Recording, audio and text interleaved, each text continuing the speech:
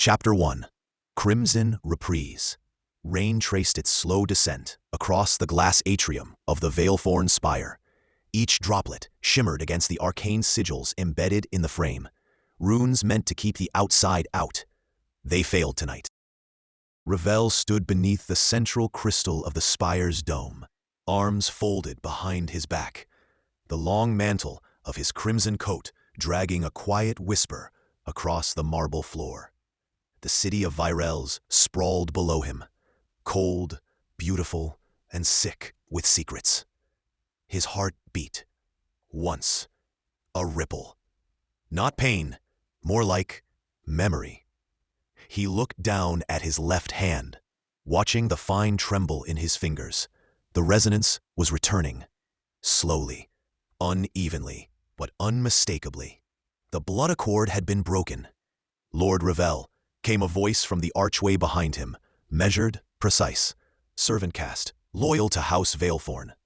Division Echo requests your presence in the Hollow District. There's been another rupture. He turned. Define rupture. The man swallowed, gaze falling to the floor. Circuit disruption, veiled casualties, and witnesses report resonance pulses. They claim the echo bore a House Vane signature. Ravel's silence was not hesitation. It was confirmation. House Vane, the dead house, or so everyone claimed. But Ravel had always known better. Some chords never stop humming, no matter how long the song is paused. I'll go, he said finally. Alone, my lord? Of course. His voice was soft, refined, but layered with an old, undeniable gravity. By the time Ravel descended into the Hollow District, the city had changed. Gone were the orderly spires and silver-lit skywalks of noble territory. Here, everything flickered. Street lamps struggled to hold their glow. Reality thinned like stretched paper. Even sound had a strange way of dying halfway through a sentence. The gate at the district edge flickered open, a shimmering wall of runes pulsing irregularly. 2 Division Echo guards stepped aside wordlessly. Crimson Veil, one of them murmured under his breath. He didn't answer. Let the title hang. As he passed through, the hum struck him. Barely audible, but there. A soft, dissonant chord thrumming through the bone and blood of the district. Like the city was singing. No, not the city, he thought. Something beneath it. In the ruins of a collapsed junction tower, Ravel found the epicenter. The ground was scorched in a spiral, and bits of circuitry clung to the walls like molted skin. But in the center of it all was a boy, unconscious, body arcing with flickers of pale silver-blue energy. Ravel knelt beside him. The boy's face was slack, innocent, and the resonance pouring off him was lunark. Impossible, Ravel whispered. He touched 2 fingers to the boy's temple. The sigil of House Veilthorn glowed briefly beneath his glove. Images crashed into his mind. A cathedral beneath the moon. A voice whispering through glass. The moon weeps blood. Find the hollow thread. The boy stirred. Ravel's eyes widened. His heart beat again. Twice, then 3 times. And then, from the broken edge of the tower, another voice. Step away from the boy, Veilthorn. He's under Division Echo jurisdiction now. Ravel stood slowly. Cal Vane stood at the breach, his synth heart glowing softly beneath the wet layers of his black coat. And with him, Mina Laurent, sigil crackling on her wrist, and Jin Astor, silent but watching. So it begins, Ravel muttered. Again, he added, almost mournfully. The candlelight flickered across the polished obsidian of the Veilthorn ancestral table, its serpentine inlay of crimson veins glinting like blood in moonlight. Ravel stood alone now in the grand hall of House Veilthorn, arms still folded neatly behind his back. The lingering echo of his words had long since faded, yet the air remained thick with the gravity of them. The accord is breaking.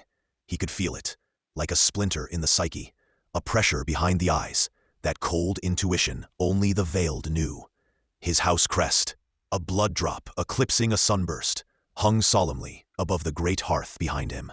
The silent sigil of House Veilthorn bore witness to his certainty. The age of silence was ending, and Virelles, fractured and ceremonial though it had become, would remember what true bloodshed tasted like. A servant appeared from the corridor arch, silent as dusk. He bowed low. My lord Ravel, your guest from House Laurent has arrived. She waits in the lower gallery. Ravel turned. His scarlet eyes dimmed to embers in the dark. Send her in. The servant disappeared, and not seconds later, a soft voice preceded footsteps against the cold marble. I'm not here as a guest, Mina Lauren said, emerging from the corridor shadows. I'm here because Division Echo sent me. You're late submitting your alignment report, Lord Veilthorn. She stepped forward with the poised confidence only a lunarch could carry. Her silver hair, long and braided, shimmered like starlight under the sconces, her eyes pale and luminescent, moonglow in human shape. Ravel offered her a courteous nod. I don't respond well to deadlines. You don't respond at all, she said, stepping onto the dais. Division Echo has begun fielding hollow incursions west of the Vein Marshes. Rogue immortals, feral hollowbloods, are slipping past the border wards. I'm aware, Ravel said. You haven't returned our dispatches. I have no interest in performing theater, he replied, his voice smooth but flint-edged. Division Echo likes its politics as clean as its reports. The hollowbloods do not play by either. Mina exhaled sharply through her nose. You're still angry? I am not. A pause. I am remembering. There was a long silence between them, then, one filled with memories best left unspoken. They had fought side by side once, long before politics, before the Blood Accord, before the hollows tore holes in the moonlit sanctity of their respective houses. Mina softened just slightly. And yet you've returned. Virelles is still your home. No, Ravel said, quietly, stepping past her to gaze out the high window across the city. It is my burden. Beneath the towering halls of Veilthorn, the city of Virelles shimmered in layers. Twin moons hung low in the purple dusk, bathing stone towers and floating walkways in spectral light. Between the districts flowed the mirrorway, liquid crystal rivers that shifted with tide and magic, fed by the central font of memory. It was beautiful. It was rotten. They want another summit, Mina said, following his gaze. House Vein, House Laurent, even hollow sympathizers. A new accord. Ravel raised an eyebrow. You think a few crests and vows will save us again? I think what's coming won't wait for us to decide. At that, Ravel turned away from the window. His jaw tightened. I remember the last time the houses met. My brother's blood painted the marble of House Calvarin's gates. Then do something before another brother bleeds, Mina said. That struck. The heavy doors groaned open again, and this time it was Lucian, his steward and shadow, who entered. Clean-shaven, draped in black, and eyes sharp as poisoned glass. Lord Ravel, Lucian said, bowing slightly. House Calvain has sent an emissary, a live one this time. That's rare, Mina muttered. They're requesting an audience, Lucian continued, and they brought something. Something? Lucian hesitated. A hollowblood in chains. The silence after that was deafening. The Hall of Echoes was never meant to hold prisoners, but the creature bound at its center was no prisoner. It knelt, breathing heavily, limbs slack, its veins pulsing faintly with blackened ichor. Its eyes glowed faintly violet, barely sentient, yet unmistakably immortal. Ravel circled the hollow, his boots echoing across the polished floor. Guards slanked the walls, half unnerved and half awed. Hollows didn't usually live long enough to be captured. They were madness incarnate, veiled lunarch, twisted by hunger, detached from the laws of memory and blood. The emissary from House Calvain stood to the side, a young noble named Caldron, proud and angular, with armor that gleamed like onyx fire. This one crossed our border, Caldron said, alone. We took him after he killed 3 of our outposts. You took him? Ravel said, raising a brow. How? Sedation runes and daylight. Ravel knelt in front of the creature. Why not kill him? Because he spoke, Caldron said. The hollow twitched. Ravel narrowed his eyes. Spoke? Mina stepped closer, frowning. What did he say? Caldron replied flatly. He said he wakes. Ravel's lips parted, faintly. The room chilled. Lucian stepped forward. Who? The hollow suddenly lifted its head. Everyone stepped back, but Ravel held firm. It opened its mouth, and a strange voice, layered and distant, rasped through cracked lips. The crimson veil. The accord shatters. The firstborn returns, and then it collapsed, silent. The war rooms beneath House Veilthorn were lit now, and for the first time in a decade, every steward and field operatives in Division Echo's inner ring had been summoned. Hologlyphs of house banners flickered on the dark stone walls. Veilthorn, Laurent, Vein, Zari, Halbrecht. Even the sigils of rogue houses long thought defunct. We need answers, Mina said, pacing the central table. That hollow was not insane. It was channeling. The firstborn? Lucian asked. A myth. No myth, Ravel said, arms crossed. The Hollow didn't know enough to fabricate that name. Caldron tapped the table. The blood accord was built to prevent this very thing. If the firstborn returns, then the accord failed, Ravel finished. Silence. It doesn't matter if the accord is paper or prophecy, Mina said sharply. The Hollow Bloods are organizing. The veiled houses must unify. Lucian nodded. Agreed, but if we convene the accord again, the rogue houses will demand seats. We'll be inviting traitors to our table. They already sit there in shadows, Ravel muttered. Better to see their knives than to wonder where they'll land. A low beep interrupted them. A red glyph pulsed on the wall. A communication from the Eastern District. Lucian accessed it. An image bloomed to life. A burning district, blood and sigils torn, and a single word etched into stone by immortal hands. Awaken. By nightfall, the banners of House Veilthorn flew beside those of Laurent and Vane atop the bastion spires of the Accord Citadel. Ravel stood once again at the precipice of history, beneath the blood-hued moons, staring out at Virelles. The crimson clouds parted slowly. War was not coming. It had already begun. Chapter 2. Echoes of Oath and Flame. The crimson moon hung like a judgment over the Accord Citadel. From his balcony perch, Ravel Veilthorn watched the banners unfurl in the high mountain wind. The bastions, once sealed for a generation, were open again, summoning the blood-bound to convene beneath the Accord's gaze. The flags snapped like whips in the air. Veilthorn's bleeding eclipse, Laurent's silver crescent, Calvain's black flame entwined with thorns. But others hung too, banners long hidden. Zari, Halbrecht, and even the faded house crest of the hollow-forged calyx, its symbol scorched, nearly beyond recognition. Ravel's jaw tightened. Division Echo operatives moved like shadows through the spire levels, preparing for a summit that no one truly believed would keep peace. Beneath the veneer of diplomacy, every house carried daggers. Some metaphorical, some not. Your house hasn't stood at the Accord since the fall of Eldar, Lucian said, approaching from behind. Feels like we're tempting history. Ravel didn't look at him. History doesn't need temptation. Just blood, Lucian exhaled. The others are arriving. Some brought armies in all but name. Of course they did. When Veilthorn banners rose, everyone else reached for steel. Ravel turned, the wind catching the long folds of his obsidian coat. Has House Zari confirmed?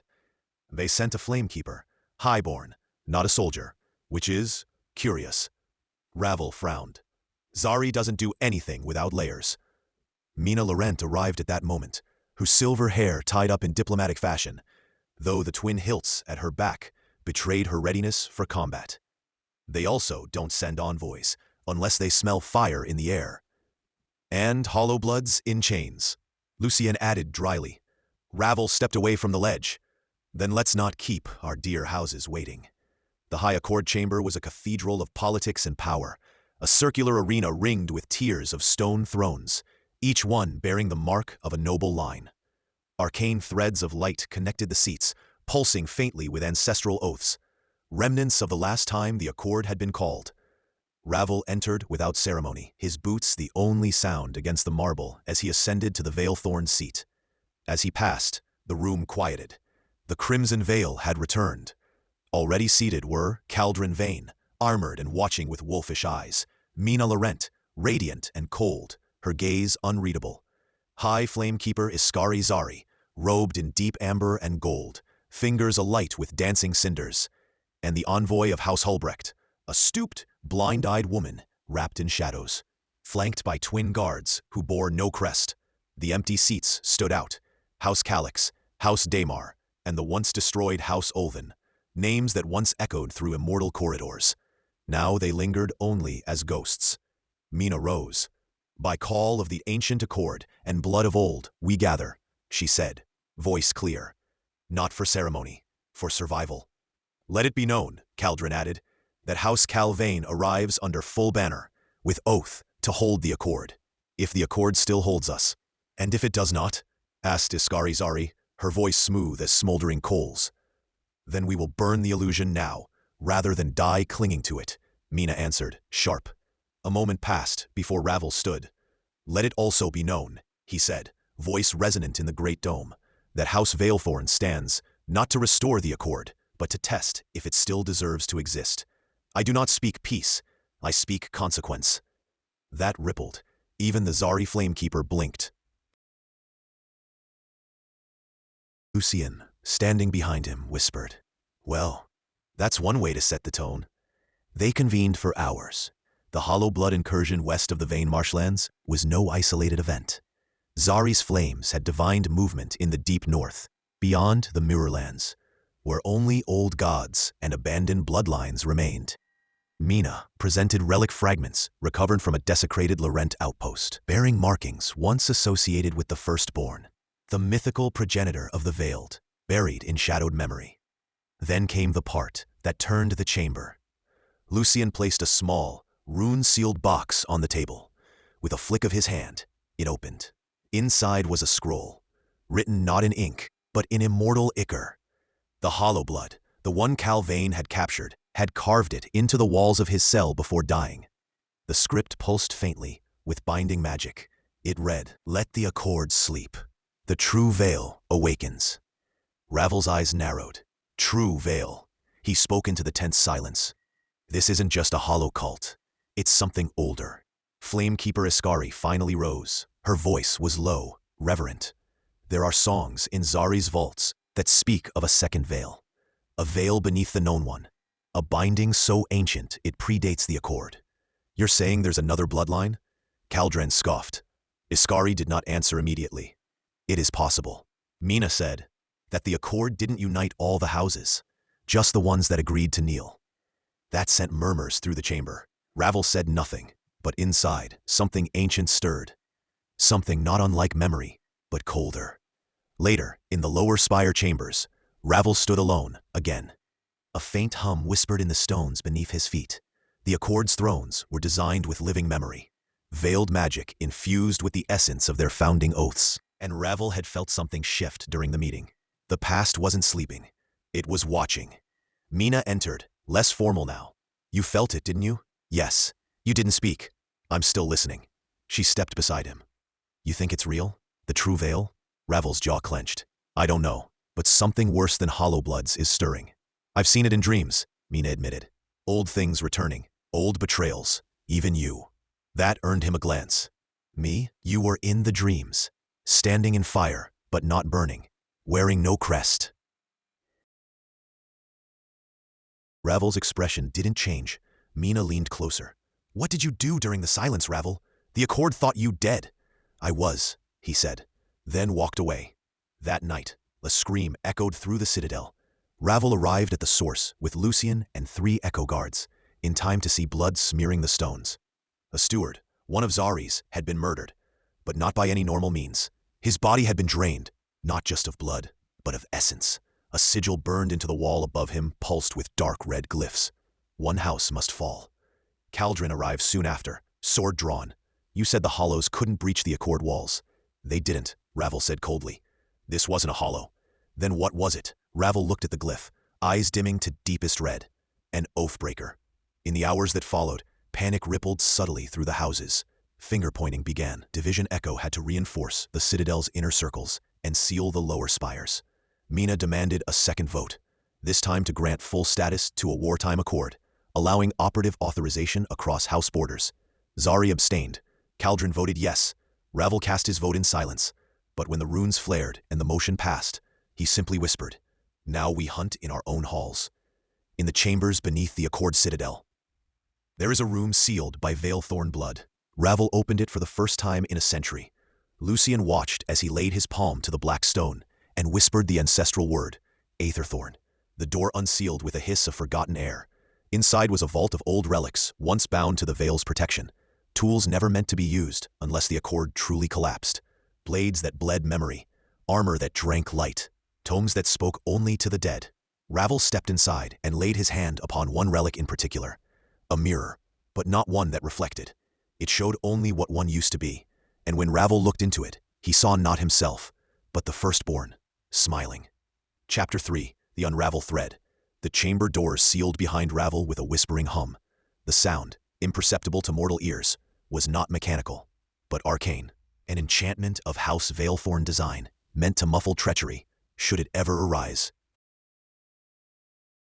He stood alone in the dim antechamber beneath the Hall of Echoes.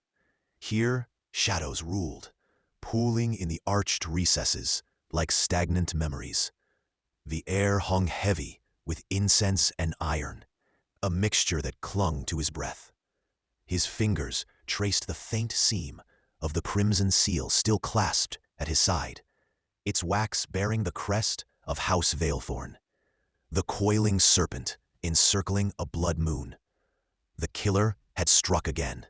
Another noble, this time from House Dreven, one of the Lunarch-blooded houses, had been found drained and disfigured, but there were no bite marks, no telltale scarring of hollow blood slaughter.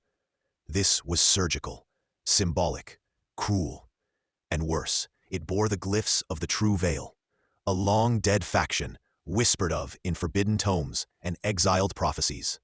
The True Veil had been purists, immortals who believed the nobility had diluted their blood and betrayed the old pacts. Their symbol, a veil split in half by a fang-like blade, was seared into the wall behind the Dreven body, burned in silver. Not just a message, a declaration. Ravel descended into the lower crypts beneath the hall, where Division Echo had secured the remains. 2 guards from House Veilgrave stood at attention outside the iron door. Neither saluted. They merely stepped aside. Status spoke louder than ritual. Inside, the chamber was colder than it should have been. Jin Aster stood near the corpse, draped in a dark alchemist's robe lined with frost thread. Her silver eyes tracked his arrival. "Ravel," she murmured, not looking up from the body. "This is worse than the last." He approached. The corpse was laid on a table of obsidian, half covered by the ceremonial drape of House Dreven, night blue and pale silver, but nothing could hide the atrocity. The flesh had been removed from the left arm entirely, exposing bone polished to a gleam. Over the heart, a sigil had been carved with excruciating precision, the emblem of the True Veil, surrounded by archaic script in Old Virellen. "It's not just a message," Ravel said quietly. "It's a map." Jin's eyes flicked toward him, startled. "You read it?" "Part of it," he said, touching the edge of the glyph. "It's a passage from the Book of Severance. The thread phrase, and from it, the old face returns. That which was hidden shall pierce the eye once more." Jin closed the body's eyes out of courtesy. "They're not just killing, they're invoking, preparing. For what?" "For the end of our accord."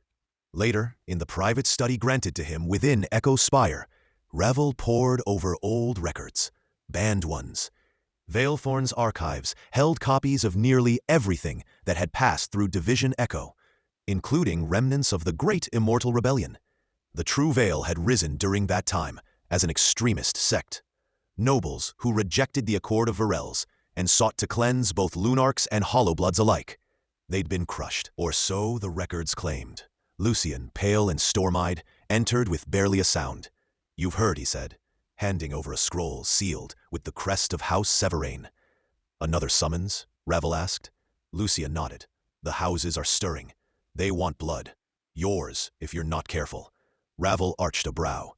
"They know you're investigating. They suspect you're concealing something." "They're right." Lucian frowned. "You trust no one?" "I trust you," Ravel said, "but that doesn't mean I won't lie to you if I must." The meeting at House Severain's amphitheater was brutal in decorum. The Great Stone Circle had once hosted trials of blood and challenge, but now it echoed with words, not swords. Representatives of all major houses were present. The banners hung limp in the air. Crimson for Veilthorn, silver for Dreven, gold for Thorn, obsidian for Crail, deep violet for Lunarith, and more. Even House Merrill, the most ancient of hollow blood lines, sent a representative.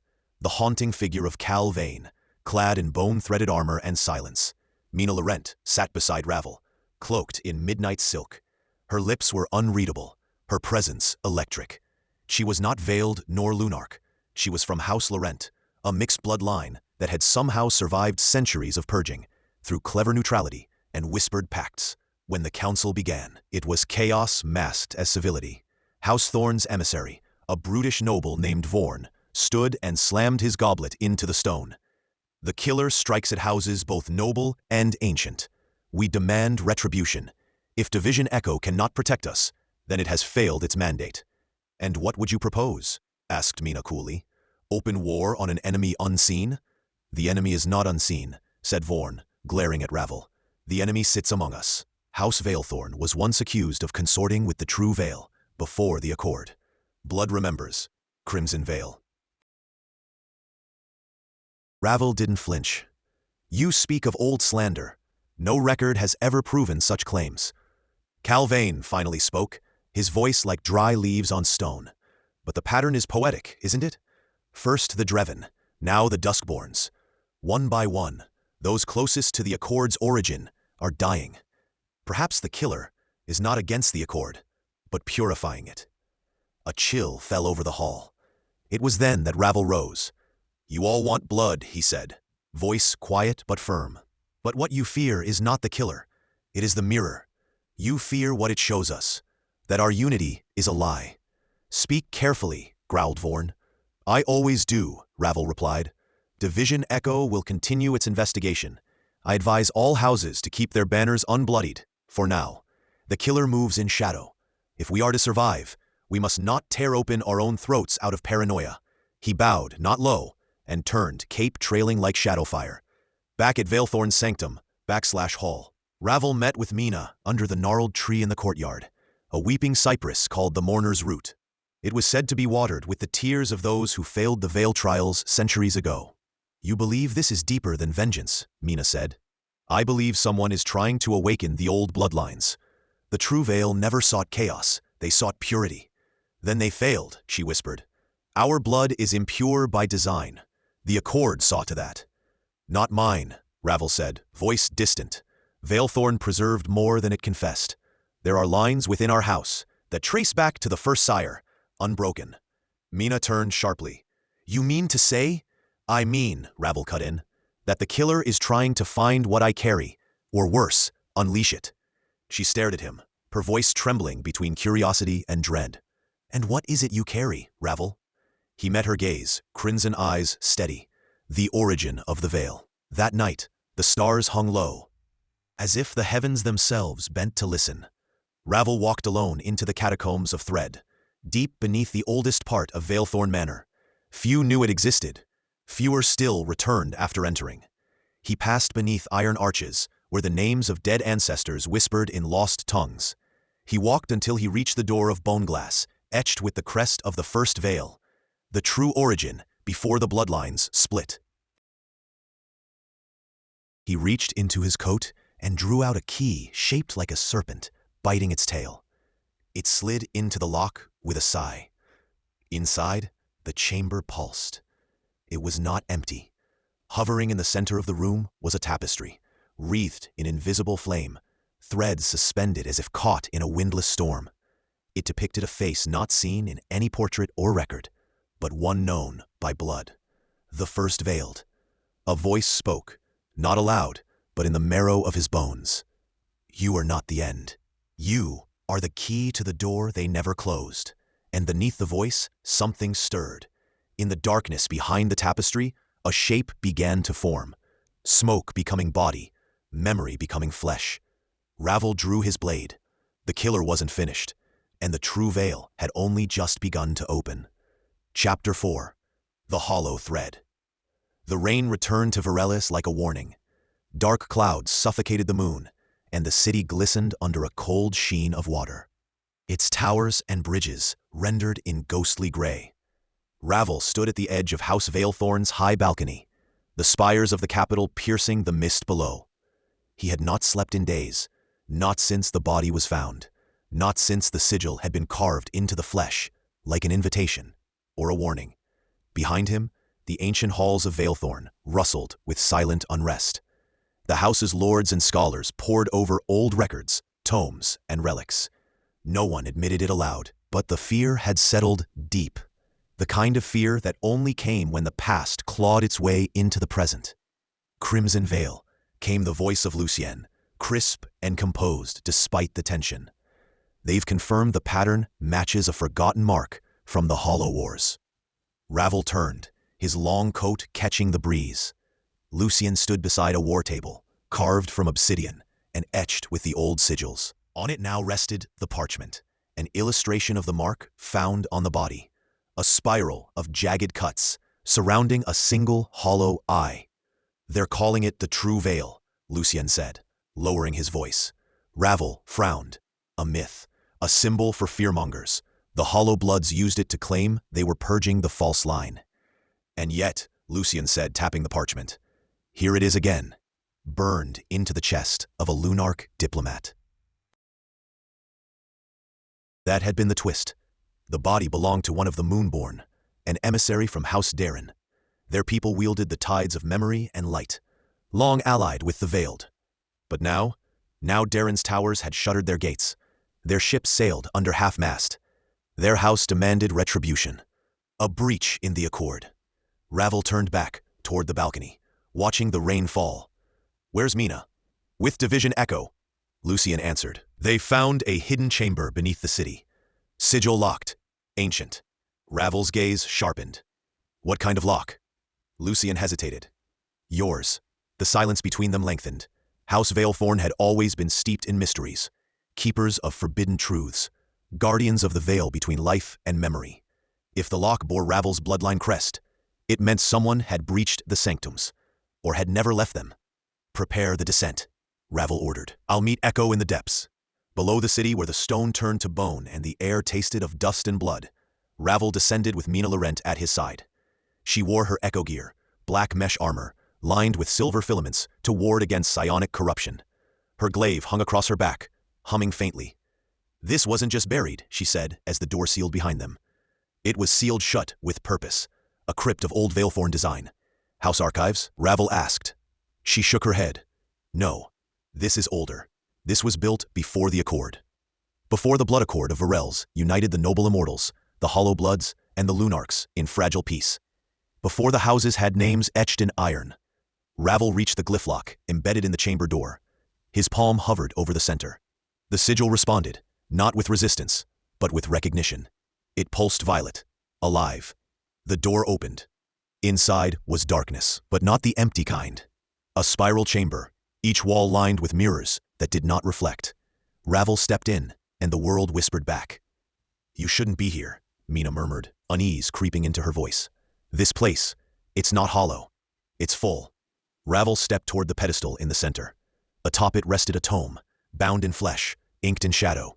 The Codex Nocturne. He knew it instantly. It's a record, he said, of all those erased from house memory. Erased?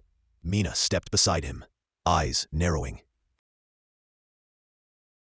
Traitors. Experiments. Those who attempted to weave the true veil, a forbidden art meant to bind the soul across generations. And now it's back. Ravel nodded slowly. Someone's reopened the cycle. Someone is awakening the hollow line. That night, Ravel summoned the Council of Noble Houses to the Chamber of Thorns, a circular hall within the obsidian keep, where each house bore its banner, and their crest etched into the stone ring. House Darren arrived first. Lady Celera, silver-eyed and tall, wore mourning black and carried her house's crescent blade. The Accord is splintering, she said coldly. One of ours is dead, burned, marked. Your crest sealed the chamber. What shall we believe? Before Ravel could answer, the doors thundered open. House Mir, a hollow blood family once exiled and now reclaimed under the Accord, entered with their new heir, a boy no older than 20, eyes sunken and arms wrapped in runes. Speak carefully, he rasped. We remember the fire beneath Veilthorn, the truth buried in ash. Mina stepped between the parties. We found the origin, she declared. The true veil was not a hollow creation alone. It was born from a union. A murmur rippled through the chamber. Ravel took his place at the center. The Codex speaks of a pact, a failed weaving between noble blood and hollow thread, a forbidden rite meant to make the immortal truly eternal. Lucian stepped forward, holding up a page from the tome. There were 4 weavers, 2 noble, 1 hollow, 1 Lunarch. Lady Celera's composure cracked. That's a lie. Ravel met her gaze. It's truth, Celera.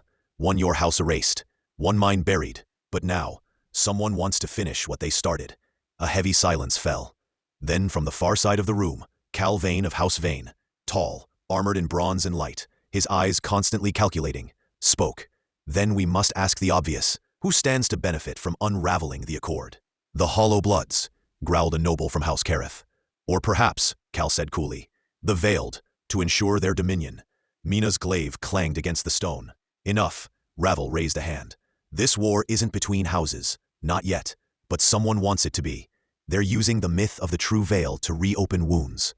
Lucian tossed a final image onto the table, a drawing recovered from the crypt, a crest.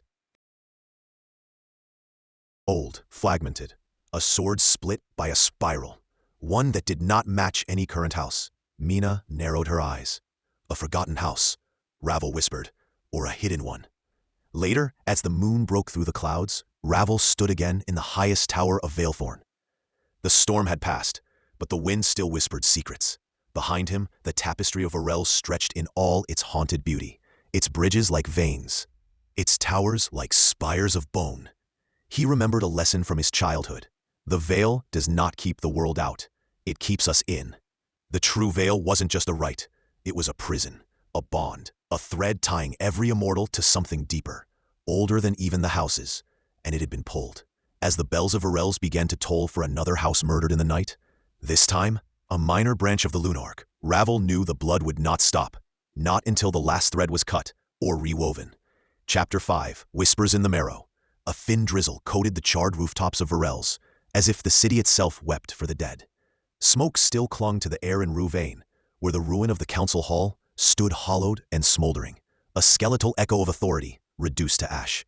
The veiled banners had been singed to ribbons, and yet one still fluttered from a half-collapsed pillar, House Veilthorn's emblem, stained but defiant. Ravel stood beneath its shadow. He had not moved since dawn, his eyes locked on the cracked stone circle where the Veilborne Accord had once been invoked, a sacred site now tainted with blood and betrayal. The ceremonial sigils had been defaced by someone who knew what they were doing. Not a mere killer, not a rogue, a message. Behind him, Lucian stirred. The younger immortal's boots scuffed against the rain-slick marble, disrupting Ravel's thoughts. Still no sign of the killer.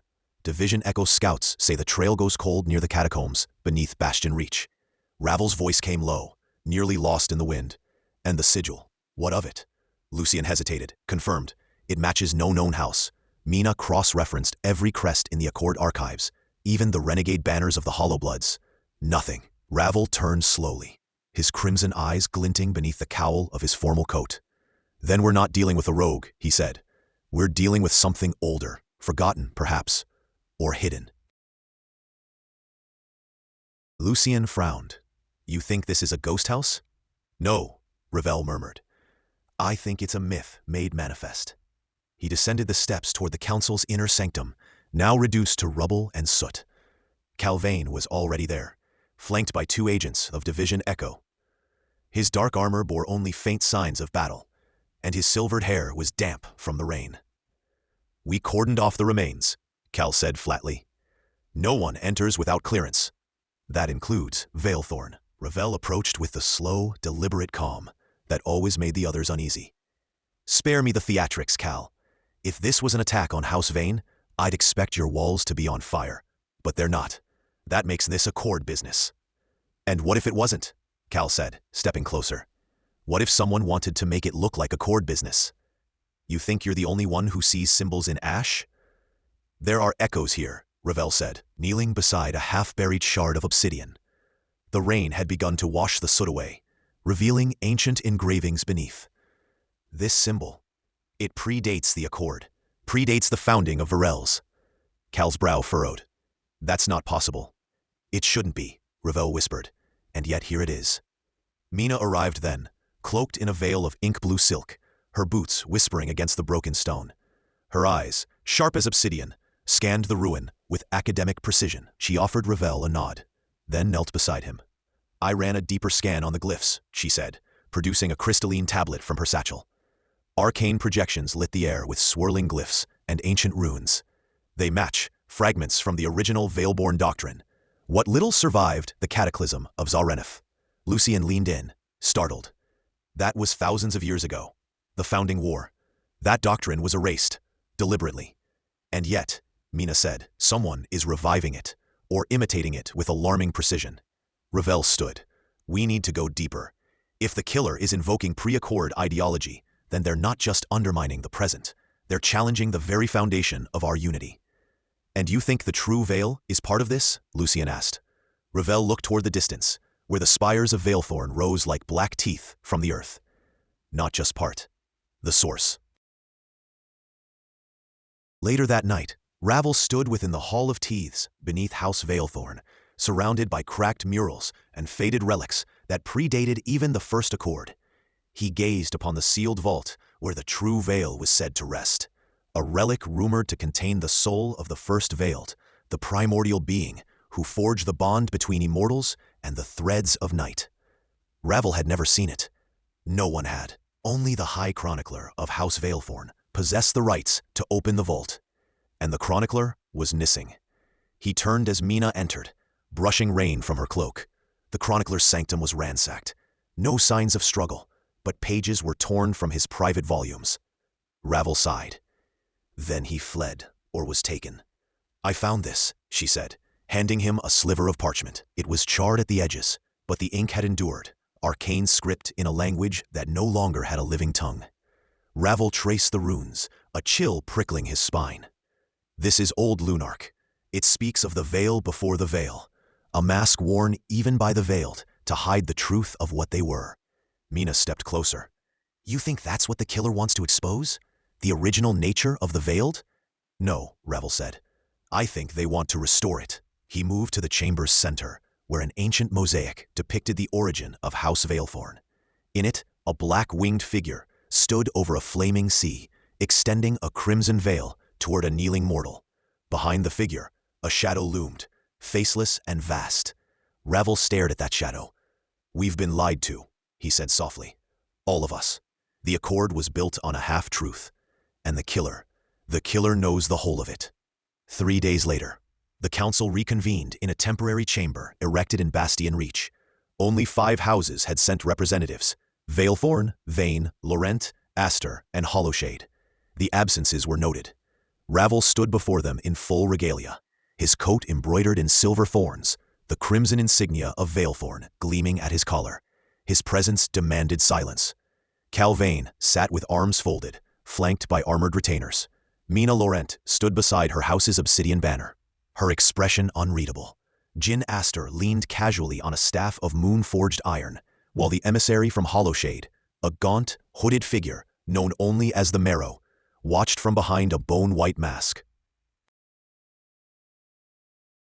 "We have suffered a great wound," Ravel began, his voice clear. "Not just in blood, but in faith. The Accord was violated not by madness or ambition, but by ideology. And ideology, my lords, is harder to kill than any man." Cal spoke first. "You speak of ancient texts, ghost doctrines, and yet we have no proof, no body, no witnesses." Ravel raised a hand. "No proof until now." He turned to Mina, who activated the crystalline tablet once more. This time, the projection showed a sequence of visions, grainy, spectral echoes pulled from the residual ether of the destroyed chamber. They watched as a cloaked figure moved with surgical precision, scarring the stone with archaic glyphs. The glyphs glowed faintly, then vanished. "What is that symbol?" Jin Aster asked, frowning. "The sigil of the first veiled," Ravel said. "Or what came before them, before even House." Whispers rippled through the chamber. "The killer wants us to remember something we were meant to forget," he continued. "They have unearthed a power none of us were meant to wield. Something buried deep beneath Virelles, a chamber older than the Accord." "And you know where it is?" Cal asked skeptically. "I know where it begins," Ravel replied. "The catacombs of Zahari, beneath Hollowshade's domain." The Marrow did not flinch. "And if we deny you entry?" "Then the killer wins," Ravel said, "because someone within your borders is trying to tear the Accord apart, thread by thread." Silence followed. Then, slowly, the Marrow nodded. "Very well, Ravel of Veilthorn, the path shall open. But be warned, the catacombs are not a place of memory. They are a place of exile." Ravel turned to leave. "We're not searching for memory," he said over his shoulder. "We're searching for truth." Chapter 6. Threads in Ember. The scent of parchment, blood, and age hung in the Veilthorn archives like an ancient curse that refused to fade. Ravel moved between the towering shelves of vellum-bound tomes and obsidian-plated scrolls, with the careful gait of a man threading through memory. Above, stained glass windows cast thin slivers of violet and crimson across the stone floor, colors that seemed to pulse with the sigils of the veiled houses. Each echo of his footfalls was swallowed by the silence. He set the codex down. Kurth's final concord, a record of oaths made in the aftermath of the Hollow Rebellion.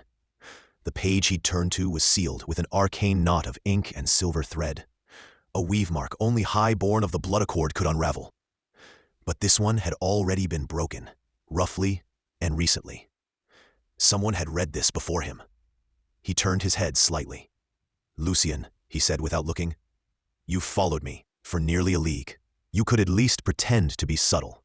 From the shadows near the archway, Lucien of House Nair stepped forward, his slender form wrapped in a long coat of layered dusk leather and twilight silk.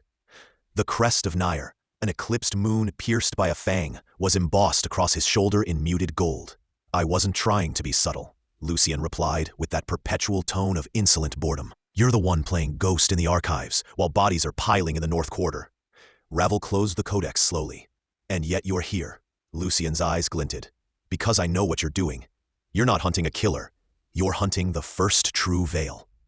That name still made the air taste colder.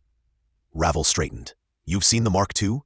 Lucien pulled back his glove, revealing a thin crimson thread woven beneath the skin of his palm, nearly invisible, but humming with veiled power, a whisper in blood. Every time one of the Hollow Bloods dies in ritual. Ravel narrowed his eyes. "So it's true. The murders are not random. They're sacrifices," Lucien murmured. "Someone is trying to pull the true Veil back into this world." Back in the heart of Virelles, the citadel of Accord was alive with tremors of political outrage. Murmurs swirled beneath the ornate spires, accusations flung like knives, and blood oaths threatened in hushed council chambers. House Vane had called for formal censure of the Lunarch bloodlines, citing the arcane evidence left in the wake of the most recent killing. Calvain, ever the hawk, demanded that the city place restrictions on all who bore the Lunarch seal. Even Mina Laurent, though a known ally of Division Echo, now stood on unstable ground. Ravel knew this was precisely what the killer wanted: division, suspicion, fear. He arrived at the citadel under the guise of silence. His formal coat bore the insignia of Veilthorn across the high collar, threads of red and silver flame. Every noble eye turned as he entered the high assembly. Mina stood already, facing down the gathered houses. Calvain sat to one side, arms crossed, eyes sharp as blades. The banners of House Vane and House Laurent hung opposite each other, like poised war standards. "You arrived late," Mina murmured, as he joined her on the council floor. "We're one motion away from blood sanctions." "I arrived when I meant to," Ravel said, voice smooth but firm. "And I come with knowledge the rest of you clearly lack." That silenced the murmuring. Calvain stood. "Then speak, Veilthorn, or stand aside and let the Accord act in truth." Ravel's eyes locked with his. "What if I told you the killer is not of any house, veiled, Lunarch, or hollow-blooded?" Gasps circled like vultures. Lucien, leaning against the chamber's edge, smiled darkly. "Impossible," said a masked elder of House Talvareth. "The murders bear marks only our blood can weave." "Yes," Ravel said, "but the weave is wrong. It bears the pattern of the First Era, of a time before the Accord. It predates the division of bloodlines. This killer is not a descendant of the Accord. He is its remnant." The assembly erupted. Later, beneath the echoing towers, Mina met Ravel in a sunless courtyard where ash drifted from the sky, smoke from the fires near the old east wall. "You just accused a ghost, you realize," she said, touching the worn edge of her gauntlet. "A relic from a time that shouldn't even exist." Ravel watched the smoke rise. "But it does exist. And worse, it remembers." She stepped closer. "You believe it's the first Veil, the original ritual, the one said to sever the soul from the body and leave only a vessel of command." Ravel nodded. "Someone wants that power, and they're killing to rebuild the old weave, thread by thread." Mina's voice dropped. "Do we know who?" "No," Ravel said, "but I intend to." By nightfall, Ravel was back within the hidden sanctum beneath Veilthorn's upper keep, one of the few places where the ancestral weaves could be safely accessed. Arcane circles glowed along the stone floor. And in the center of the room, the loom of descent waited. A relic older than any single house. It hummed with strands of red, silver, and void black. Ravel placed the stolen parchment from the codex on the loom's plate. As it unraveled, sigils flared to life. The names of the killer's victims emerged. Former agents, hollow-blooded exiles, even one lunarch of the Broken Crescent. All of them had once been part of a secret collective within Division Echo, known only as Subthread 9. A failed arcane experiment, buried by the founders of the Accord. Lucien, Ravel whispered, as the pieces clicked into place. Behind him, the shadows stirred, but it wasn't Lucien who stepped through. It was Jin Aster. Hair windswept and armor scuffed from battle, Jin looked as if he'd come from war. "You shouldn't be here," Ravel said. "Neither should you," Jin replied. "But I'm glad I found you." Ravel watched him cautiously. "Why?" Jin looked at the loom. "Because I think the killer was created by the Accord itself. The scent of parchment, blood, and age hung in the Veilthorn archives like an ancient curse that refused to fade." The room was cloaked in silence, save for the faint scratch of ink across scrolls and the occasional creak of shifting floorboards beneath old wood.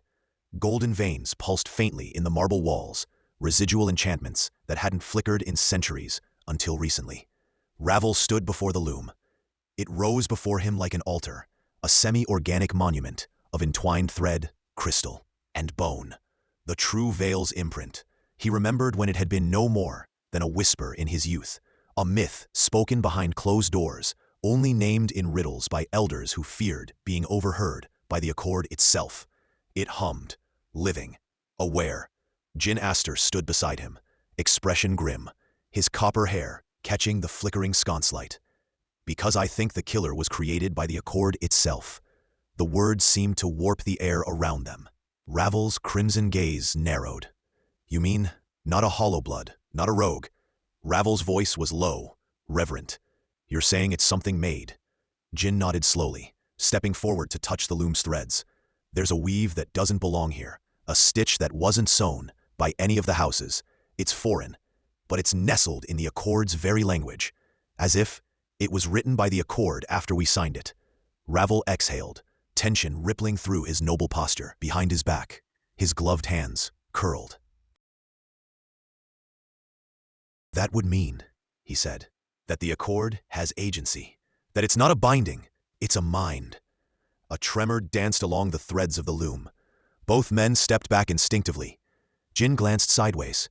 "And if it has a mind, then it may also have a will. And if it has a will, then it may no longer be neutral. Which means someone may have corrupted it," Ravel concluded. "A house? Or worse," Jin whispered. "A hollow blood with the means to manipulate the foundational glyphs." Ravel turned, his coat sweeping behind him like a dark wing. "This changes everything." The chamber doors opened with a soft groan as Ravel emerged into the deeper levels of the archive. Torchlight guided his way, casting flickering shadows across the old house crests carved into the stone. Veilthorn, Laurent, Aster, Vane, and others. Each house bore its own ancient duty to the Accord, but only House Veilthorn had kept the loom alive. Ravel paused before the mural of the first Accord, a bloodletting circle etched in silver and sealed in wax. He touched the edge reverently. "Crimsonborn, bound by oath," he muttered the rite aloud. "Never shall the veil break, unless the thread tears from within." From within. A quiet knock echoed behind him. Mina Laurent stood in the threshold, pale against the dark. "You've seen it too, then?" He nodded. "Jin suspects the killer is born of the Accord's corruption." Mina stepped closer, her eyes heavy with dread. "Then we've been guarding a ticking sword." Her expression was unreadable for a long moment, then she lowered her voice. "I read the glyphs again last night. There's a sigil, deep, buried in the subtext of the pact. It's not of noble or lunarch origin." Ravel turned fully toward her. "Then it's hollow." Mina shook her head. "No, it predates the split." Silence. A chill ran through him that had nothing to do with the cold. "Predates the veil?" She nodded. "Before veiled, before lunarch. This glyph is older, something foundational, like a signature beneath creation. And it's active now?" She met his eyes. "Yes." Later, back in the upper chambers of Division Echo's estate in Virelles' fourth ring, the houses had gathered around a crescent-shaped table. of obsidian and dragonbone. The emissaries of Vane, Laurent, Aster, and the minor noble lines took their seats. The banners of their crests hung behind each representative, each one frayed slightly at the bottom, a mark of the uncertain times. Cal Vane lounged with his usual disdain, golden cuffs catching the candlelight. So let me get this right.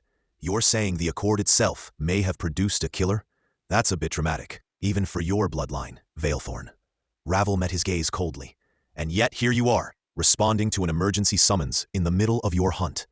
Cal scoffed. It was a worm of little worth. I value my time, not my prey. Jin spoke next, rising and placing a series of documents on the table.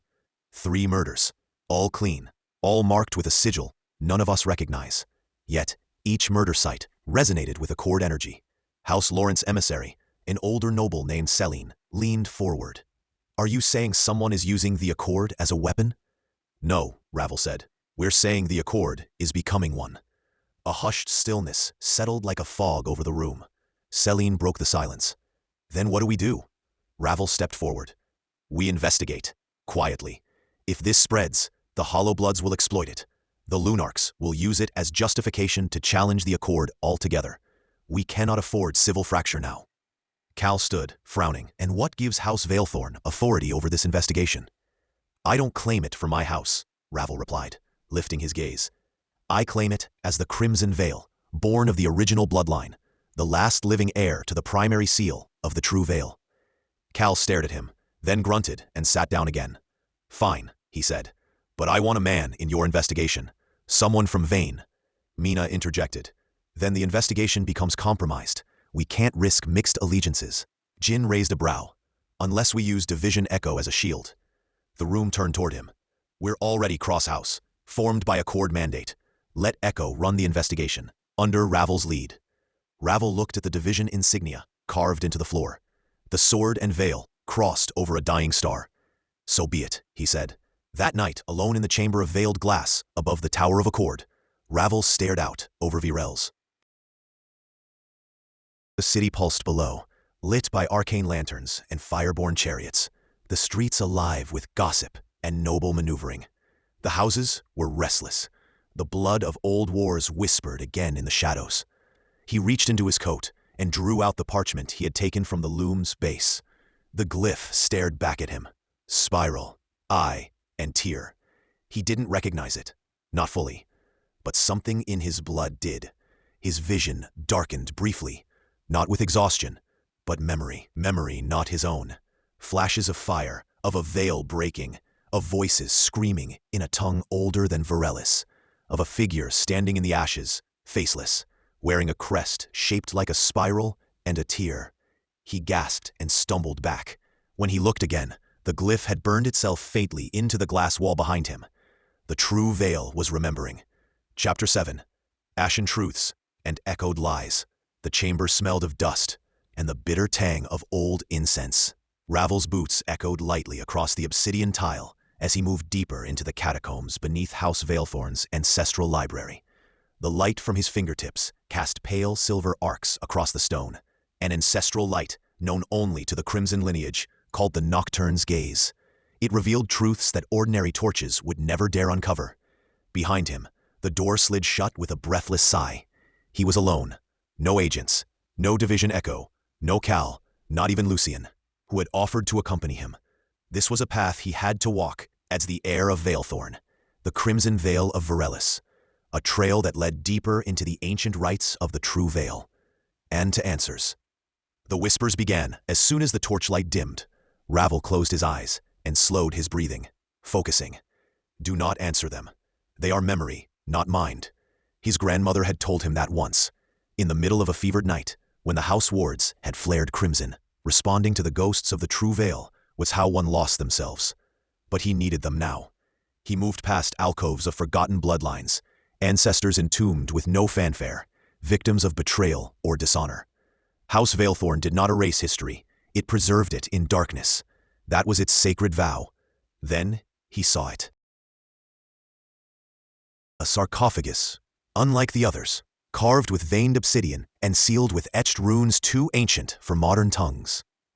His fingertips trembled as he brushed across the symbol embedded on the lid, Veilthorn's crest, but older, reversed. The true veil. He began the incantation slowly, the words rasping from his throat like moth wings against fire. The lid groaned, then lifted, not by touch, but by acknowledgement. What lay inside was not a body, but a void. And in that void, an eye opened. Above, in the city's noble tier, the council fires had been lit. One by one, the crests of the houses flickered in flame across the Hall of Accord, summoned by a crisis too grave to ignore. The killings had grown bolder, public now, ritualistic. The hollow bloods were being framed, or perhaps something far worse stirred beneath the surface. Division Echo's reports hinted at rogue elements exploiting the chaos. House Vane had arrived first, clad in their militaristic iron-gray banners. Cal stood among them, expression tight as he observed the shifting alliances around him. Mina Laurent lingered near the back, her face a mask of grace and calculation. She was veiled, but her house had long walked the edge between Lunarch favor and noble allegiance. And Lucien, ever the shadow among torchlight, watched from a balcony alcove above, as if the chamber itself whispered to him. "Where is Ravel?" demanded Lord Sendrak of House Drackthorn, his draconic sigil gleaming red across his breastplate. "The Crimson Veil should be leading this accord." "He is gathering evidence," Mina answered smoothly. "House Veilthorn does not speak before it sees." Lord Drack growled low, and in that silence, more blood is spilled. Cal's eyes narrowed at her. "We don't speak before we act either. Be careful, Mina." She tilted her head, her golden veil catching torchlight like silk. I could say the same. Deep below, Ravel stood in front of a vision, a living echo carved into the veil between past and present. From the void above the sarcophagus emerged a swirl of mist and color, forming into figures not quite corporeal. They bore the heraldry of houses that had long since fallen. House Meriden, House Howcrest, even the ancient Order of the Hollow Flame. And one more, a crest he had never seen, formed of intersecting black circles, overlaid with a single blood-red thorn, the origin of the true veil. One of the ghosts, a noble woman in robes of ink and starlight, turned toward him. Her eyes bled silver. "You seek the truth behind the accord," she said. "But what you must ask is who broke it first." Ravel opened his mouth to speak, but the chamber shifted. Pain stabbed through his temple. The vision trembled. Another voice, darker, echoed behind him. "Truth is a knife, young Veilborne. Cut too deep, and it bleeds out everything." He turned swiftly. No one there, but the ground trembled. A sigil on the wall pulsed, previously hidden beneath time and spell. He placed his hand against it, and the chamber shuddered open, revealing a stair descending far deeper than any Veilthorn record had ever dared suggest. The veil wasn't just history. It was alive, and it was watching him. Meanwhile, the Hall of Accord turned volatile. "You're protecting him," Lord Drax spat at Mina, rising from his stone seat. "You veiled think yourselves above reproach." "I think you mistake patience for weakness," she replied. "We are not House Drackthorn. We do not burn first and ask questions after." Cal interjected. "Enough. House Vane will not support a call for war until facts are presented. We have already seen what happens when factions accuse in haste." "You would defend the Veiled?" Drax's voice echoed. "I defend Virelles," Cal snapped, steel in his voice. "And if your pride blinds you to that, then perhaps House Drackthorn has lost its purpose." Murmurs rippled. Even the Lunarch delegates stiffened. Above them all, Lucien vanished into shadow. Below, Ravel descended. Each step took him further from the known world. The air was thick with ancient energy, and the symbols on the walls now glowed without his touch. They told a story, one he could barely decipher. A union forged in secrecy, a betrayal born from pride, a power stolen by those who feared its depth. At the end of the descent, a vault awaited. Within it, chained to the floor with silver and runes older than the city itself, was a body, or what remained of one. Desiccated, hollow-eyed, but still breathing. The killer? No, the first Veilborne. Ravel staggered back. The body moved, not with strength, but with awareness. Its lips cracked open. "You've come," it rasped. "At last a child of the line dares walk the forgotten spiral." Ravel stepped forward, uncertain. "You're the origin?" "I am what remains of the Accord Breaker, and I'm here to tell you what was done, to all of us." Back in the hall, a servant arrived, breathless, bearing a sealed scroll marked with the ancient sigil of House Veilthorn. Mina took it, read it, and her face grew pale. "What is it?" Cal asked. She looked up, eyes narrowing. Ravel found something. And he found the Accord breaker, alive. Ravel's boots echoed through the Temple of Murith, its presence unsettling even the stone-carved saints watching from above. Candles burned down the line of a long nave, their flames twitching in the stagnant air, throwing warped shadows along the cracked mosaics beneath his feet. Behind him, Mina and Lucien followed in silence, their expressions grim and taut. The silence of the temple was not one of peace. It was the hush before something ancient and long buried stirred. Ahead, an old monk in crimson-trimmed robes stepped forward, his face webbed with age and ash. "Crimson Veil," he said, voice hushed. "We were told you would come."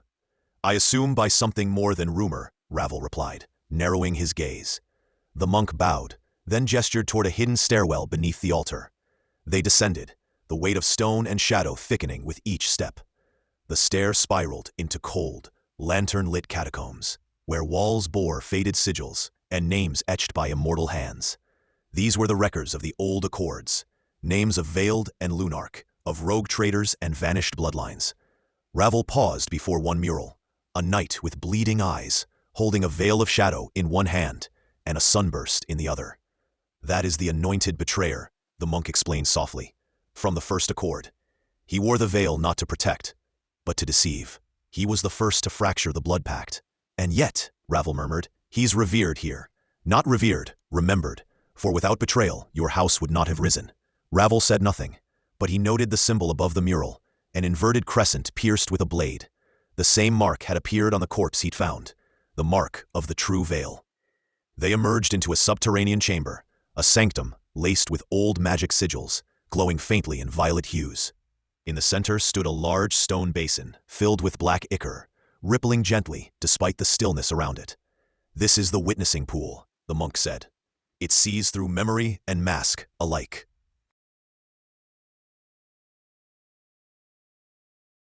Mina stepped forward, hesitant. "You believe someone among the houses wears the true veil? The artifact was lost in the Crimson Purge." "No artifact is ever truly lost," said Ravel. "Only buried in history." He leaned over the pool. Shadows curved upward from the basin, stretching into his mind, tasting his memory, unspooling his thoughts into symbols and light. He saw the blood-soaked corridor again, the massacre of the House Veilthorn envoy. But this time, the killer turned, and though no face was visible, something shimmered at the edge of their mask, an echo of the same inverted crescent, this time etched in blood. The vision shattered. Ravel stood back, breath sharp in his throat. "I need to go to House Vane," he said at last. Lucien's eyes narrowed. "Vane? That's a diplomatic powder keg. They're on edge since the Hollow Blood raids." "They're hiding something," Ravel replied, "and Cal Vane has been unusually silent." Mina folded her arms. "You'll need more than suspicion. The Accord limits cross-house interrogations." "Then I'll bring something more compelling." Ravel turned from the pool, cloak whispering like breath behind him. The monk bowed once more. "Be careful, Crimson Veil. The true veil does not blind. It reveals."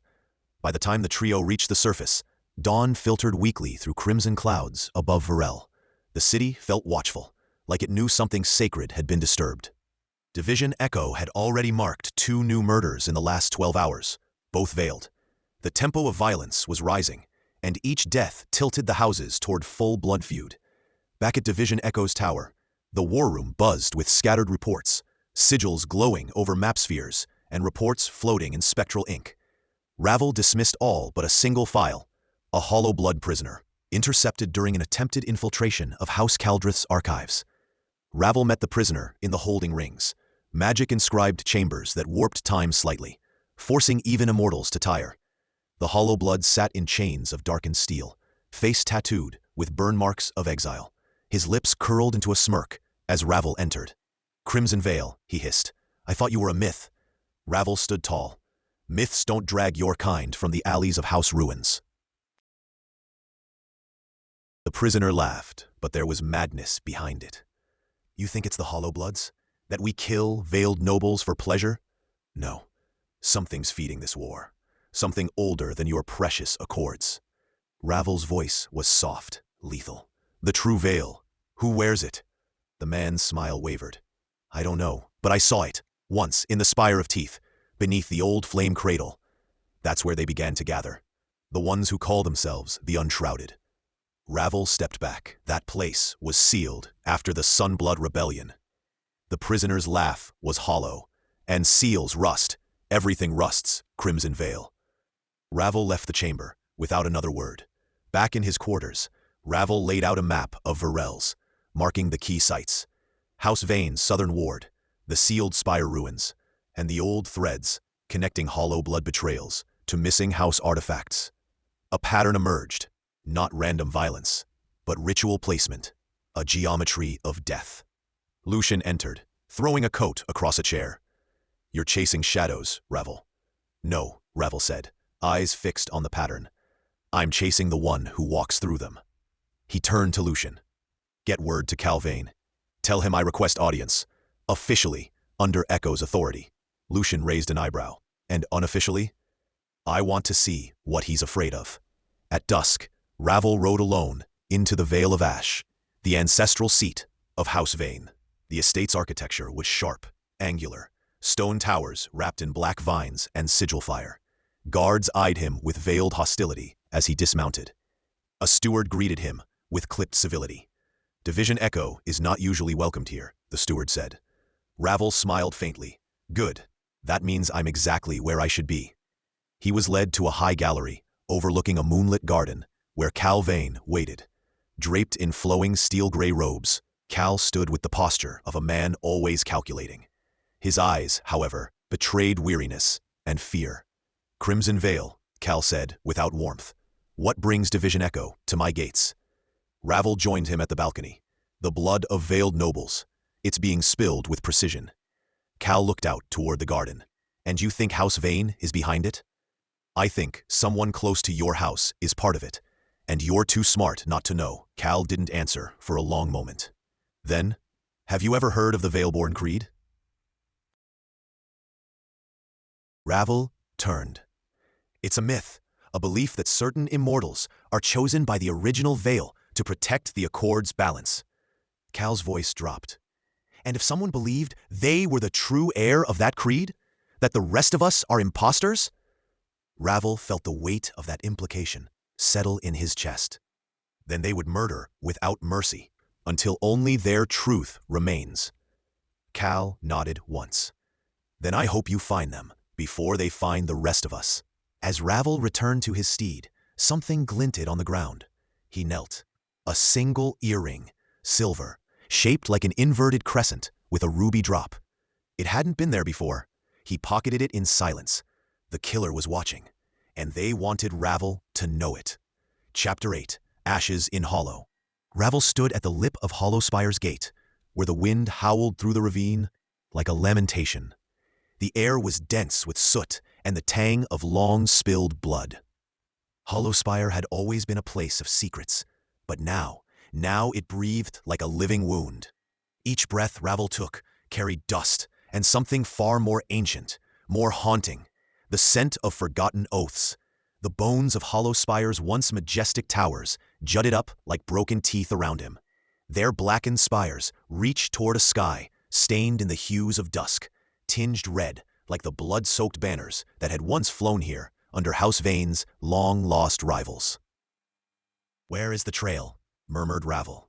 His voice barely carried, yet the cloaked figure beside him stirred. Mina Laurent, her silver hair bound in a coil, stepped forward. The crest of her house, a snowed blossom crowned in moonlight, was embossed on her vambrace, dulled with ash. The path ends here, she said, kneeling beside a scorch mark. Whatever blood trail you followed from Veilthorn's spire, it burned clean in this place. Ravel knelt beside her. The sigils from Division Echo had confirmed Hollow Spire's importance, but he hadn't expected to feel this. It wasn't fear. It was familiarity, like something of himself had long been buried here. Something's wrong, he whispered. Mina nodded grimly. It always is when the Hollow Bloods begin to gather. Just as she spoke, a faint vibration hummed through the stone beneath them. It was not the tremor of tectonics, nor wind. It was rhythm, pulse, drums. low and slow, reverberating through the ribs of the earth. Ancient percussion, not mechanical, summoned, ritualistic. Underground, Ravel muttered, drawing the blade that bore the mark of Veilthorn, its edge dark, veined with starlight. The hollow spire still breathes. Before Mina could respond, a figure emerged from the shadow of a shattered obelisk. Cal Vane. He strode toward them like a shade conjured from the ruins, his cloak trailing behind him, face unreadable. Ravel stood slowly, blade still in hand. "You're far from your blood-bound halls, Vane," Ravel said, voice even. "And you've brought Division Echo to sniff out old bones," Cal replied, eyes flickering to Mina. "Echo didn't send us," Mina replied. "The Accord's threads unravel faster than your house dares to admit." Cal narrowed his eyes, then turned toward the spire's broken arch. "They're gathering," he said. "The true veil isn't just a myth." Ravel raised a brow. "You found them?" Cal's eyes gleamed. "No, they found me." Lightning flickered in the distance, unnatural, violet arcs scarring the heavens. Ravel stepped forward. "What did they tell you?" Cal didn't answer at first. He stared into the spire, into the abyss. "They say the original Accord was sealed with a lie, that the first blood spilled wasn't Veilthorn's or Vane's, that the veil was forged not as peace, but as prison." Mina inhaled sharply. "Who's telling you this?" Ravel pressed. "A hollow blood?" Cal's gaze was heavy with something like remorse. "No, an echo." Silence passed between them, thick as the black fog beginning to seep from the cracks of the hollow spire foundation. It was as if the mountain itself exhaled. Suddenly the stone beneath them split with a thunderclap. A fissure erupted, jagged and glowing red beneath, and from it rose a figure cloaked in robes of rust and bone, their face hidden behind a veil of obsidian chain. "The Accord was written in Betrayal," the figure intoned, "and the bloodline of Veilthorn carries the blade of forgetting." Ravel moved instinctively in front of Mina, his blade ready. "Who are you?" "I am known," the figure said, "as Siren, he who remembers. I am the mouth of the true veil." Cal didn't move. Siren lifted a skeletal hand, and with it the shadows stirred. Dozens more veiled forms slipped from cracks in the ruined stones. Wraiths of flesh and metal, their eyes burning violet, the sigils on their arms twisted echoes of the great houses. "Those are hollow bloods," Mina hissed. "Twisted, remade." "No," Siren replied calmly. "They are returned. Not bound by your accord, but by remembrance." Ravel's pulse quickened. "What do you want?"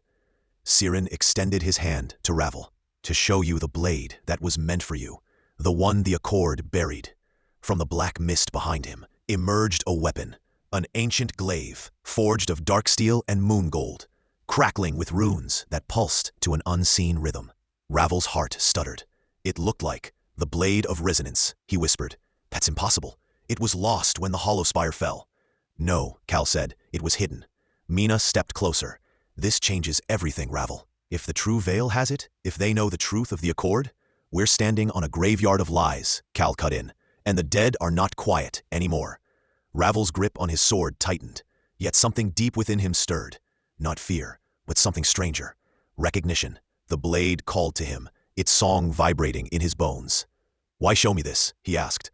"Because," Siren said, voice smooth as oil, "you are not just Veilthorn's son. You are the last blood of the first pact. And you must choose, uphold the lie or shatter the veil." The world around him swayed. The drumbeat grew louder. From the darkness, another figure stepped out. It was a woman. Her face bore the marks of time, her eyes streaked with the shimmer of the lunar tide. Her robes bore no crest, only a circle, broken by a jagged line. "The matron of the Lunarchs," Mina whispered, stunned. The matron stepped forward, her voice cutting through the tension. "Enough shadows. The past is not prophecy, but it bleeds into the future. The Accord dies tonight." Ravel turned to Cal, whose expression was unreadable. "Are you with them?" "I'm with truth," Cal said, "wherever it cuts." Ravel looked again at the blade. The symbols on it began to change, shifting in real time, as if reading him, rewriting its purpose. He stepped forward, but Mina's hand on his shoulder stopped him. "We don't know the cost," she said. "You touch that blade, and you may not come back." Ravel looked into her eyes, then at Siran, at the hollow bloods, at the Lunarch matron. He thought of Veilthorn's spire, of the Accord, of the day he became its enforcer. of all the names carved in blood and fire into its foundation. His voice was quiet, but resolute. Then I'll bring back what truth remains. And he reached for the blade. The instant his fingers brushed it, the world fractured. Light erupted from the runes, not warm, but searing, like a star undone. Shadows screamed, the wind howled, and the hollow spire shook with violent clarity. Ravel fell into memory, not his own, but that of the blade. A battlefield of moons, screams in a language long dead, a shattering, a betrayal. He gasped as the vision broke. When his eyes cleared, the hollow bloods had vanished, as if swallowed by the dark. The blade was in his hand. Mina stepped forward, stunned. You changed. Ravel turned. The crescent sigil of Veilthorn glowed faintly on his chest, but over it, layered like ghostlight, pulsed a new mark, a fractured eye beneath a bleeding crescent. He looked down at his palm. The blade had left its brand. A new sigil, the symbol of the true veil. Ravel's breath came in shallow bursts.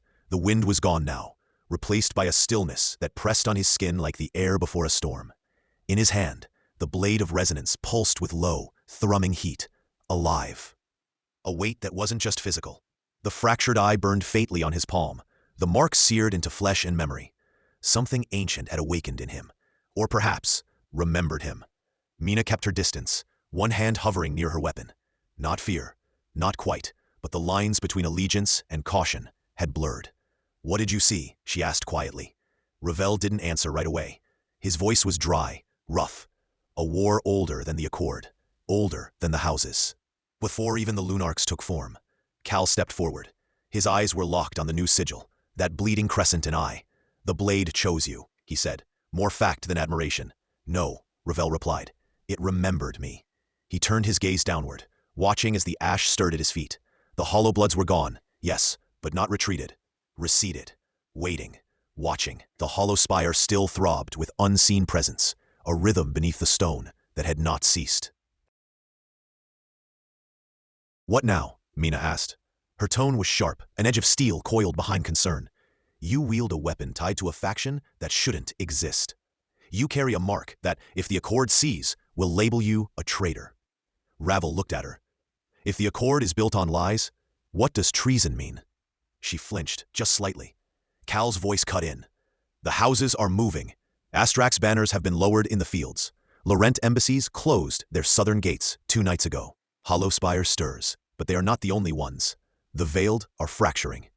"And Vane?" Ravel asked. Cal's jaw clenched. "My house does nothing. We wait. We observe, as always." Mina's expression soured. "Waiting is weakness." Ravel turned back toward the depths of Hollow Spire. The air smelled of smoldering time, of promises made in blood.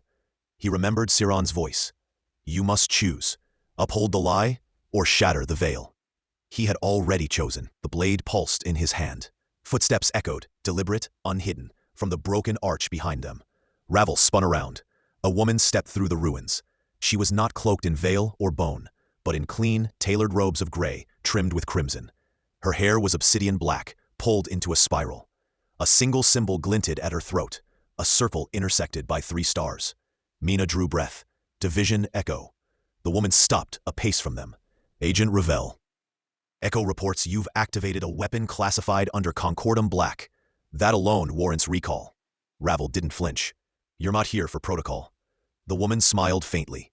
"No, I'm here for containment." Behind her, a phalanx of agents emerged, uniformed, masked, their gauntlets lit with runes designed to subdue.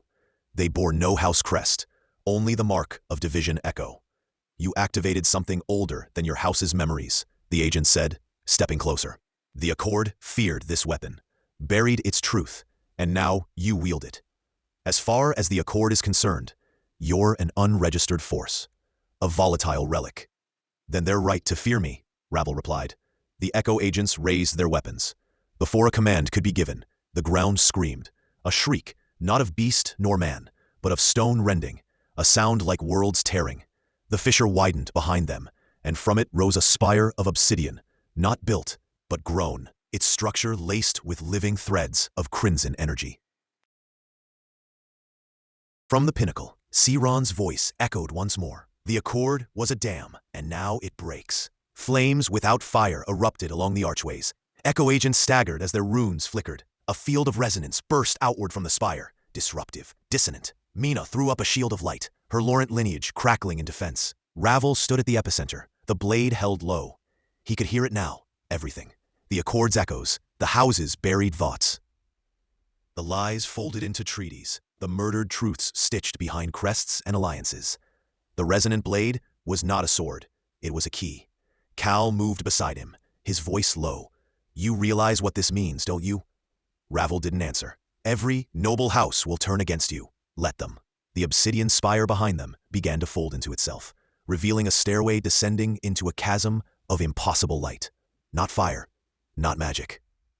Something older. Siron's voice returned once more. Come, blood of the first pact. The Hall of Remembrance awaits.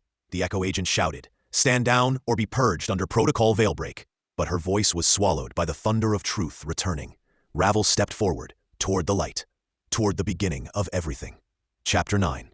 The thorns beneath. The sky above Virelles had taken on a deep, bruised hue, twilight clinging longer to the edges of the Veilthorn spire, as though reluctant to surrender to full night. Storm clouds gathered in the distance, not with the force of weather, but the pressure of secrets unraveling. In the high chamber of the Accord Hall, Ravel sat alone, shoulders squared, eyes shadowed. The stained glass ceiling above him reflected fractured colors onto the dark marble beneath his boots. Crimson and gold, midnight and frost. It all seemed theatrical, distant, until the doors behind him whispered open. Is it done? Ravel asked, without turning. Cal Vane stepped inside, his cloak dusted with the rain beginning to fall. His face, so often carved in stoic elegance, bore the weight of something deeper now. Regret, perhaps, or fear. We found traces of the killer, Cal said, his voice low. In the Hollow Spire warrens, blood magic was used. Resonant, but not of lunarch origin. Something older. Turn now, his black coat swaying like a shadow, taking breath. You're certain? Cal offered a grim nod. The markings etched into the bodies match no known Accord-bound sigils. But one of the old records, the ones kept by Division Echo, spoke of the true Veil using untraceable rites before the Accord was ever signed. Ravel's jaw tightened. They were erased. Every record we had of them, sealed or destroyed by Echo's own hands. And yet, here they are, Cal said, leaving bodies beneath our streets. The chamber grew still again. Beyond its walls, the city of Virelles simmered with unrest. House banners pulled taut in the wind, whispers coiling down alleys. Ravel rose, walking toward the window that overlooked the inlet. The ocean moved below like a beast in slumber. Then we must speak with the one who helped seal them, Ravel said. The Eye of Echo. Cal's silence was an answer in itself. Even for Division Echo's enforcer, the Eye was not one summoned lightly. But Ravel turned, the full weight of House Veilthorn in his stance. I know you fear what it means, Ravel said, but if the true Veil walks again, it's not just my house at risk, it's the Accord itself. Cal's shoulders dropped slightly. A man already walking toward fire. Then let's wake the Eye. Elsewhere, in the fractured underbelly of Hollow Spire, Division Echo's black steel operatives moved through the ruins like whispers in war paint. They passed over forgotten altars etched in bone dust and sigils that bled when looked at too long. One among them, cloaked in layered veils and carrying a staff carved with lunar runes, paused. The resonance here is alive, she whispered. The threads pulse with memory. A subordinate frowned. You mean the killer's still here? No, she said. I mean the truth is. Later that night, in the dark core of the Echo Citadel, Ravel stood before the vault of the Eye. The chamber was circular, lined with blades from every era of war Virelles had known. Each blade pointed inward toward a singular obsidian pedestal, atop which an orb pulsed faintly with crimson light. Cal waited by the door, refusing to step farther. Even he would not enter this space. Ravel approached the pedestal alone. I summon the Eye, he said, his voice echoing. By blood right and oath-binding, accord-bound, war-forged, Veilborne. The orb's glow flared and split. A slit opened, not in the stone, but in reality itself. From it stepped a figure, shrouded in ash-silver robes, face hidden behind a mask of 7 eyes, each blinking independently. You dare wake me for old ghosts? the eye said, its voice dissonant, layered with voices past. The true veil stirs, Ravel said. You helped burn their names from history. I need the names you never wrote down. The eye tilted its head, unnerving and fluid. Why would I help you, Thornborn? Ravel stepped forward, shadows rising behind him like a cloak. Because I've seen what they left in Hollowspire. What you tried to bury didn't die. It waited. And I'd rather be your blade now than your cleanup crew after. There was a long silence. The eye considered him as if dissecting a godling. They called themselves the Virellen Covenant before they turned, the eye said. 7 bloodlines bound by forgotten pacts. They sought to become more than veiled, unseen. They began harvesting Lunark resonance, bleeding it into their own. That's what Echo put down. And now they're back? No, the eye said. Now they're worse. At Veilthorn Spire, the high towers were silent, save for wind slicing through the upper colonnades. Ravel returned with more than knowledge. He carried names that hadn't been spoken aloud since the Purge. One in particular carved itself into his thoughts like a second heartbeat. Valen Mirth. He passed through the black rose arch of his family's inner court and found his sister, Ravel Veilthorn, waiting. You've been gone too long, she said, voice clipped. House Laurent is calling for a tribunal. They think we're hiding something. They're not wrong, Ravel said, but not for the reasons they suspect. He handed her a scroll, the names the eye had given. She scanned them, her expression hardening with each one. This is bad. It gets worse, Ravel said. Cal believes the killer may be a hybrid, veiled and something else. Not just rogue, not just hollow blood, something crossbred. Abomination, he nodded. And they wear the true veil like it's a crown. Mara lowered the scroll. We need allies. Ravel stared out toward the Veilthorn gates, where banners still waved proudly. We need the Accord to remember why it was forged. By dawn, a summons went out. Not from House Veilthorn, but from Ravel himself, enforcer of the Accord. An emergency gathering at the spire. House banners rippled. Laurent's silver sun, Astrax's lunar crest, Vane's crescent blade, and the dark flame of Hollowspire. Even Division Echo seal burned in the parchment. Within the Hall of Concordance, lords and agents gathered under vaulted ceilings. Murmurs filled the air like smoke before a fire. Ravel stood on the central dais, alone. His cloak was unadorned, his voice unshaken. The Accord is fractured, not by politics or blood feud, but by silence. All eyes turned. A killer moves through our streets wearing the face of the past. The true veil, a name thought erased, has returned. Gasps. A single scoff from House Laurent's matriarch, Lady Alia. Ghost stories, Veilthorn. We've no time for the myths of old enforcers. Ravel threw the scroll to the floor. These aren't myths. They're names. One of which your house shielded once before the Purge. The hall tensed like a drawn bow. Cal Vane stepped forward, voice cold. Division Echo verified the markings. Resonance has been extracted from Lunark remains. The rituals match those of the Virellen Covenant. Alia paled. Ravel pressed on. I won't let this city fall to a war buried in ash and secrecy. We either stand united beneath the Accord, or we bleed alone beneath its ruins. A hush. Then, slowly, one voice. The Accord stands. It was Lord Thalen of House Astrax. Another. Hollowspire will not ignore this threat. And then Division Echo, through a proxy. The Eye watches with you. Lady Alia remained silent, but did not object. Ravel lowered his gaze. The first battle is belief. Outside, as storm clouds swelled, a child played in an alley. She wore rags but hummed a tune no one alive remembered. Her eyes were silver. As she twirled, a shadow detached from the wall, faceless, scentless. Perfect, she grinned. Will you sing with me? The shadow bent low. Always. Then they vanished, the alley left empty, but for the whisper of an old name, Valen. In the shadowed halls beneath Hollowspire, where the city's foundation met its oldest bones, something ancient stirred. Division Echo's operative, known only as Grath, moved through the subterranean passage, light blooming from the crystal set in his gauntlet. It reflected against walls that pulsed faintly, veins of old magic still thrumming, as if responding to his presence. Beside him, the veiled seer, Leora, paused, her head tilted slightly, her expression hidden behind a silver mask etched with flowing script. The child was not alone, she whispered. Grath frowned. She was Allure? No, Leora replied. She was part of the song. Before he could question further, the corridor around them warped. The stone wept shadows. A cold wind blew against the laws of nature. Out of the dark stepped a figure cloaked in layers of blood-threaded silk. No face, no voice, only a presence, wrong in all the ways the soul understands. Grath drew his blade. "Echo authority, you are bound by the Accord. Stand down." The figure raised a hand. Resonance howled. The light in Grath's gauntlet shattered, plunging them into a vacuum of sound. Time twisted, breath collapsed inward, and something deep within the walls, something watching, opened its eye. Leora screamed. High above in Veilthorn's spire's observatory, Ravel stood before the flame pool, an ancient device crafted in the early days of the Accord. The liquid within shimmered with visions not of the present, but possibilities. Mara entered, her boots silent against the onyx floor. "We received a signal," she said. "Grath and Leora, something disrupted their line, a resonance pulse of abnormal scale." Ravel didn't look away from the flame pool.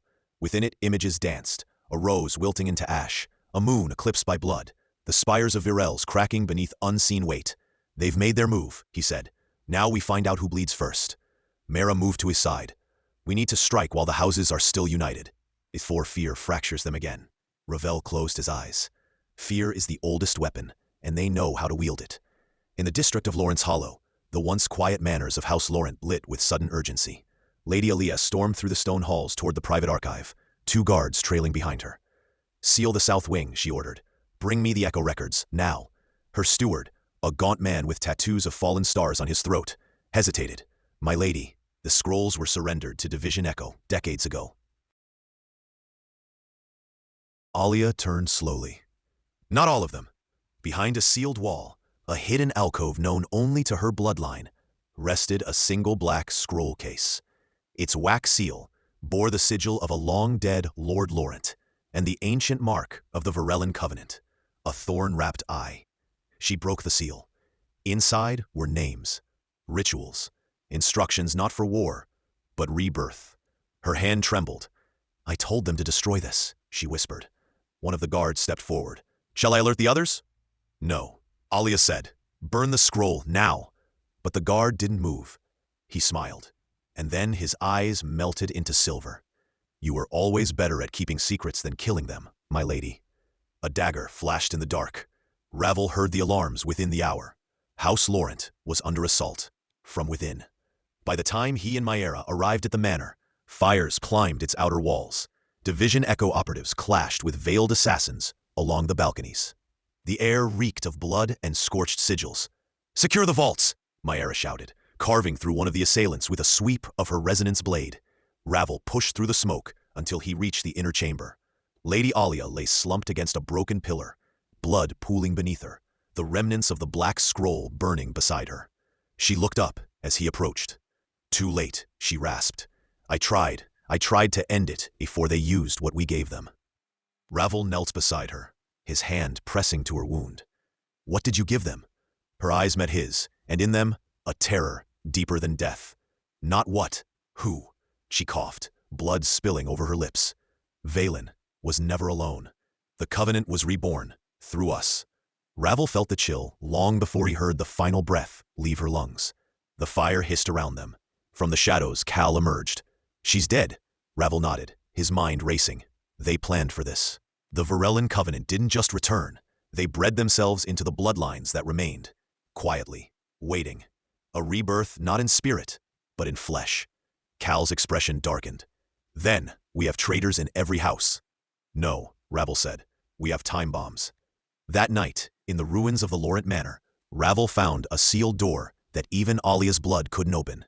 It required resonance, not of House Laurent, but of the Covenant. He hesitated only briefly before pressing his palm to the gate. The door screamed. Behind it was a chamber of mirrors, and in those mirrors, reflections that did not match the living. Each one showed him a different city, a different death. Virelles, over and over, devoured by its own past. At the center of the room, etched in blood and light, stood a single phrase: "We are the true Veil. The Accord is a wound." Back at the spire, as the storm finally broke over Virelles, Mara stood before a council of echo agents and surviving nobles. House Laurent's crest had been lowered to half-mast. "They've infiltrated us," she said. "Not just from the shadows, but from within our veins. We can no longer trust blood alone. One agent spoke. Then who leads now? From the doorway, Ravel entered, his coat and hair soaked with rain, his eyes burning with something new. Not a house, he said, not a title. He stepped onto the dais, and from beneath his cloak, drew the blade of resonance once kept hidden since the founding of the Accord. Virelles must be defended, not by tradition, but by truth. And truth requires flame. He drove the blade into the center of the hall, and as its hum filled the chamber, every noble present felt the truth sing through their bones. The war had begun. Chapter 10, Ashes of the Covenant. Every veil casts a shadow, and in the darkest shadow, something always waits. The lost testament of House Laurent. Long ago, before the shattering of the Accord, they stood as titans beneath the twin moons, their sigils gleaming in colors lost to time. The Covenant of Virelles, forged in celestial blood and iron-bound oaths, once governed not through tyranny, but by reverence. The old pact, written in ash and starlight, tied the lunarchs, veiled and moonborn together in uneasy peace, but it was never built to last. In the ruined amphitheater, atop the hollow spire plateau, a storm of crimson energy surged, uncontrolled, unnatural. The Circle of Accord had convened, but only half the seats were filled. House Laurent arrived veiled in silence, their emissaries shrouded in black frost. House Vane sent no one. Whisper said they had already pledged themselves to the unknown. A boy knelt on the floor, blood trickling from a fresh mark carved into his palm, the sigil of resonance. Cal Vane, still a child, still unaware that his awakening would fracture what the Covenant tried to hold. At the dais stood Seraphine Hollowspire, pale as the grave, one eye blind, the other burning with fire, stolen from the realms beneath. They have broken the cycle, she warned. The resonance is awakening in the bloodlines outside the veil. No bloodline lies outside the veil, Ravel had said then. A younger Ravel, not yet burdened by the centuries of compromise. You just fear it no longer listens to you. Her scream shattered half the stone pillars. By dusk, Cal was gone, the chamber left in ruins, and the first blood of the Civil War soaked the stones. Present day, Virelles, Hollowwood Edge. Smoke curled from the mouth of the fallen gateward of Hollowspire. The attack had not come with trumpet or banner, but with silence. Swift, sharp, like a vein split open under cold steel. Ravel stood amid the wreckage, his dark cloak catching the morning wind like a shadow about to take flight. Beside him knelt two agents from Division Echo, their eyes glazed from trauma or resonance recoil. He couldn't tell which. Hollowspire fell in under 20 minutes, said Mina Laurent, stepping beside him. Her black armor glinted violet as the sunlight crept past the peaks.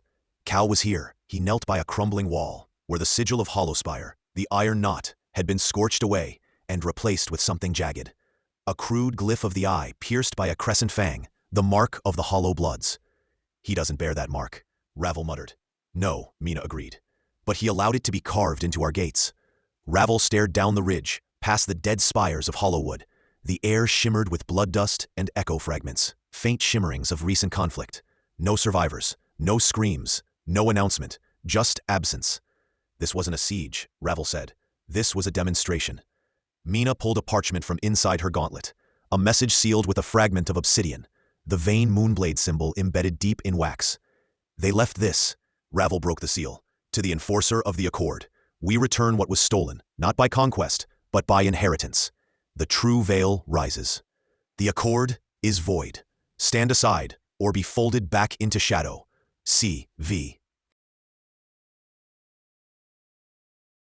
Ravel crushed the parchment in his fist. The wind carried the ashes into the shattered inlet. Elsewhere, deep archives beneath Veilthorn's spire. Jin Astor's fingers moved across the relic map like a pianist striking forgotten keys. This was once the center of all bloodline convergence, he whispered. This glyph here, Virellin Axis, it predates the Accord. Mina frowned. You're saying the Accord was a rewrite? Jin nodded. A cover-up. The Veiled didn't create peace. They silenced war by breaking the bloodlines and hiding resonance paths beneath these. He tapped the veins of crystal set into the map.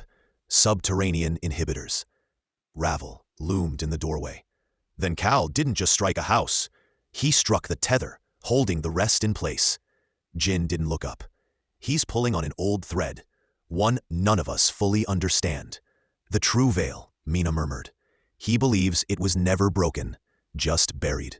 They stood in silence, as the old stones seemed to hum. Later, Division Echo, War Council. The round table room, carved from echo glass and obsidian, reflected the mood perfectly. Jagged, quiet, broken. Holograms danced above the surface, relaying sigil disruptions from across the region, flickering signals from Laurent outposts, strange pulse readings from astral fields, and complete silence from the edge of the hollow wood. House Laurent's emissary spoke first. We require immediate retaliation. If we wait, he'll take astral reach by midwinter. House Astrax countered. We don't even know how he commands resonance so precisely. This isn't bloodline manipulation. This is something older. Division Echo's marshal leaned forward. We've seen a new kind of echo splitter among his vanguard. Hollow-eyed, veil-burned, and capable of phase shifting. They don't register on standard scans. It's as if their souls were severed. Mina raised a hand.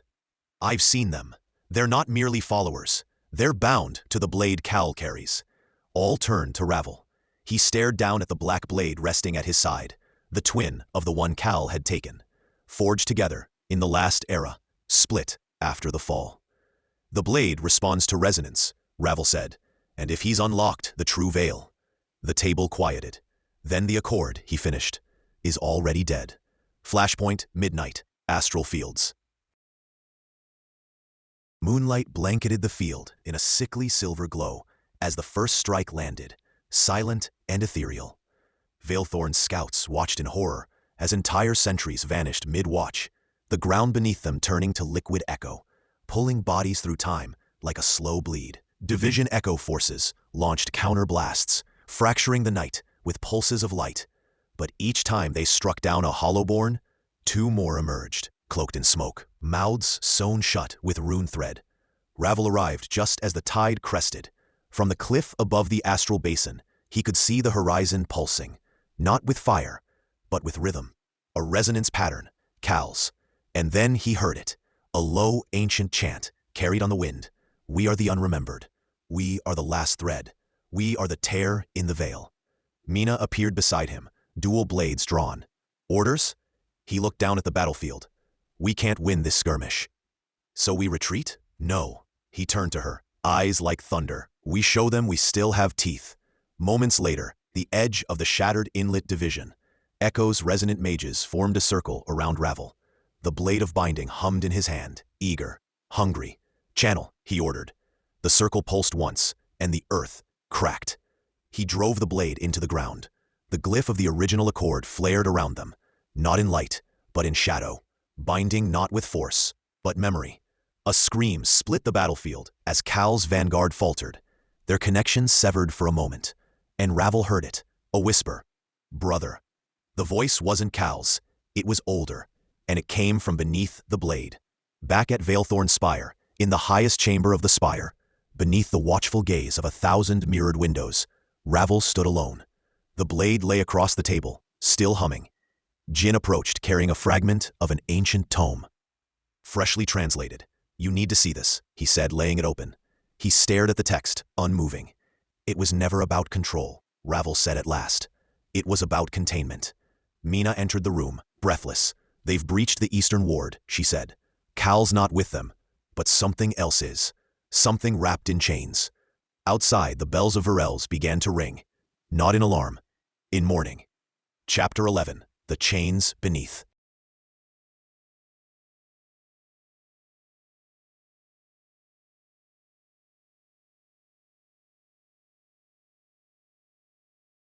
The bells of Virelles tolled like the heartbeat of a dying god. Low, thunderous, ancient, a dirge woven into the very marrow of the city. Ravel stood atop the eastern battlement of Veilthorn's spire, cloak billowing in the storm-born wind, watching the clouds churn above as the first echoes of the invasion took shape. Below, lanterns sputtered to life in defensive towers, their violet flames flickering unevenly. The eastern ward, nestled within the cliffside arc of Virelles proper, had not seen a siege since the War of Pale Suns. But this was not a war of armies. This was something else entirely. A procession marched slowly toward the city, not with the urgency of conquest, but the inevitability of a funeral. Veiled figures in crimson and ash drifted like shadows across the broken causeway, and at their center, bound in thick black chain, came the figure that made even the wind shiver. It was tall, impossibly so, draped in ancient lunar robes, now rotted through with dark runes. Its face was hidden beneath a mask, forged from obsidian and moonbone, fractured down the middle. From its back, echoes poured like smoke, silent and relentless. "What is it?" Mina whispered. Having appeared at his side, Ravel's voice was hoarse. Not a hollow blood, not a veiled, not even Cal. Jin's voice came through the resonance relay, static-laced and urgent. "We found records of a being called the Morning Chain, a weapon sealed during the first Accord, to bind the resonance storms. It wasn't meant to be released." "Well," Mina said coldly, "someone's unsealed it." Within Veilthorn's spire, the war hall pulsed with warning runes. The stained glass crests of each house glimmered with alert light. Laurent in flickering starlight blue, Vane in blood-red flash, Bastrax pulsing gold. The circle of command stood tense. Marshal Oren of Division Echo barked, "Can it be stopped?" Jin's projection flickered from the Grand Library. "Not conventionally. The chains it wears were made from siphoned veil thread, pre-Accord magic. It doesn't obey the current laws." "Then we rewrite the laws," Mina said. Ravel's silence was heavy. "No," he finally spoke. "We reveal the original ones." He unsheathed the twin of Cal's blade and laid it on the central sigil of the Accord, which cracked faintly beneath its touch. "This blade was made for containment, not destruction. If I can reach the Morning Chain, I might be able to rewrite its directive." Marshal Oran frowned. "You mean bond it?" Ravel nodded. "And if it refuses?" Mina asked. He met her gaze. "Then it breaks me." The air was bitter with iron and grief. Ravel crouched low in the ruined atrium of the House Laurent annex, his black coat soaked through with mist and crimson. The once gleaming silver spires of the compound had been charred to ashen stumps, their proud runes cracked open like broken promises. He reached into the crumbled foundation and pulled loose a sigil stone, its core sputtering with fading resonance. A Laurent enforcer's mark. "Too late," he muttered. He rose to his feet, boots crunching over shattered emblems. All around him, the ghost of war lingered. Splintered crystal veils, broken pikes, the sigil of House Laurent, flayed open and nailed against the courtyard's obsidian wall. Behind him, vain soldiers scoured the halls, salvaging relics and recovering the bodies of the fallen. Cal Vane moved among them like a wraith, silent, furious. Not at the Laurents, at the ones who'd done this. The true veil. Ravel turned toward the central archway. There, within the solemn chamber of mourning, stood Lady Myria Laurent, last scion, eyes ringed with grief and unspoken fury. She did not cry. She only knelt beside her brother's body, his silvered armor still smoking. "I swore to him we'd never fall," she whispered without turning. "You didn't," Ravel answered. "They burned you from within." She touched the edge of the sigil, stitched to her brother's cloak. "Is it true? The ones who wear the crescent bled with the mark of House Veilthorn?"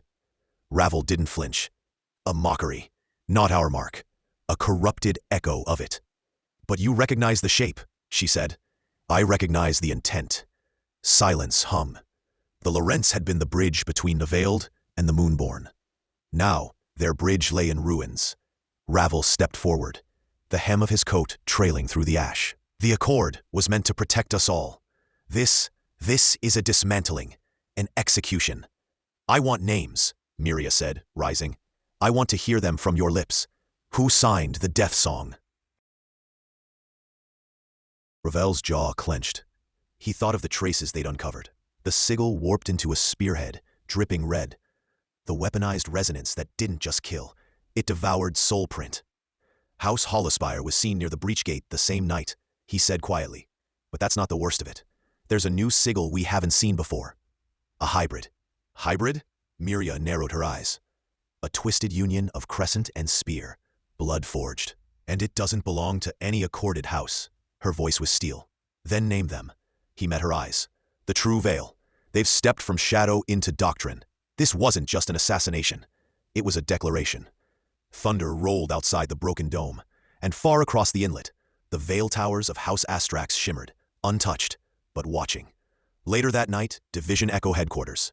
The Division Echo council chamber hummed with muted resonance. Each crest displayed in shimmering threadlight along the concave walls. Veilthorn's obsidian rose, Vane's silver blade, Astrax's lunar spiral, Laurent's sunburst reduced to a half-lit halo. And at the center, the all-seeing eye of Echo pulsed slowly with light, reflecting every breath of truth and deception in the room. "We must act," Ravel said, voice carrying. "This is no longer conjecture. The covenant has been struck.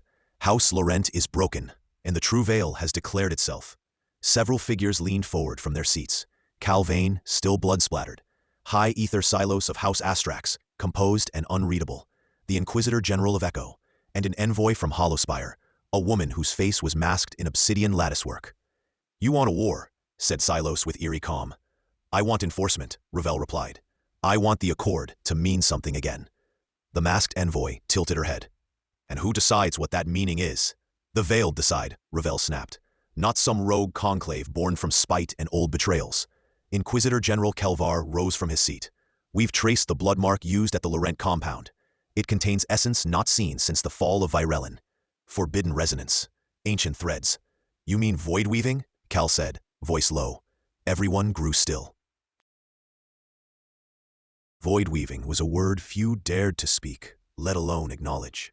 A form of forbidden resonance that drew from outside the celestial bounds. It had been used once, in the final days of the Virellen Covenant, and its memory was sealed beneath blood oaths. Echo recovered traces, Kelvar confirmed. But that's not all. The weapon used? It was once housed in the Vault of Spires. "Veilthorn's vault?" Cal turned to Ravel. "Then how?" Ravel's eyes darkened. "Then it was stolen, or someone gave it to them." The implications were immediate. A breach of sanctum. A veiled betrayal. Or worse, an inside hand. Muriel Laurent stood. "I invoke a reckoning." The chamber fell to a hush. The rite hadn't been called in 100 years. Not since the last time the Accord fractured. "You understand what that means?" Silos asked coldly. "I do," Miria said. "Trial by blood, by flame by veil." Ravel's voice was a shadow. "Then so be it." Elsewhere, the black tether, beneath the ruins of the Western Ward, a hidden passage pulsed with blue fire. Runes shimmered along cracked walls, lit by the low growl of resonance bound in stone. A figure in robes stitched with spear-point crescents stood before an altar, surrounded by echoing chants. The blood on their hands shimmered. "The veil shall split," came the voice, "and from it a truer world will bloom." They raised a sigil-blooded blade for the Forsaken Pact. The congregation bowed, and above them, the ghost of a rose burned in shadow. Back at Division Echo, hours later, Ravel stood alone on the balcony overlooking the inlet. Wind tugged at his coat. Below, the city shimmered with uneasy lights. Patrols flickered like dying stars. He took out a fragment of the stolen weapon, an iron spearhead with the corrupted crescent. Its core throbbed with dying resonance, but even in its weakness, he felt it humming. Not Veilthorn, not Vane, not even Hollowspire. Older. He turned it in his hand and whispered to the wind. "Who taught you to bleed this way?" Behind him, Cal Vane joined him. "We're moving against Hollowspire tomorrow," Cal said. "Echo is authorizing a raid. We hit their lower halls at dawn." "Too clean," Ravel said. "Too easy. This isn't just them. The true veil is deeper. And they've been planning this for decades." Cal glanced down. "You think it's someone on the inside?" "I think it always has been," Ravel answered. Cal hesitated. "Then what now?"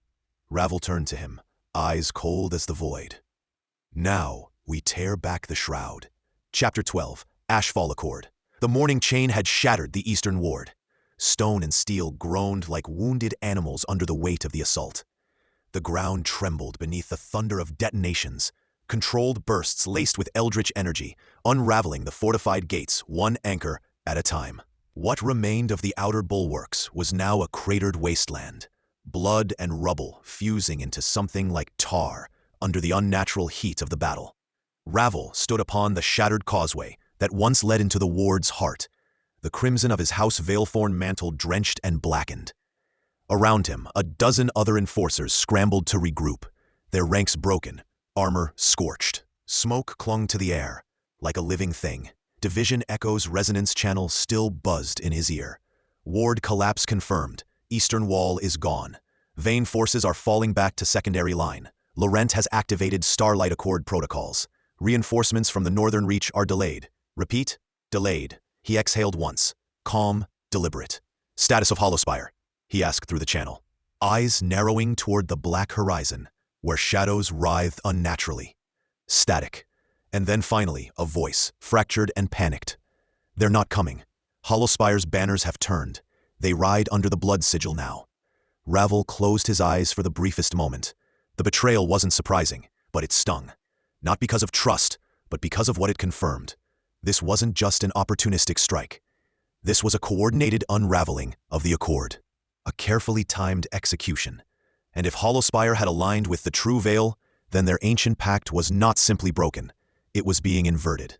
I want an echo surge at the fallen gates, Ravel ordered. We contain the morning chain here. We do not let them reach Veilthorn Spire. He knew they were only buying time. Behind him, the spire still rose in defiant symmetry, its silhouette unbroken, flanked by glowing resonance pylons fed from beneath the city's undernetworks. A masterpiece of arcane engineering. A symbol, but target. As Ravel turned back to the front lines, Cal Vane materialized beside him, bloodied but intact, his eyes flashing with that same unholy glow that had first set him apart from the others. They're not just testing us, Cal said quietly. They're trying to provoke collapse from within. Division Echo found sigils etched into the bodies, old spells, Luna-tethered, forbidden, true Veil, Ravel muttered, and something older. Cal held out a fragment of metal, scorched black, and still radiating a pulsing resonance. It was engraved in overlapping languages, Veil glyphs, Lunarch markings, and something neither of them could decipher. This was meant for you, Cal said. Ravel's breath caught in his throat. It was a hunter's ward, an assassin's mark. But beneath the sigils was a stylized black rose, pierced. The Veilthorn crest inverted. A death sentence from someone who knew, someone within. Ravel stared at it for a long moment before slipping the shard beneath his armor. I want every surviving Veilthorn enforcer with me, now. Hours earlier, a memory within the spire. They had called it the Accord of Ashes. Forged in the wake of a genocide so old, its name was struck from all surviving records. The Accord had not been in agreement so much as a collective surrender. The houses, Veilthorn, Laurent, Vane, Astrolith, now Astrolax, Hollowspire, and more, had stood on the brink of obliterating each other when the sky had bled for 3 consecutive nights, when the moon itself had fractured at its edge. From that cosmic wound, the Lunarchs descended, not gods, not devils, but witnesses. They offered no mercy, only warning. What rises from a broken veil, they said, does not return unchanged. Thus, the Covenant was born. The veiled nobility, the immortals gifted with resonance, bound themselves to it. Division Echo was formed to monitor the tears in reality left by their wars. The spires were raised as seats of influence. Yes, but more than that, anchors, to bind this world in place. But the binding had failed before, and it was fraying again. Present beneath the eastern causeway, blood pooled beneath the causeway in unnatural shapes, sigils forming without ink or intention. Ravel watched the spiral of ichor contort, defying gravity as if drawn by something beneath the surface. They're trying to raise something, said Mina Laurent, who had appeared from the smoldering ruins of the northern flank, her armor cracked, eyes gleaming with defiance. Not summon, resurrect. They'd need Lunarch remains to— They have them, Mina cut in. At least one. We found fragments of resonance bone near Hollowspire's altar stones. Ravel felt a weight settle in his chest. A broken pylon and a morning chant, he muttered. They're invoking the moonfall ritual. Impossible, Mina said, quietly, but she didn't argue. They both knew the old legends. During the first fall of the Covenant, when the Veiled turned on each other, the moonfall ritual had been attempted once, only once, and though it was never completed, its echoes had devastated entire bloodlines. If the true Veil had inherited even a fragment of that knowledge— We strike first, Ravel said. No, Mina's voice hardened. We end them. Moments later, the Surge Division Echo's counterstrike wasn't elegant. It was fury manifest. Ravel led the charge with a dozen blood-bound enforcers. He moved like a blade through mist, silent, exacting. His cloak of threaded obsidian shimmered with latent resonance, deflecting minor spellwork as his twin sabers carved through the chain-bound monstrosities that the true Veil had loosed upon the battlefield. They weren't soldiers. They were offerings. Each one was stitched from remnants of dead Veiled, marked with the inverted sigil of Veilthorn, grotesque mockeries of what his house once stood for. The sight only sharpened Ravel's resolve. Across the field, Calvain moved like a storm incarnate, his resonance pulses erupting from his hands in concentric waves, tearing through enemy lines, silencing spellcasters before they could chant a single verse. His control of Lunaborn energy had grown, Ravel noticed, sharper, hungrier, and still unpredictable. I've got something, Cal called, kneeling near a fallen enemy. He held up a scroll bound in flesh and sealed with a wax crest shaped like a broken eye. Division Echo's crest, altered, corrupted. Ravel took it carefully. The seal cracked as he broke it open, revealing not words, but a painting, a scene drawn in fine black ink.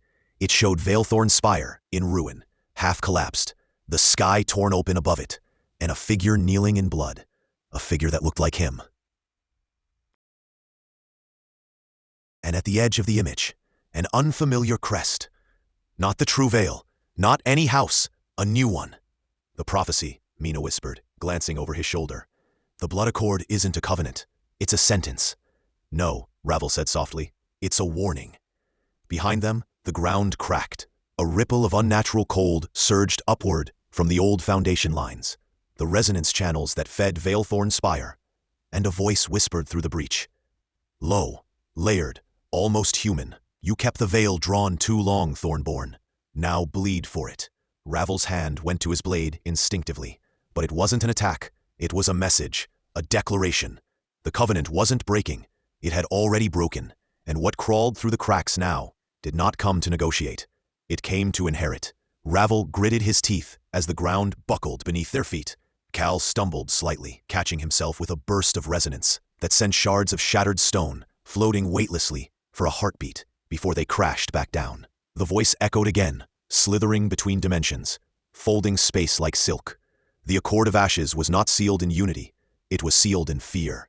Mina braced herself against a twisted pillar, her eyes scanning the ruptured ley line that now pulsed like a vein laid bare. That voice, it's not a projection. It's manifesting through the breach. Ravel stepped forward, his blades humming with anticipation. What are we dealing with? A remnant, said Cal, his voice hoarse. Not a hollow blood, not a veiled. Something displaced. A flicker of motion broke the haze, a silhouette rising from the cracked foundation. Not flesh, not spirit, but something in between. Its body shifted constantly, as if multiple versions of itself were vying to exist in the same moment. Eyes, far too many, opened along its arms, its chest, its throat, and in the center of its forehead, a single glyph, burning like a wound. Not a sigil of power, a brand. Step back, Mina hissed. It's an echo revenant. Even Cal recoiled. Those are only spoken of in myth. No longer, Ravel growled. We hold, we end this. The revenant moved. Not with fury, not with haste, but with surgical intention. Its arms snapped outward, and 3 enforcers were dead before they could react, their blood drawn into the sigils carved into the air. The air bent, howled, unmaking itself around the creature's passage. But Ravel didn't yield. He surged forward, twin sabers raised. His first strike was caught mid-arc, halted by a barrier of pure resonance. The second cleaved through, sinking into something soft, only for the blade to pass through as if cutting mist. Ignore its body, Mina called. Target the glyph. Ravel twisted, redirecting his focus. With a burst of momentum, he vaulted upward, flipped behind the creature, and drove both sabers downward into the glyph at its crown. The impact sent out a shockwave, blasting back everything in a 30-meter radius. When the smoke cleared, the revenant was gone. In its place, a scorched crater, and at its center, still warm, another sigil. This one wasn't a glyph. It was a seal, an invitation. Elsewhere, beneath Hollowspire, high above the ritual chamber, Bells tolled in mockery of their original purpose. The ceiling was a dome of obsidian glass, reflecting the ritual circle below in warped fragments. At the center of the room stood a figure cloaked in veils of black lace, skin glowing faintly beneath layers of enchantment. She had no name, or perhaps she had too many, but all the Hollowbloods called her the Mother of the Morning Chain. Before her, the ritual neared completion. Blood had been spilled precisely, resonance woven in exacting spirals, and on the altar rested the final piece, an ancient femur inscribed with lunarch numerals and bound with a strip of living cloth. "The Veilthorn rises in rebellion," whispered a priest at her side. "Shall we accelerate the awakening?" "No," she replied softly, voice a melody of glass and ash. "Let them believe they struck a blow." She ran a single nail down the femur. It screamed, "Let Ravel taste victory." The altar glowed, and the moonfall sigil branded itself into the floor. Veilthorn's spire. 1 hour later, the spire's core chamber pulsed with volatile resonance, alarms flaring as containment thresholds wavered. Engineers and sentinels scrambled to restabilize the spire's undercurrent, rerouting flow from the eastern relays where the echo revenant's emergence had fractured a ley artery. Ravel stood alone at the highest level of the spire, the war-torn city visible beyond the stained glass windows. From this vantage, the scars of battle were clear. Fires still burned in pockets across the eastern quarter, while the western wall shimmered under newly raised shields. Cal and Mina joined him in silence. "Reports?" he asked. Cal shook his head. 14 Veilthorn dead, 24 wounded. Division Echo's southbound reinforcements never arrived. "We believe they were intercepted," Mina added, "and the glyph left by the Revenant. It's not native to any house. We ran it through every known archive. Closest match is from a sealed vault beneath Astralax, pre-Covenant." Ravel turned to them. "Then we need to open that vault." "Even if we could," Cal said grimly, "we'd be violating the original Lunar Concord. No house is allowed to access the ancient vaults without the full circle of spires convened." Ravel unsheathed the shard with the inverted Veilthorn crest, the assassin's mark. He held it between thumb and forefinger, letting its resonance pulse with grim certainty. "They've already violated every law that bound us." He looked out over the horizon. "The circle's dead, whether they admit it or not." For a moment no one spoke. Then Mina stepped forward, laying a single scroll on the table between them. The seal bore not her house's sigil, but a triad: the crescent of Laurent, the thorn of Veilthorn, and the eye of Vain, an unspoken rebellion. "This is a new accord," she said. Cal nodded. "Not of ashes, but of blood," Ravel finished. And below, far beneath the fractured wards of Virelles, something ancient stirred and listened. Chapter 13. The Veil Unbound. Wind slithered through the broken lattice of the eastern battlements, carrying the metallic tang of blood and the acrid scent of burning pitch. Ravel stood atop the shattered ramparts, his cloak torn, his knuckles slick with dried gore.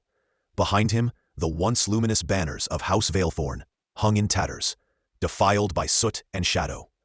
Below, the last embers of the Morning Chain's assault still glimmered like dying stars in the darkened cityscape. He could hear them, the whispers beyond the stone. Not men, not even Hollowbloods. Something older, something watching. "Report," Ravel barked, turning to the twin Echo agents kneeling beside the ruined beacon tower. Both wore the sigil of Division Echo, the eye and sunburst emblazoned on their vambraces. Agent Kale wiped a smudge of soot from his face. "Flank 2 has stabilized. House Caldrith's flame guard held the breach. House Laurent's line has withdrawn to the Virellan spine. Vain is silent." "Silent?" Ravel frowned. "They always announce their withdrawal." Kale nodded grimly. "Not this time. Their ward flares died without reply. No bodies, just empty armor and bloodless trails leading into the Hollowwood." Ravel's gaze drifted eastward, toward the shivering tree line beneath the rising twin moons. Vain's lands bordered those woods. If their forces had vanished into it without a trace, it was no retreat, it was consumption. "We're running out of allies," he muttered. Kale lowered his voice. "And time."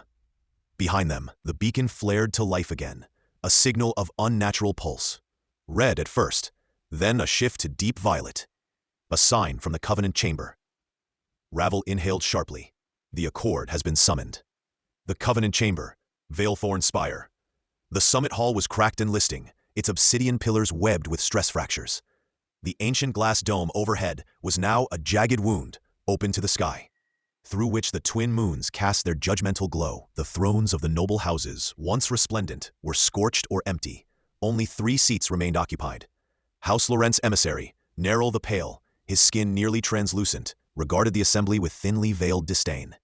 Opposite him, the flame-wreathed phantom of House Caldrith flickered in a wisping blue glow. And at the head of the room, standing, not seated, was Ravel, the enforcer of the Accord. "No sign of Vane," Neril said, voice like falling frost. "Again. They've turned," whispered Caldrith's phantom. A chorus of voices coiled beneath its words. "The blade in Crescent is now the blade in Shadow. They have joined the True Veil." Ravel's jaw tightened. The True Veil, that name again. "I found this," he said, stepping forward. He withdrew the blood-stained shard he'd collected from the ruins of the Eastern Tower. It glinted under moonlight, an obsidian sliver etched with an unfamiliar crest. Not of any known house. A blood droplet, falling into a crescent hollow. Neril's pupils constricted. "That's not Vane's. ...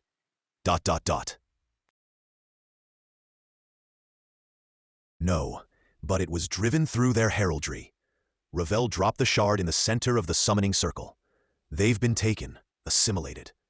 "To what end?" asked Caldrith, voice echoing across plains. "The Accord has held for 1,000 years. Why now?" "Because the Accord was never complete," Ravel said. "There's a record, one buried, an original pact before the rewritten covenant." Neril narrowed his eyes. "You're suggesting there's a true veil?"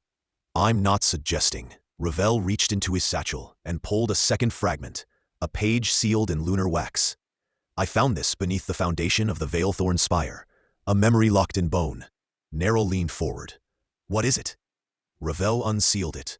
The parchment hissed as the wax burned away, revealing the sigil, not of any house, but of the first. A house with no name, just the eye and the veil, circled by 3 drops of blood. A house predating us all, predating the spires, predating Virelles. Even Caldrith's ghost recoiled.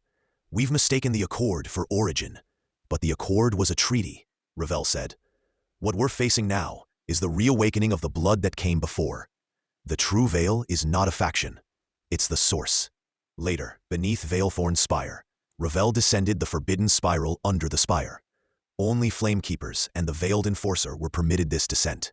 Here, relics hummed in silent tombs, and arcane runes pulsed underfoot. At the bottom, the obsidian chamber, long sealed since the early Accord. He placed the blood-sealed shard into the central altar. The runes blazed, revealing glyphs of ancient Virellan origin. A spectral voice echoed from the walls. "Reclaim the veil." The chamber responded to his blood. Ravel's hand bled onto the stone as the seal broke, revealing the vault. Inside, armor, black as void, rimmed in rose gold. A voice whispered in his skull, "You were born of Veilthorn, but you were made for the original blood." He fell to one knee, visions slamming into him. The first veiled, their covenant of shadow, their betrayal by the others, how the Accord was formed to cage what they could not kill. The eye, the veil, the resonance. When he rose, his eyes glowed faint silver. "I know what I must do. Elsewhere, Hollow Spire Outlands." Cal Vane emerged from the Hollow Spire ruins, his armor cracked and his blade humming with discordant resonance. He was alone, his kin lost in the Whalestorm, but he carried something back. He knelt before a towering figure wrapped in dusk robes, face obscured, only its bleeding crescent sigil visible. "We were promised return," Cal Vane said, "and retribution." The figure leaned forward, offering a blade not forged, but grown, its edge pulsing with the rhythm of a buried god. "Then swear to the True Veil," the figure said, "and unmake the Accord." Cal took the blade. Behind him, hundreds of black-armored shapes emerged from the Hollowwood, each bearing the corrupted sigils of once noble houses. Back in Virelles, atop the spire, Ravel stood before the stars. The covenant was no longer tenable. House Vane had fallen. Hollow Spire's true allegiance remained in question. The veil was not a pact, but a prison, and the prisoners were stirring. "We need the old laws," he said to the ghost of Caldrith beside him. We need the flame, the echo, and the thread, Caldrith whispered. Then find the last of them. Luna, Ravel whispered, the Moonblood girl. She carries the last memory of the flame. And the voice of resonance, Ravel said, eyes narrowed. It's time to awaken it. The wind shifted. Not a breeze, but something deeper, like the exhale of the city itself. Ravel turned away from the parapet slowly, as if sensing eyes beyond mortal sight. His silver glow irises dimmed beneath the shadow of his brow, but the mark left by the veil's relic still pulsed at the base of his neck, etched into the skin like a fresh brand. The resonance has changed, murmured Caldrith's lingering projection, its form flickering in agitation. Ravel nodded. Something stirs beyond the hollow wood, and beneath us. He turned, descending the spire's outer stairs toward the inner sanctum of Veilthorn. Each step he took resonated, as if the stones themselves recognized his blood's awakening. There was no longer room for doubt. He had glimpsed the veil behind the veil, and now nothing in Virelles was as it once seemed. As he passed beneath the echo gate, a threshold meant only for covenant heirs, he heard the murmur of Luna's name in the resonance once again. Luna, he whispered, deep below, the twilight reliquary. Luna sat in silence, cross-legged on the cold stone of the reliquary's inner chamber. The sanctum pulsed with relic light, flickering patterns of glyph and memory, blooming across the walls like living ink. She had been left alone with the thread for days now, tended only by the silent matron, an ancient blind keeper of the flame's last embers. Though she'd spoken no words, Luna could feel the matron's presence, watching her through unseen senses. Today, the thread was louder. It coiled in her palms like a serpent of woven glass, its light refracting not just in color, but in emotion. Each pulse stirred her memories, her mother's voice in lullaby, the first time she touched resonance, the unspoken longing that had led her to Zahari, and now it showed her fire, a tower crumbling, eyes glowing silver. Ravel. She opened her eyes sharply. He's seen it. The silent matron did not turn, but replied softly. The veiled blood calls to its mirrors. He has tasted the origin, and now he seeks you. Luna stood slowly. Then I should meet him. You are not yet ready, the matron said, voice cold and final. I'm not waiting. Luna stepped forward, the thread folding into her wrist, as if absorbed. She summoned her cloak of woven flame, its aura subdued but unmistakable. The accord was a lie, and the city is bleeding. Ready or not, I am Flameborn. The matron gave a slow nod, then extended garled hand. Within it lay a medallion, a crescent eclipsed by a spoked wheel. Then take this, the key to the flame's original door. Elsewhere, the ruined courtyard of House Vane. Cal Vane stood atop the fractured dais where once the emissaries of his house delivered judgment. Now ash and bone filled the crevices. Shadows rippled at his feet like roots, pulsing with the rhythm of the corrupted veil. Before him stood a shrine, ancient, hidden beneath the very floor of the ancestral hall. Its carvings had been scrubbed out in ages past, but now the dark god it depicted stirred again. A low voice, as if speaking through every fallen branch in the Hollowwood, filled the air. You are the first returned, the tide-bearer, the oath-breaker and oath-keeper both. Cal bowed his head. The accord denied us. Virelles buried the truth. But I remember now. ... He drew the groan blade gifted to him by the figure cloaked in dusk. It pulsed with symbiotic hunger. Blood that touched it did not stain. It vanished, consumed as fuel. You have taken my name, the voice said, but not yet my shape. Will you be the mask? Cal raised the blade, slicing across his own chest. His blood poured into the shrine's basin, and the basin screamed. Not a sound, but a psychic wail that echoed from the depth of the world to the highest point of Veilthorn spire. Veilthorn, the summit chamber. Ravel staggered, clutching his chest as the scream struck him. Neril, who had returned in silent motion, looked up sharply. Did you hear that? Caldrith's ghost fractured slightly. The Hollowbloods have woken something beneath the accord's bones. Ravel's vision blurred with a sudden rush of memory, not his own. Cal's blade, Cal's vow, Cal's sacrifice. Then, something else. A moment, future or past unclear. He stood beside Luna, their hands clasped. The moon above them bled silver rain. The eye blinked open in the sky. The veil burned. He gasped and collapsed to one knee. Neril rushed to his side. What did you see? Ravel looked up slowly. The beginning and the end. That night, the crossroads of the sunken ward, Luna and Ravel met at the base of the Veilthorn's underbridge, where the old echoes of the spires intersected with the bones of the first city. Both were changed. "You heard it too," Luna said, stepping from the shadows. "I did," Ravel replied. She studied him carefully. The new hue in his eyes, the deeper shadow under his voice. "You've been touched by it. So have you." The thread shimmered faintly beneath her skin. "They want to burn the city." "They want to remake it," he corrected. "From the memory of what it was, not what it became." "And you?" she asked. "What do you want?" Ravel paused. "I want to know if we ever had a choice." She stepped closer. "We do now. But we won't for long." A gust swept through the underbridge. Ravel tilted his head as the scent of cypress and ash rose around them. "The hollow march begins soon," he said. "Then we ride before it," Luna answered. She held out the medallion the matron had given her. "This opens the door to the first Threadkeeper's sanctum, the origin of the flame and the veil." Ravel reached out and touched it. Together their hands pulsed with a resonance unlike any before. A third path was forming. Not Accord, not true veil. Something new. Chapter 14. Shards of Dissonance. Ravel knelt amid the aftermath, fingers brushing over the cooled stone where the morning chain had stood only hours before. The air still thrummed faintly with residue, echoes of the runic fissures that had splintered through the eastern ward. Even in absence, the chain left its mark, a dissonant chime on the back of his teeth, like a distant bell tolling beneath the world. Above him, dawn's fractured light struggled through the ash-laden skies. Veilthorn's spire loomed ahead, half-wreathed in smoke, its upper tiers veiled by storm clouds, conjured not by weather, but by will. He stood, grim-faced, the black rose emblem on his coat dusted pale by ash. Behind him, division echo agents moved with surgical purpose, scouring remnants, sealing broken runes, extracting corrupted essence from bodies that no longer bled. Most bore the curved, ritual wounds left by the hollow-blooded strike squads. A few, disturbingly, bore none at all. Lucien approached with a whisper of cloth and the scent of singed metal. His normally immaculate coat hung loose, scorched along the hem, his eyes shadowed. The veil confirms the Western seers saw nothing. They claim the future split a dozen times an hour ago. That kind of divergence means something older than prophecy is at work, Ravel finished.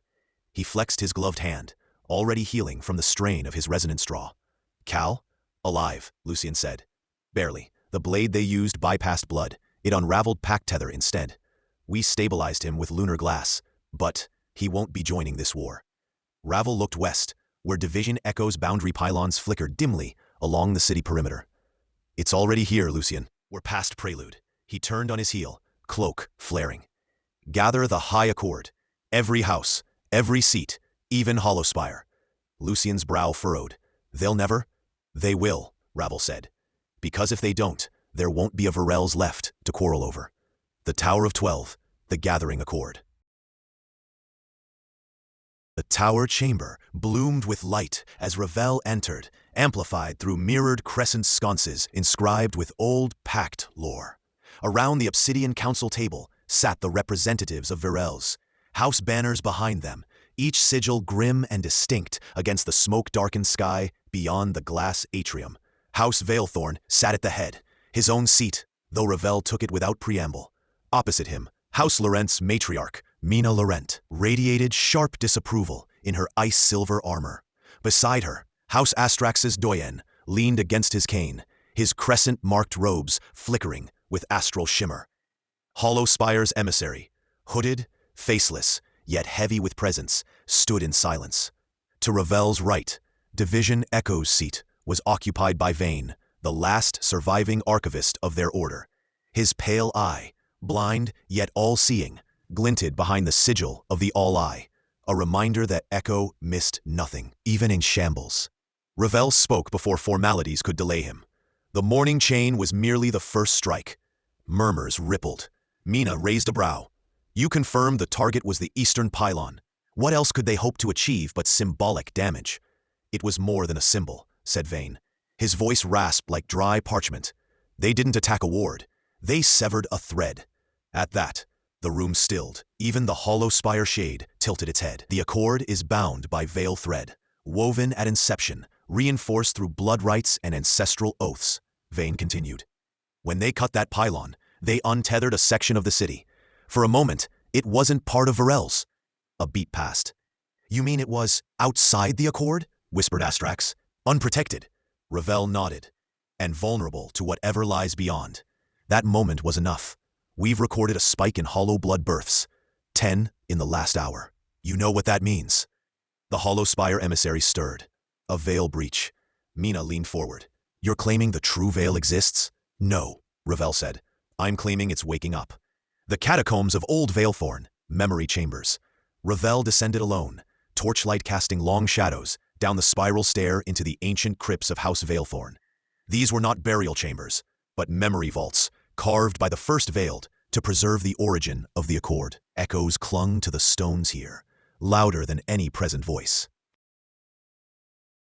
He paused before a sealed archway etched with the rose-thorn sigil, touched it with his blood, and stepped through. The chamber pulsed with cold. In the center stood a monolith, a shard of the original veil, obsidian black, with streaks of impossible light threading through its core, like moonlight bound in glass. He approached, placing his palm against it, and the memory took him. Long ago, the fall of the First Covenant, Virelles had not yet risen, and the land was divided. 12 houses, 12 moons, 12 bloodlines, each claiming celestial descent. Their wars reshaped continents, their grievances etched into the very ley lines of the world. It was not until the Nameless One, who wore no sigil and claimed no lineage, descended from the hollow star, that the houses knew fear. The hollow-blooded were his children, formed not through pact, but through hunger. They fed on resonance, on lineage itself. In desperation, the houses forged the Accord, a blood-woven pact, anchored to the veil. One crest was chosen to enforce it, one enforcer to bear that mark. House Veilthorn. From their line, the first arbiter, a woman whose name was struck from records, known only as the Thornsinger. She bound the Nameless One into the void with her final breath, sealing the veil with a rose of shadow. But the veil was never meant to last forever, and some remembered what lay beneath. Return to the present, Tower of Echoes. Ravel reeled back from the shard, breath ragged. The echoes still rang in his skull. Lucien was waiting when he emerged. They're already moving. Another strike, this time near Hollow Spire's rift. Too soon, Ravel muttered. They're accelerating. It's not just the chain anymore. They have someone pulling threads across the city. Coordinated. Lucien hesitated. What if it's not just someone? Ravel's eyes narrowed. Speak. Lucien swallowed. We found this. He handed Ravel a strip of cloth. Torn, crimson, emblazoned with a symbol, familiar yet warped. The rose crest of House Veilthorn. Twisted, thorns inverted inward, petals bleeding black. Beneath it, the glyph of the true veil. They're not trying to destroy the Accord, Lucien said. They're trying to rewrite it. Smoke unfurled over the eastern ward, curling skyward in dark, twisting banners, as if mourning the destruction below. The mourning chain had unleashed its fury, and the once immaculate towers of the upper promenade now lay fractured, obsidian stone weeping molten ichor from wounds, torn through enchantment and mortar alike. The Accord's oldest wards, thought unbreachable, cracked like thin ice beneath a curse older than most of the houses themselves. Ravel Veilthorn stood among the broken ramparts of the East Bastion, wind lashing his cloak, its tattered hem flaring like a banner in defiance. The veil's sigil pulsed faintly on his gauntlet, the crescent and fang cast in a ghostly luminescence, attuned to every resonance across the veiled wards.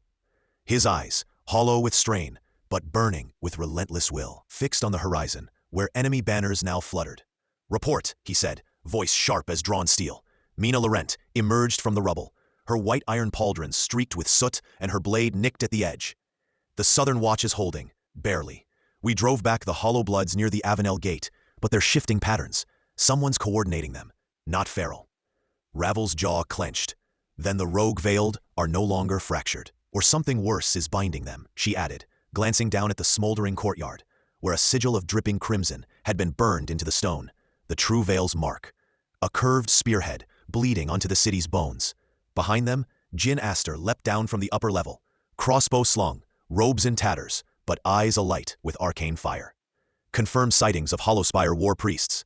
They're invoking rites that haven't been seen since the last sundering. Some of our wards failed, without being touched. That means they've pierced the Accord's weave, Ravel muttered. Cal said it was fraying. Now it's unraveling. Jin nodded. We need to retreat to the inner sanctum. Let the city fall, if it must. The Accord's vault can't be breached. Ravel turned sharply. And if we retreat now, we lose the Eastern Spire. We lose the people, Jin. The Covenant wasn't built to preserve only itself, but it was built to preserve what's necessary. Their eyes locked, old friends, now standing on the edge of ideology and ruin. A tremor coursed through the ground, not from siege engines, but something deeper. A low hum rose from beneath the shattered temple square, followed by a burst of blinding light. Everyone froze. Then came the voice. It wasn't a sound that struck the air. It struck the mind. A command in the tongue of the firstborn. Veil must break. And just like that, one of the Accord towers crumbled inward in a storm of glass and memory. In the heart of the city, beneath the citadel of thorns, Division Echo's enclave flickered to life. The eye sigil, wrought from obsidian and silver, opened, literally, its iris flaring with awareness. Inside the chamber, Calvain paced before the echo-tempered reliquary, the mooncrest blade humming in its sheath. He was gaunt from the resonance burns he'd taken days prior, but power still clung to him like a second skin. They've breached the sigils at the fourth lay convergence, murmured Overseer Solon, her hand hovering over the scrying pool. Cal turned. Then they found the origin shard. No, Solon said. They didn't find it. Someone gave it to them. Cal stilled. Which house? Solon didn't speak, only raised a hand and summoned an image in the waters. An old pale crest, once forgotten, now worn anew. House Noctros. He felt the sting of betrayal like a dagger drawn slow. Noctros had not been seen since the first Accord. Their line fought lost in the shattering. If they had returned, then whatever unity had remained among the Veiled was no longer merely fraying. It was being torn by design.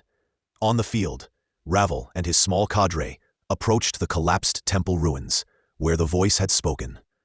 Every Veilborne in earshot had heard it. Every sigil on their armor had dimmed in response.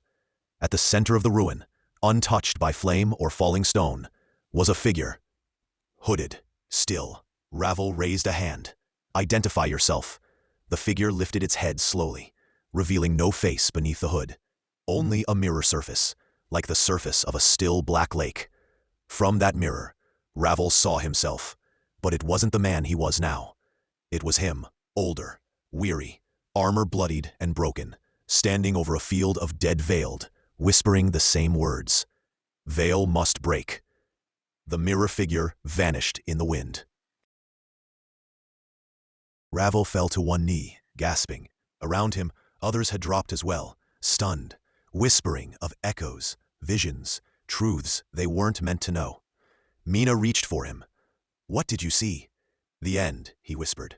And I started it. In the upper crypts, beneath Veilthorn Spire, the remnants of the Accord Council convened. What little remained. House Astrax had gone silent, their towers cut off from resonance. House Lorentz forces were depleted, fighting phantom incursions in the hollow quarter. House Vane had sealed their gate, refusing to speak until the stars aligned once more.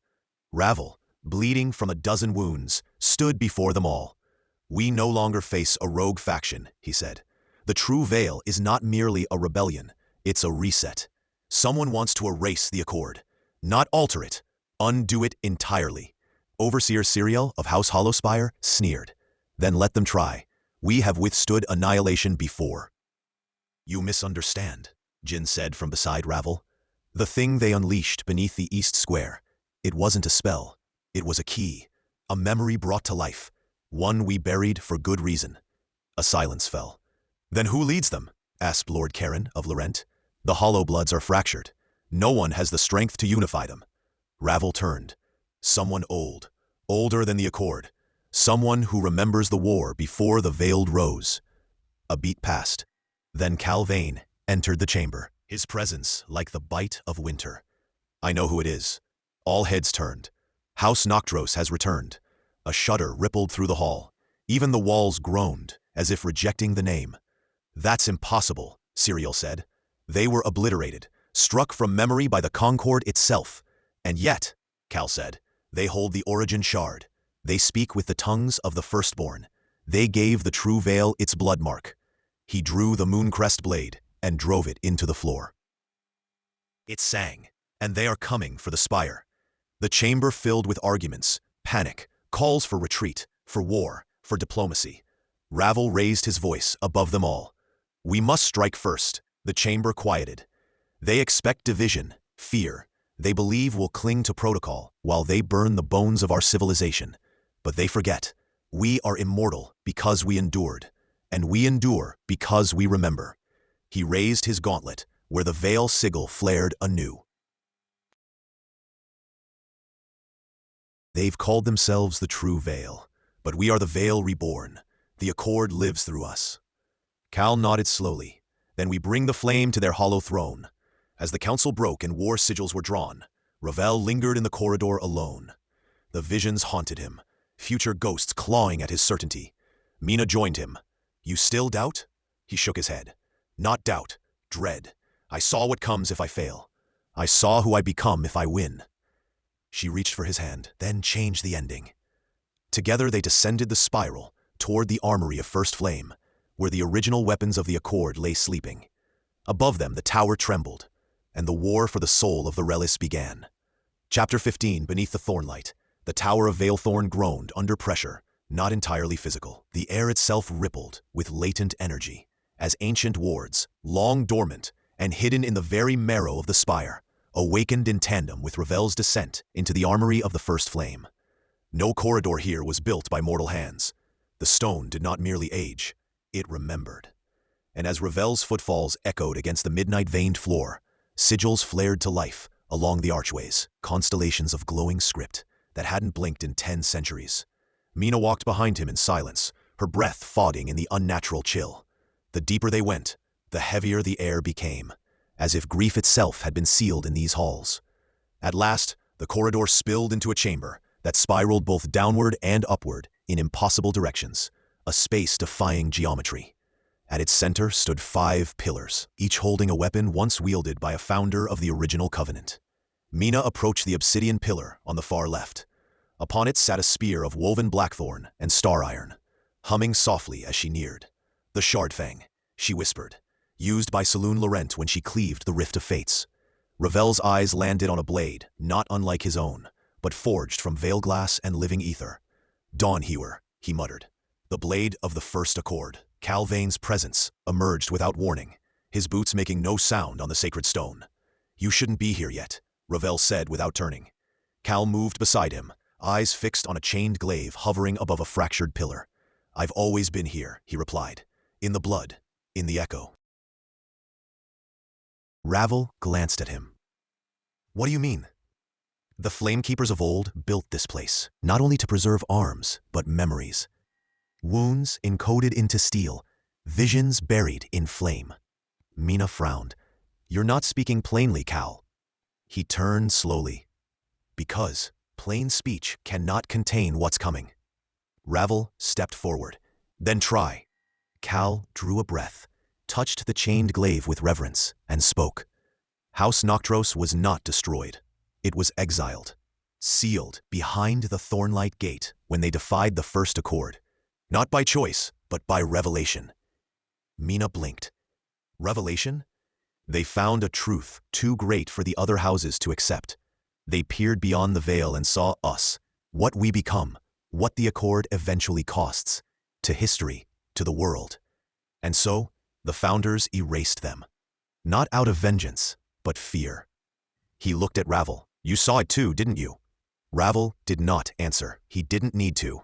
The mirror echo had shown him the ruin of Virelles, and himself at its center, weeping blood over a throne made of broken crests. Then we have no time, he said, voice low. We strike now. Outside the spire, the city was war-torn, but not yet fallen. Veilborne warriors clashed with hollow blood raiders, beneath banners both ancient and blasphemous. The skies cracked with silver lightning, conjured by the high lunarchs of House Eridine, whose moon-marked helms glinted above the fray. In the ruins of Hollow Quarter, Jin Aster coordinated battalions from atop a levitating platform scrawled with runes. Behind him, scrolls of red-threaded fate fluttered in the wind. A scout climbed the rubble toward him. "They're coming from the roots," the scout hissed. "They found the Thorn Pass." Jin's eyes narrowed. Then they know. He reached for his crescent-cast wand, activated the resonant flame, and broadcast a single word across the network of accord-linked mines. Convergence. Deep beneath the city, the Thorn Pass was never meant to be rediscovered. It had once been the migration route for the founders of the Accord, a tunnel of crystallized roots and dead god's marrow that led to the heart of Virelles, the throne tree from which the Veil drew its original strength. Now it surged with unnatural light. The true Veil had arrived. Cloaked in shattered armor and veiled in dripping red, their war leader moved like a dream through the path. No footfall echoed, no breath stirred. This was no mortal general. This was the one they called the Breaker. And behind him marched those who had sworn not merely against the Accord, but against memory itself. Ravel, Mina, Cal, and a dozen elite Veilborne descended into the Thorn Pass through the inner sanctum's breach point. The passage welcomed them like a wound reopening. Runes flared in protest, as if screaming, "Too late! Too late!" They moved swiftly, every twist in the path revealing murals long hidden, depictions of gods weeping over the founding of the Accord, of houses burned not by war, but by consensus. "Did we build this covenant on ash?" Mina whispered, tracing a scorched fresco. "No," Ravel said, "but maybe we buried too much beneath it." A thunderous pulse hit the tunnel ahead. Cal drew Mooncrest. "They're here." The first clash was not with steel, but memory. A wave of unbeing washed over them, shattering torches, draining color. A hollow blood priest stepped forward, face covered in a mask shaped like a screaming child. From its hands poured black fire. Veilborne charged. Mina danced forward with Shardfang, cutting through the fire like it were water. Ravel flanked from the shadows, his veil step allowing him to blur past the enemy's perception. But it was Cal who confronted the priest directly. Their weapons met with no sound, only light, and from their clash poured visions into the minds of all around them. The forging of the Accord, the burning of House Noctros, the sealing of truths in flame. Cal struck once, and the priest died in silence. Farther down, the Breaker stood at the entrance of the throne tree. The Veil had once rooted here. Now, only ash remained. But from ash, the true Veil rose. The Breaker turned, his voice layered in thousands of forgotten names. "They come." A dozen Hollowbloods knelt behind him, offering sigils torn from fallen Accord warriors. "Then we greet them in kind," he said, and the heart opened. At the final chamber, Ravel's group emerged into a vast root cathedral, the ceiling lost in shadow, and the roots glowing from within like stars buried in wood. The throne tree had become a battlefield of time itself, half alive, half ghost, and at its center stood the Breaker. "Ravel Veilthorn," he said, as if greeting a wayward child. "Do you know what you carry?" Ravel raised his sword. "Duty." "No, you carry silence. You are its weapon." Behind him, Mina and Cal spread into position. "I saw what you showed me," Ravel said, "but I also saw something you didn't." The Breaker tilted his head. "I saw us break the Veil and lose everything." Ravel's sigil flared. "And I saw us remake it, stronger." They charged. The firelight from the smoldering eastern ward still glowed against the low-hanging mist, casting a molten shimmer over the cobblestone streets of old Virelles.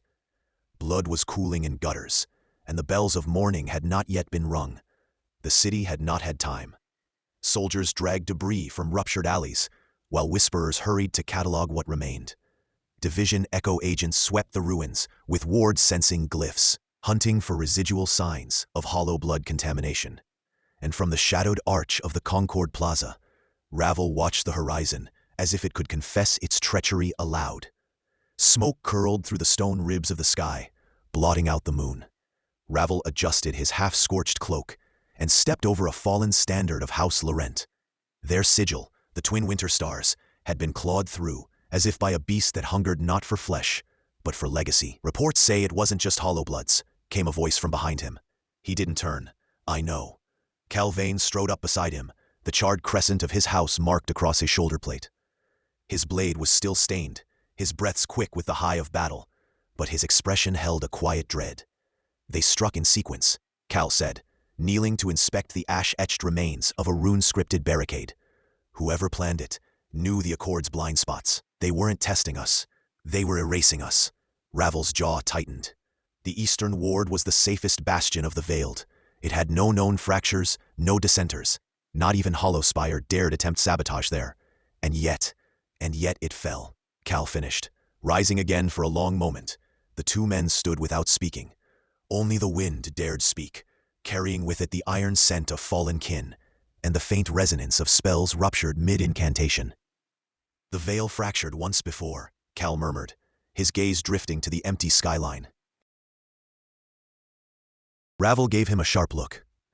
"What are you suggesting?" "I'm not suggesting. I'm remembering."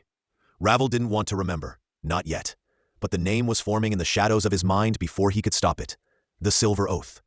A lifetime ago, or longer, if one measured time the way immortals did, the Silver Oath had been the promise that held the Covenant together during its bloodless founding, an accord forged in defiance of celestial law. It was not written in ink, but etched in resonance, an oath, not merely spoken, but bonded, soul to soul, thread to thread. And it had been broken once, long ago, in the shadows before Virelles had towers. "What you saw at the gate," Cal continued slowly, "that sigil drawn in their blood, it wasn't hollow blood. It was something older. Older than House Vane. Older than the Accord itself." Ravel didn't need convincing. He had seen it too. The curved blade crowned above the eye. The old mark of the first veil. The one that had been purged from every scroll and sealed behind the vault of names. "We need the vault unsealed," Ravel said, finally speaking the heresy aloud. Cal flinched. "You'd risk that?" Ravel turned to him fully, and his voice was flint. "We already have." By nightfall, the remaining houses had convened. Not in the Grand Accord Hall, that was still smoldering, but deep beneath the foundations of Veilthorn Spire, within the Chamber of Echoes, a subterranean sanctum, long reserved for catastrophes too delicate for daylight. The ancient round table stood beneath an obsidian dome veined with silver, light flickering from resonance crystals set in sconces between the wall's heraldic etchings. Only 5 seats were filled. House Laurent had not answered the summons. Their halls were in mourning, their crest draped in black. House Astrax sent an envoy, a silver-veiled woman named Nima, whose words rang like icicles falling onto glass. "The northern wards hold. The fields have not been breached," she said, though she offered no assurance of aid. House Hollowspire, ever half-shadowed, sent their emissary of salt, the one with a face of glimmering runebone. His voice came through a translator stone. "We warned of resurgence," he hissed. "Your silence birthed this blood." Division Echo was represented not by an agent, but by Savax, their warden commander, one of the few Veiled who had served in every age since the breaking. His eye patch bore the all-seeing emblem of their crest. Then there was Ravel. The chair of House Veilthorn stood vacant, in honor of the fallen. Ravel sat alone in its stead. "Begin," said Savax. Ravel stood. The strike on the eastern ward was not an isolated hollow blood event. A symbol was left. One that predates our current accord. One that I have only seen once before. Whispers stirred across the chamber. The Hollowspire emissary's light pulsed, denoting either recognition or alarm. "The mark belonged to the true Veil," Ravel said. "The original doctrine. The one fractured during the founding of the Accord." "That's heresy," Nima of Astrax snapped. "That line was severed." Ravel met her stare. "So we were taught, but it was not erased. It has been waiting." Savax leaned forward, hands clasped like blade hilts. "And you believe they are behind this siege?" "I do, and they are not done. The first strike was to destabilize. The second will be to claim." The Hollowspire emissary's stone pulsed again. "And the vault?" he asked. "It must be unsealed," Ravel said. "No," Nima objected. "We cannot risk releasing what was locked away for a reason." Ravel's tone chilled. "Would you rather face it unprepared?" Silence fell. Finally, Savax nodded. "Very well. By Echo's authority, I will grant temporary unsealing, under the watch of Division Echo, and one chosen representative from each house. The vote passed. House Hollowspire abstained, as always. Nima relented, bitterly. Ravel would lead the opening. That night, Ravel descended alone into the vault beneath Veilthorn's spire. The doors, black stone, veined with starlight, opened only with resonance keys. His blood ignited the sigil, and the gates peeled back with the sound of thunder, dragged through marrow. The vault was unlike any other archive. It did not store paper or stone. It held memory. Threads of time, suspended in arcane filament, each hung like a strand of frozen lightning, and to touch them was to relive what had been sealed away. Ravel stepped carefully, searching until he found it, the fracture of the first veil. He reached out and let the thread wrap around his hand. Flashback. Before there was Virelles, before the Accord, there was only the Moon Throne and the ones who betrayed it. The Veiled were not nobles then. They were warriors, wardens, wielders of celestial resonance born from the lunar cradle. They ruled the night, and their blood shimmered with inherited memory. Among them stood Savax, younger, with both eyes glowing, and beside him, a woman, the founder of the true Veil. Her name was whispered only in forbidden chant, Elivra Noctalo. She believed the Veiled should not be bound to mortal treaties, that immortality was divine inheritance, not a privilege to regulate. She forged the silver oath, not to unite, but to command.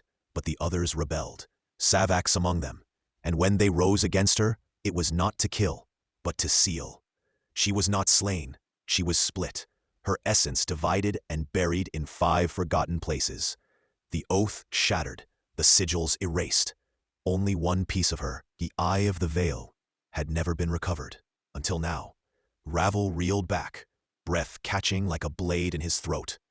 The thread dimmed. He stood alone in the vault, but he could feel it. Something had stirred. The resonance of the true Veil was no longer just history. It had returned. Back in the chamber above, he found Savax waiting. "You saw it, didn't you?" the warden asked. Ravel nodded. "We were wrong to seal her. We didn't end her.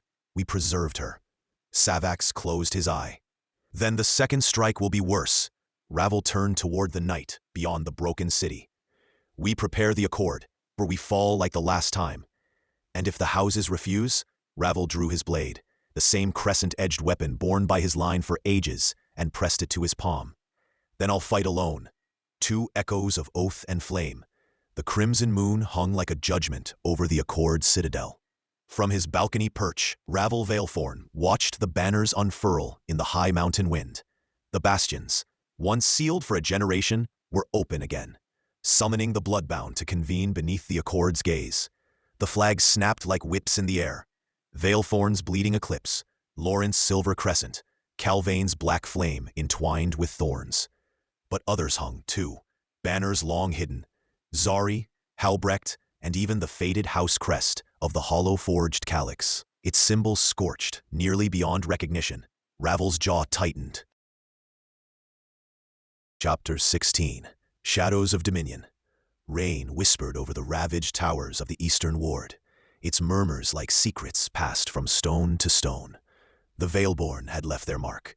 Fires smoldered in courtyards once gilded in light, and the sky hung low, as if mourning the breach of the Accord. Ravel stood beneath the ruined arch of the old Hall of Scriptors, his cloak slick and heavy with rain. His eyes locked on the blackened body of a mourning chain officer, pinned to a pillar with a veil-steel javelin.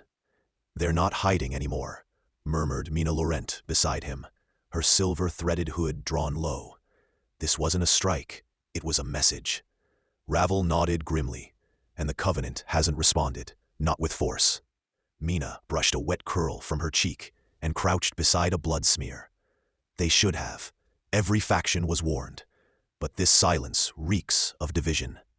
Ravel's gaze drifted to the skyline where the Veilthorn spire loomed, its obsidian point untouched by the chaos spreading across Virelles. The spire still pulsed faintly, like a beacon or a lure. "We strike back," Ravel said. "With what army?" Mina rose, her voice sharper now. "Division Echo has been scattered. The morning chain is fractured. House Vane hasn't sent word since the raid." "They will," I've already sent for Cal. Mina narrowed her eyes. You trust him now? I trust the blood in his veins, Ravel said, voice low. He's Lunark, the last that hasn't been turned or buried. They moved through the wreckage as survivors were escorted out by the last loyal units. Between stone hollows and shattered doors, Ravel saw the symbols carved by the attackers. The broken crescent of the true veil, painted in blood or seared into stone. We underestimated how far the schism ran, Mina whispered. They've infiltrated the entire Accord. Some of these soldiers were wearing echo sigils. They've turned our own against us. A cry rang out from the east corridor. Ravel and Mina rushed toward it, weapons drawn, only to find a young scribe cradling an injured child beside a collapsed passage. The child bore marks of tether disruption, vein patterns glowing faintly from forced resonance withdrawal. Mina knelt swiftly. A blood brand, she hissed. They're experimenting again. No, Ravel said. They're preparing. Mina glanced up. For what? Ravel didn't answer. His memory burned with the ancient words of the Covenant, the echoes of warnings issued in the old tongue. What had begun as ideology now moved like a plague. The True Veil weren't just radicals. They were architects of something older than the houses dared remember. As they exited the wreckage, a rider met them at the gate. Mud-soaked and pale, she bore the sigil of House Astrax. Urgent dispatch, she gasped, handing Ravel a sealed shard of communication. He pressed the crystal to his palm and allowed the resonance to seep into his mind. The message came as a flood of images. A vault breached in the northern sanctum, relics taken, Calvain wounded, Astrax fields burning, hollow spire emboldened. He crushed the shard. They've begun, he muttered. The first strike wasn't the ward. It was Astrax. Mina went still. What relics? The ones not meant to be used. The binding keys. Her eyes widened. No one should even know they exist. They do. And now they hold them. Ravel stepped forward and summoned his tether blade from the void. The dark metal humming with old resonance. We end this. No more councils. No more messages. We go to the source. Veilthorn Spire? Mina asked. No, not yet. First, we find Cal. Then we return to the origin of the Accord. Mina's lips parted. The wound? Yes, Ravel said. We descend. They left that night. No banners, no fanfare, only 3 trusted echo riders, Mina and Ravel. The wound lay beyond Hollow Spire territory, a chasm left by the first sundering, when the celestial veil tore and the veiled first arrived. Now it was forgotten land, uncharted and cursed. Their ride was swift and silent. Hollow Spire's outposts, once feral and infested, now stood oddly vacant.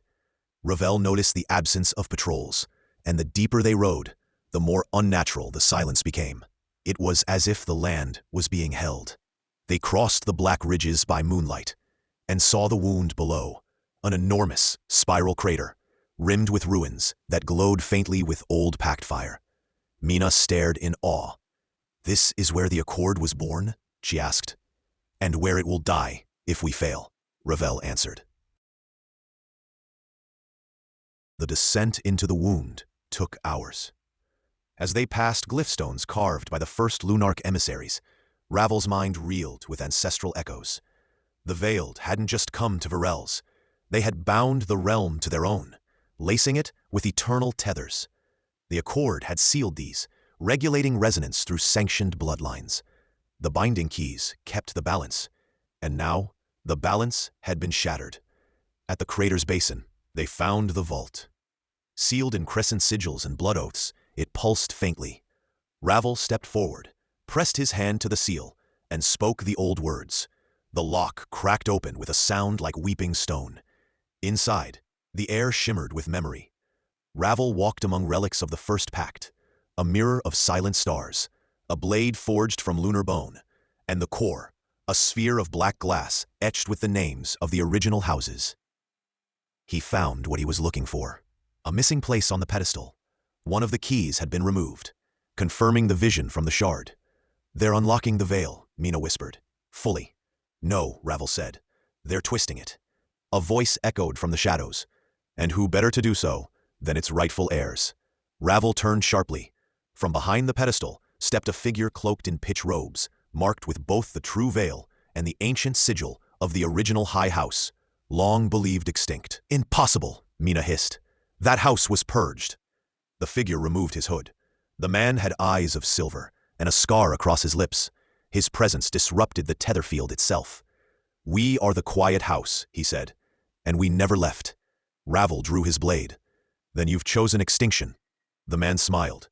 You mistake rebirth for rebellion, enforcer. Mina flared her tether, casting luminescence. You struck Astrax, took the keys. We reclaimed what was sealed unjustly, he said. Your accord is not law. It is a cage. Ravel advanced. And what would you build in its place? Dominion? Chaos? Truth, the man said, stepping aside. Behind him, chained to a stone altar, lay Calvain. Bruised, restrained, and bound by veil steel coils, he lifted his head weakly. Ravel. Ravel's chest tightened. He moved toward him, but the quiet house emissary raised a hand. One move, he warned, and the bloodline ends.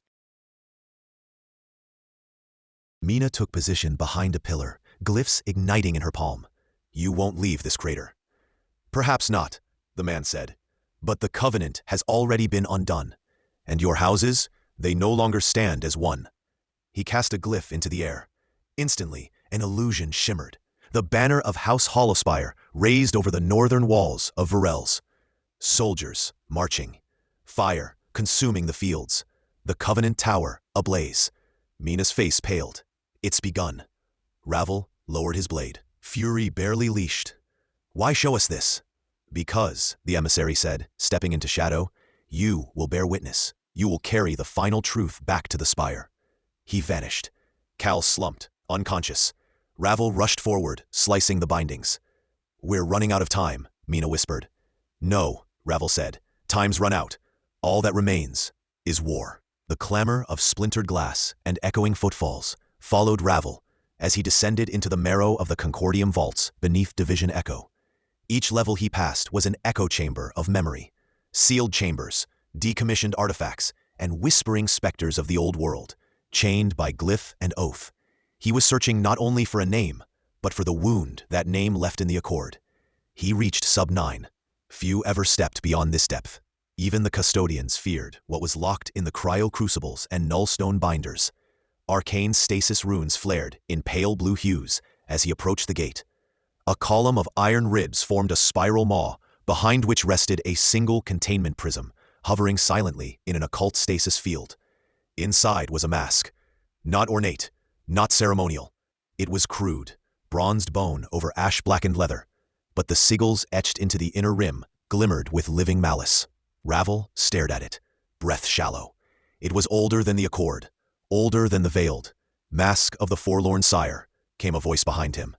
Agent Nera Laurent stepped forward, her own presence cloaked in caution. Sealed when the first Lunarch schismed from the Moonborn Accord.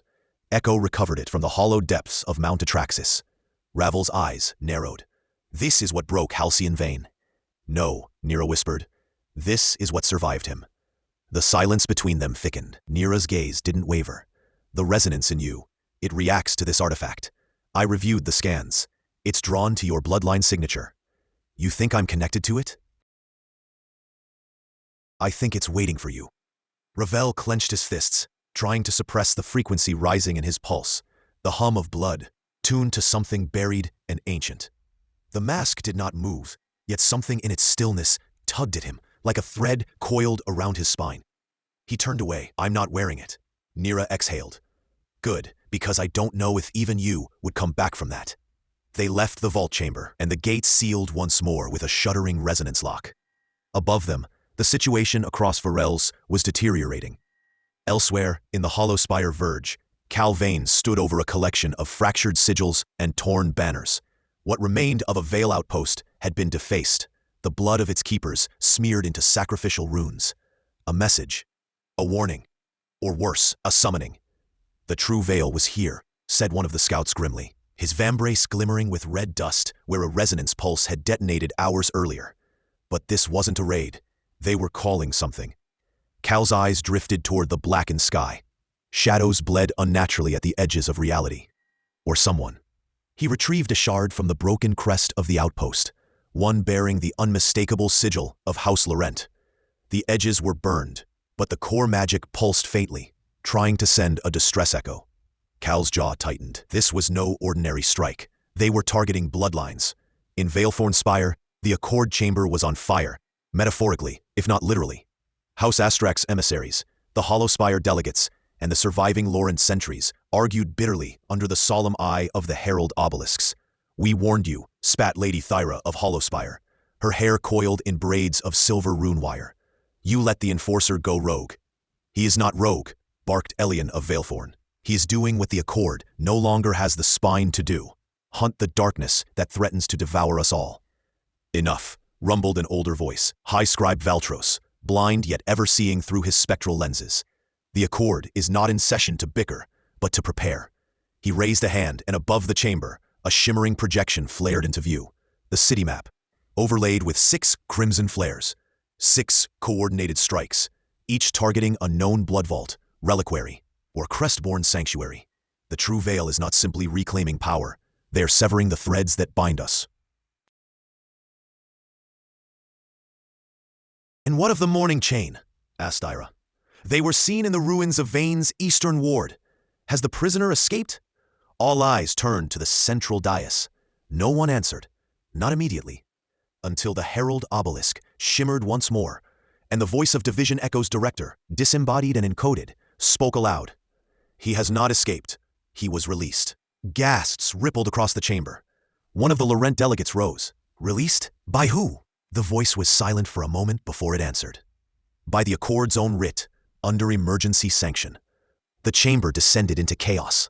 Back beneath Division Echo, Ravel stood before the last unopened codex vault. The sigil on the door was unfamiliar, even to him. A spiral of spears wrapped around a sun-eclipsed moon. Not a house symbol, something older. When he placed his hand against the lock, the door opened. Inside, bound in chains of radiant obsidian and lunar steel, was a tome. The Pactum Mortem. It hissed as he stepped closer, opening itself without his command. Pages flipped under unseen wind, stopping not at the beginning, but somewhere buried deep in its core, at a section titled Echoes of the Fractured Accord. And there, beneath a column of ancient Lunarch script, was a name. Vailian the Hollowed. Ravel's breath stilled, a name whispered only in the dead languages. A Veiled who once led the rebellion against the Celestial Tribunal. The progenitor of the Hollow Bloods. And above that name, a symbol, the same crude sigil as the mask. He reached forward, brushing his fingers against the page, and everything went black. He stood in a field of moon-silver grass, beneath a night sky he did not recognize. Stars blinked in colors he could not name. Before him stood a man, tall, in dark leathers, a half-mask upon his face. "You came," said the man, voice low and distant as if underwater. "Where is this?" Ravel asked, stepping closer. Memory or prophecy, it does not matter.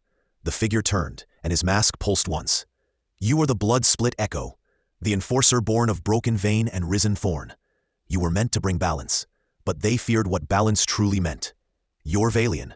"I was," said the Hollowed One, "before the Accord hunted me, before they silenced the Veil's true voice. You betrayed them. ... "I broke a lie," Vailian corrected, pointing skyward. "The Veiled are not the only inheritors. The Accord bound the bloodlines to shackles of ritual and legacy. I tore them free, and for that, I was buried." Ravel's chest ached. "Why show me this now?" "Because your war is not with the traitor faction. It is with the illusion they left you. And the mask, my mask, is not cursed. It is a key." The ground cracked beneath them. Vailian faded, and Ravel woke gasping in the vault. When he emerged from Sub-9, the alarms were already sounding. Emergency resonance lit the walls in strobing crimson. Nira intercepted him, eyes wide. "They've breached the Crescent Gate. It's the true Veil. They've brought down a Morning Titan. How many casualties?" "Unknown. Division Echo has authorized full enforcer sanction. All Accord assets are being deployed." Ravel looked down at his hand. In it, he still held the page from the Pactum Mortem. He would need more than his badge and blade for what was coming. He would need the truth, and the truth was blooded. Chapter 17. The Quiet Before the Torrent. The moon hung in the firmament, like a silver coin drenched in shadow. its light veiled by the swells of mist that rolled across Virelles. The city felt subdued, as if every breath it took was careful and measured. Ravel stood upon the broken balcony of an abandoned observatory near the northern edge of the Hollow Spire district, where jagged rooftops and crooked alleys spilled out like forgotten memories. His cloak fluttered in the cold breeze, echoing the slow wave of tension mounting within. Below, Division Echo agents moved like shadows across rooftops, coordinating a web of informants and patrols. The morning chain's appearance had sent tremors through every layer of the Covenant, none more so than within House Laurent, whose archives had been raided, and whose veiled emissary lay slain in ceremonial robes, carved open like a ritual sacrifice. Ravel turned as the creak of ancient wood signaled an approach. Jin Astor stepped into the room, his normally immaculate jacket stained with soot and blood. His eyes were the color of bruised dusk, darker than usual. "They struck again," Jin said without ceremony. "South of the Veil district, a whole outpost of Echo agents, gone. Scorched out, sigil burned into the walls." "What mark?" Jin held out a shard of scorched iron, once part of a signet plate. Embedded into its surface was a triangle, flanked by 3 crescents, one inverted, one open, one broken. Ravel exhaled slowly. The Hollow Bloods are no longer masking their intent. They want a reckoning, an end to the Accord. Ravel turned back to the window. The city spread beneath them, a fragile mosaic of bloodlines and pacts. It was always just a matter of time. "Then, we give them what they want," he murmured, "but on our terms." Jin's jaw tensed. Cal Vane isn't answering any summons. He's vanished from his estate. House Vane claims they haven't seen him in days. That made Ravel pause. He wouldn't run, not when he knows the Covenant is breaking. Maybe he didn't run. Maybe he was taken. "No," Ravel said. "He's hunting, same as I am." The two fell into silence for a moment, broken only by the low whistle of wind through the ruined spires. In the far distance, the Veilthorn spire shimmered faintly, its ancient runes pulsing beneath the surface, responding to the shifts in resonance. Ravel's gaze lingered on it. He could feel something awakening, something old. The true veil had not yet revealed all its secrets. "I need you to deliver something to House Astrax," Ravel said suddenly, retrieving a sealed scroll. "They hold the lunar codices that predate the Accord. Tell them it's time to unlock what they buried. And if they refuse, then remind them what happened the last time the Accord was broken." Jin nodded grimly, tucking the scroll into his coat. "And you?" "I'm going to the Cryptum Archives," Ravel replied. "There's a tome buried in the Hollow Spire vaults, one that mentions the Morning Chain by name. Those records were sealed by the Veiled. Then it's time someone unsealed them." The wind picked up again as Jin vanished into the shadows. Ravel lingered a moment longer, then stepped from the balcony, descending into the veins of Virelles, where the old truths waited, hungry and forgotten. The Hollow Spire district bore the scars of centuries. Its towers leaned like tired sentinels, and the air was thick with a metallic scent that never truly faded. Ravel moved through its heart like a specter, cloak drawn tight, footsteps silent on the cracked stone. The Cryptum Archives were hidden beneath the ossuary of an abandoned chapel, accessible only by tracing a series of veiled sigils on a rusted monolith near the altar. He whispered each rune, and the stone opened like a sigh. The descent was long and winding. The walls were covered in carvings, twisting spirals, and depictions of immortal blood rites, some far older than the founding of the Covenant. At the base of the spiral stair, iron doors loomed, etched with the crest of the veil, a spear descending through a crescent moon. He pressed his hand to it, blood sealing the invocation. Inside, the scent of age and dust wrapped around him like a shroud. Endless rows of scrolls, tomes, and sigil-locked manuscripts lined the shelves. A single name called to him, one he'd glimpsed in the records of the Morning Chain's victims. Velhara. He found the tome bound in pale leather. The sigil of an open eye burned into its spine. It trembled under his touch. As he opened it, the ink shimmered, words crawling across the page like living threads. The Morning Chain was not just a faction. They were remnants of something older, an oath-bound order that predated the Veiled, created in defiance of the first Lunarch. Their creed had been scrawled in blood and loss. They called themselves the Echo Severed, Ravel read aloud, and their war was not for power. It was for silence. He looked up sharply, the phrase repeated in his mind, carried on the resonance of the crypt.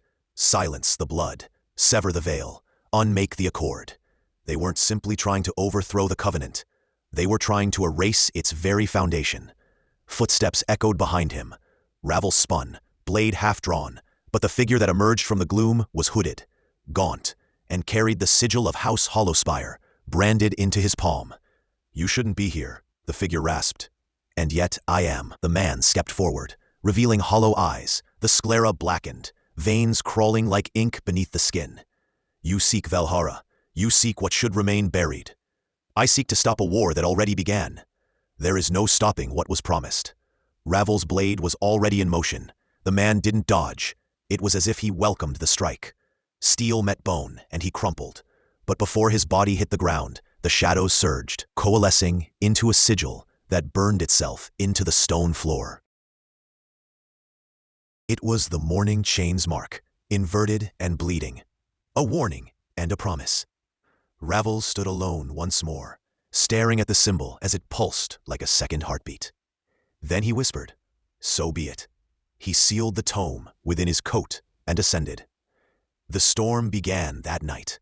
Lightning split the skies above Virelles, and from the spire of House Astrax, violet resonance spilled into the clouds. Horns sounded across the northern reach, and Division Echo mobilized as spectral figures emerged from fissures in the ground, shades twisted by failed pacts, now summoned by hollow blood hands. Ravel met Jin near the edge of the Veilthorn quarter. The young agent's eyes were wide. "They've broken through the outer wards," Jin said. "We need to fall back, wait for reinforcements from Laurent."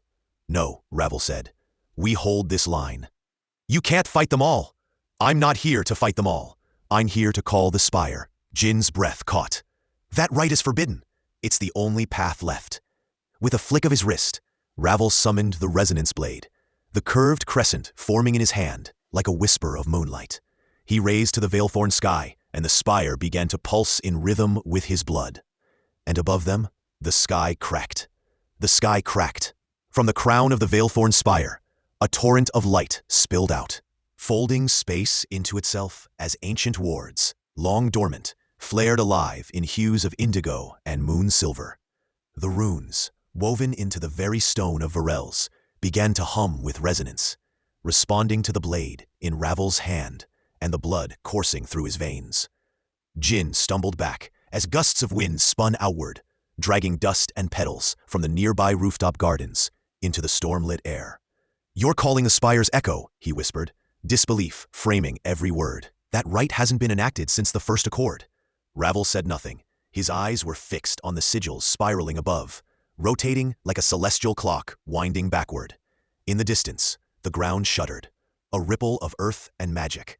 The hollow bloods were advancing faster now. He could feel them drawing closer, not by foot, but through resonance gates, tunneling through veil fractures made by their own corrupted rites. And yet, he did not falter. He moved to the center of the tower platform and raised the blade overhead. "I am Ravel of House Virelles," he intoned, voice cutting through the howl of the wind. "Bearer of the crimson veil, heir to the first spire. By oath, by blood, and by the true veil, I summon thee." The resonance deepened. Somewhere far below, the ancient harmonics of the accord stone began to hum. The call had been answered. Then, silence, utter and complete, as if the city had been cast into the void between breaths. Then the air snapped with pressure, and the Veilthorn spire responded. A pulse, seismic and luminous, struck out across the city like a beacon flare. Symbols buried beneath cobblestone and monument alike awakened, sigils from the First Covenant flaring into brilliant glyphs of silver fire. The Hollowbloods, emerging through their veil tears, stopped mid-stride, disoriented, as their corrupted resonance clashed with the ancient harmonic web binding the city. Some shrieked, others crumpled, as the magic rebelled against them, the city rejecting their presence like an infection lanced clean. Jin turned to Ravel. "You called the city's memory." Ravel nodded once. "Not just its memory." A second pulse followed, and this time, shapes emerged from the light. Spectral figures clad in armor, wrought of mist and resonance. The spire-bound, echoes of the original veiled sworn to protect Virelles at its birth. They didn't speak. They moved like purpose-given form, interposing themselves between the advancing Hollowbloods and the Veilthorn quarter. But it wouldn't last. The power of the spire-bound was tethered to the pulse, and each moment drained it further. They were a delaying tactic, nothing more. We must strike the chain's nexus, Ravel said grimly. End the rites before they fracture the Accord stone completely. Jin gave a curt nod. Then we go through the sable wards. That's where the Hollowbloods are densest. We'll never make it through alone. I'm not asking for volunteers, Ravel replied. Just allies. He raised his hand, slicing the air with a whisper of resonance. A small crystal embedded in his glove blinked 3 times. Moments later, a flicker of golden light flared to the west.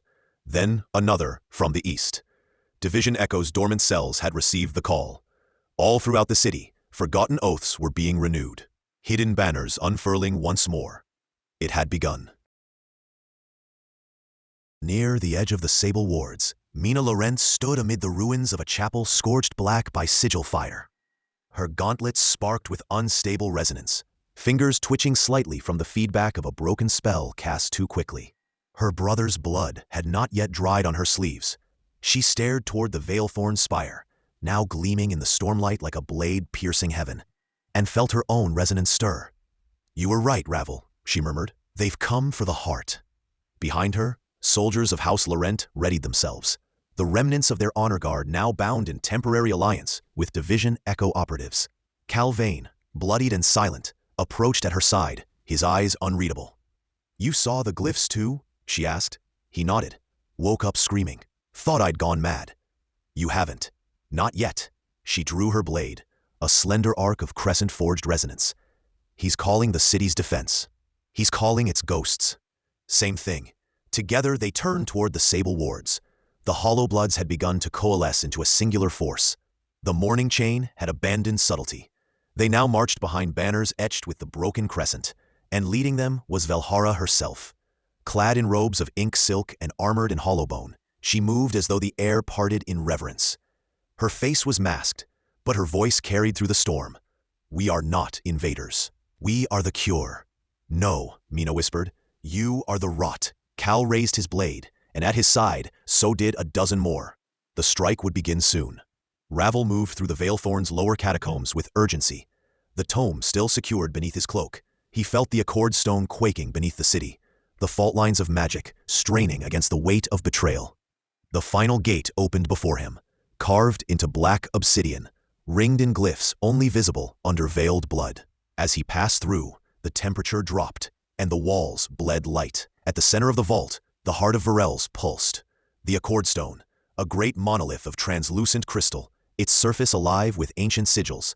Veins of resonance coursed through it like lightning, trapped in amber. Around its base, the ground had begun to fracture, Hollowblood ritual anchors pulsing, seeking to unmoor it. And there, waiting, was Velhara. She turned as he entered, mask reflecting the Accord stone's glow. So you came, she said. Her voice was neither worn nor cruel, only inevitable. To witness the death of your illusion. This isn't a death, Ravel said, drawing his blade. It's a reckoning. You're wrong. The Accord is a prison. The Veiled have lied for centuries, and you are their sword. Better a sword than a wound. Velhara stepped aside, revealing a circle of hollow-blood acolytes. Each raised a palm as one, chanting in a tongue that churned the air. The stone cracked further. The sigils began to flicker. Ravel surged forward. His blade met shadow. Then everything burned white. Chapter 18. The Shrouded Accord. Ravel awoke to the iron scent of blood, clinging to the mist.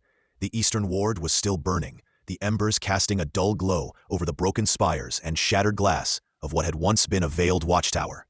He knelt amid the wreckage, sword drawn, but lowered. The shimmer of resonance along the blade, gradually fading. Every breath he took was heavy with soot, and every motion reminded him of the wound along his ribs, a gift from one of the hollow-blood blades that had slipped past his guard. Behind him, the remaining Echo agents gathered, a broken formation, torn and weary. Juna was limping, but alive. Her coat shredded, her spectral familiar flickering like a candle in wind. Bryn had lost an arm, but refused to leave the line. The others were ghosts, either dead or too stunned to remember they still lived. The strike had come with precision, too precise. They knew, Ravel muttered. They knew where we'd be, where we'd fall. This wasn't just chaos. This was planned. Juna stepped beside him, blood streaking one cheek. There's more. Messages intercepted.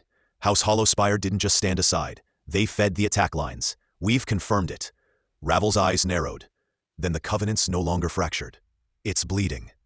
He rose, ignoring the spike of pain in his ribs, and turned toward the crumbling horizon of the eastern quarter.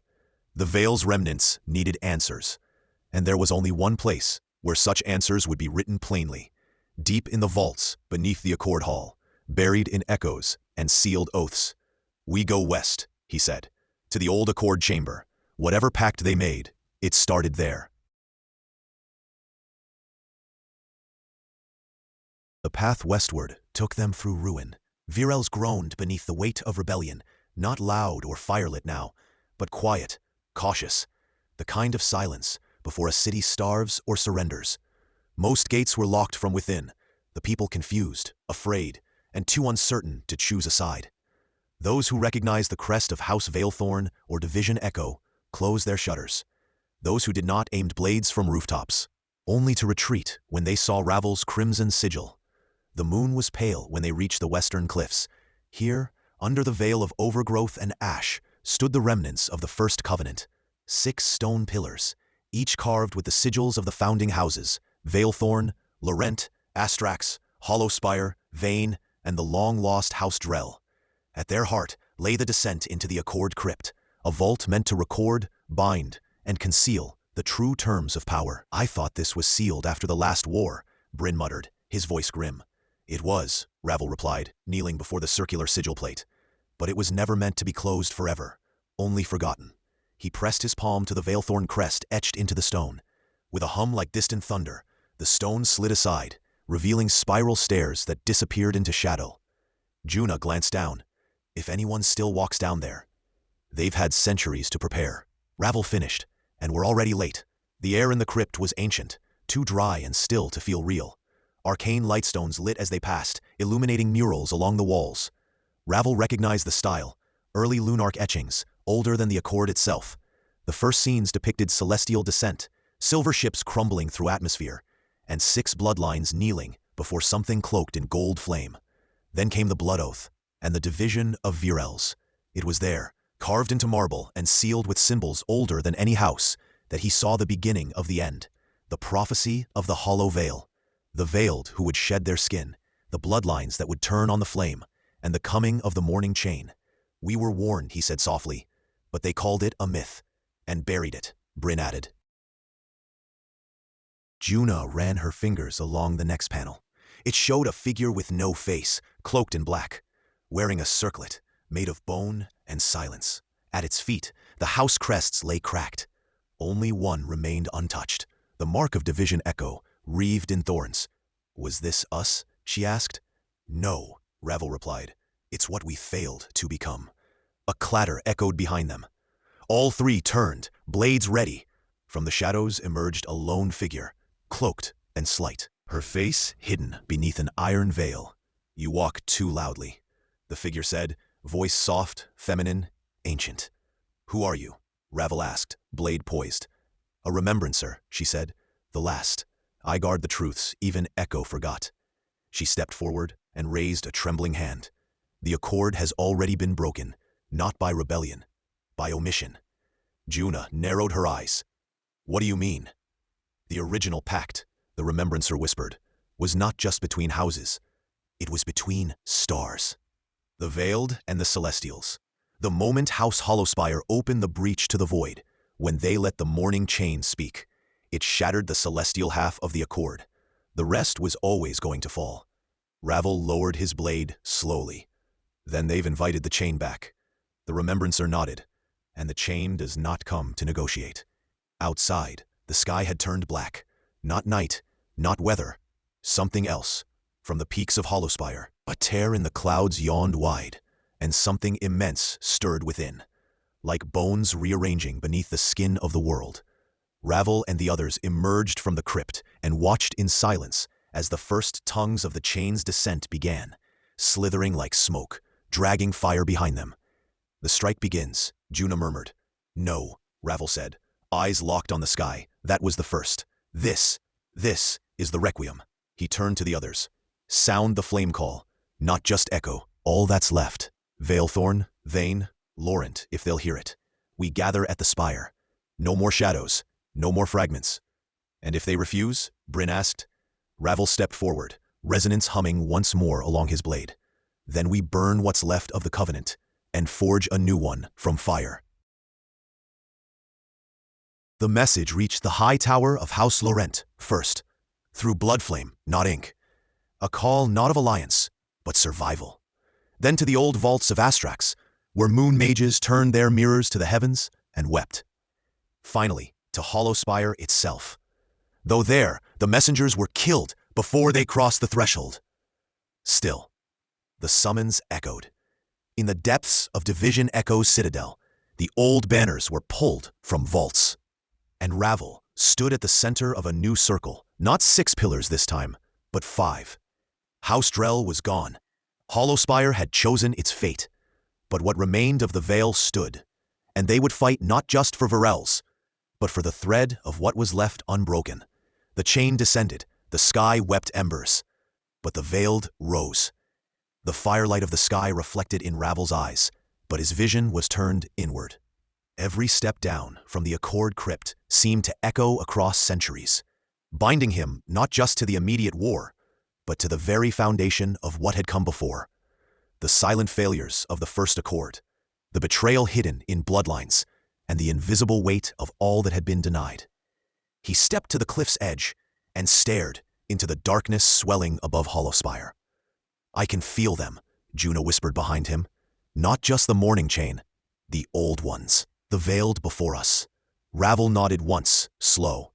"They're watching, judging whether we're worth their memory." "The chain doesn't wait," Bryn said, eyes still sharp despite his injury. "They're already binding souls to the air. Whole families in the South Quarter are vanishing. No blood, no bodies, just gone." A chill settled over the group. Juna turned toward Ravel. "Then what's the next move?" He didn't answer right away. Instead, he reached into his coat and drew forth a seal, one etched not with the crest of House Veilthorn, but with the shattered emblem of House Drell, the lost sigil, burnt into memory. "They tried to end it before," he said quietly. "They gave everything to hold back the chain. House Drell didn't vanish. They were erased." He looked to his agents, to the fractured echo around him. "We cannot hold back this tide alone," he continued. "We must rebuild the Accord, not as nobles, not as blood-bound heirs, but as those who remember what the Veil meant." "Then we call the Accord anew," Juna said, "without the old weight. No gilded thrones, no hollow lineages." Bryn stepped forward. "Who stands in place of the 6th? Who completes the circle?" Ravel looked again at the Drell seal. "The 6th is not a house, it's a vow." He dropped the seal onto the stone. The wind caught it, flared briefly, and then it burned to ash. Yet the mark remained, glowing faint and gold on the stone beneath. They began to build. Not walls, not spires. Those would come later. First came the oath. 5 banners, torn and soot-stained, raised over a circle of flame on the western cliff. Around them, stragglers came.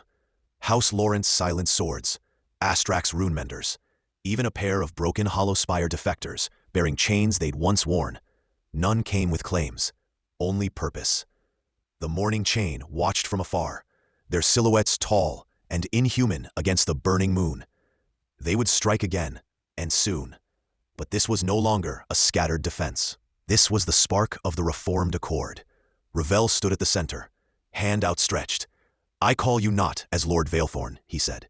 "Not as Crimson Veil, but as Ravel, sworn to Virelles, sworn to the thread." One by one, they stepped forward. Juna of Echo, Calvain now unmasked, Mina Laurent, bearing both sword and secret. Even Lucian Astrax, who had not spoken since the fall of the sanctum, but now placed his palm atop the flame and whispered, "Let the past burn. Let us live. Above them, the darkness deepened. Then the sky cracked. A bolt of light, jagged and gold, split the horizon as something massive moved behind the morning chain. Not merely their war beasts, nor their spectral archons. Something older, something ancient.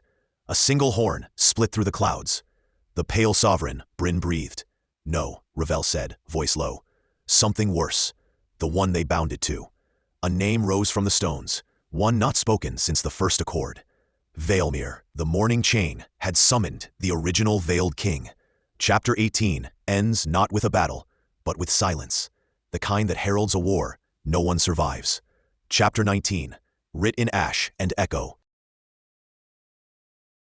The rain fell in a curtain over the remnants of the eastern ward, smothering the last embers of the veiled resistance. Acrid smoke spiraled from the ruins, curling like ghostly fingers toward the night sky. Ravel stood amidst the wreckage, his coat stained with soot and the blood of allies. His hand tightened around the hilt of his blade, the veil-forged steel humming faintly with every heartbeat. Cal Vane moved beside him, his expression unreadable beneath the streaks of ash that marred his pale features. The young Lunarch's resonance had saved them from annihilation, but even now it flickered unevenly, drained by the sheer force of what they had faced. They knew, Cal muttered, voice hoarse. They knew the ward's defensive rights, right down to the last glyph. They had help, Ravel said darkly. This wasn't just Hollowblood strategy. Someone from within the Covenant gave them the key. In the distance, a guttural horn echoed through the alleys. Deep, distorted, unnatural. A morning chain signal. The sound made the hair at Ravel's neck rise. He had heard its like before. During the fall of Duskbridge, during the siege of the first spire. It was not merely a sound, but a mark of ritual, an invocation tied to the binding of souls. Cal turned sharply. That's west, near the archive vault. They're not finished, Ravel said. This was the first blow. They mean to unravel us completely. Before Cal could respond, Division Echo agents appeared through the smoke, their black cloaks emblazoned with the all-seeing eye signal. Among them strode Mina Laurent, her braids soaked and lashes beaded with rain. Her expression was iron. We've lost contact with the Western Sanctum, she reported. Echo sent 2 squads, no return. They breached the ward lines with something new. No signs of Hollowbloods, just shadows. Residual veil signature, Ravel frowned. True veil or an imitation? Mina's eyes narrowed. If it's the true veil, they've advanced further than we thought. One of our binders barely survived. Said the attackers bled light from the seams. Ravel glanced westward, toward the shifting black horizon. Then it's begun in earnest. The unraveling. The Covenant won't hold unless we strike back, and hard.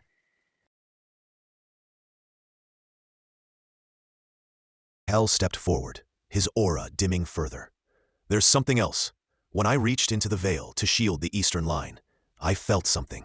Not a presence, a pull, like a voice beneath the resonance. It didn't speak, but it knew me. Ravel's gaze sharpened. A tether. I think so. That means someone has been preparing this moment for a long time. They didn't just plan this siege, they bred it. Mina nodded grimly. And now it's here. Ravel turned, eyes cold. Prepare the counterforce. We strike the archive vault, before they can erase what binds us. This accord was built on blood and sacrifice. I'll be damned before it's dissolved by phantoms and traitors.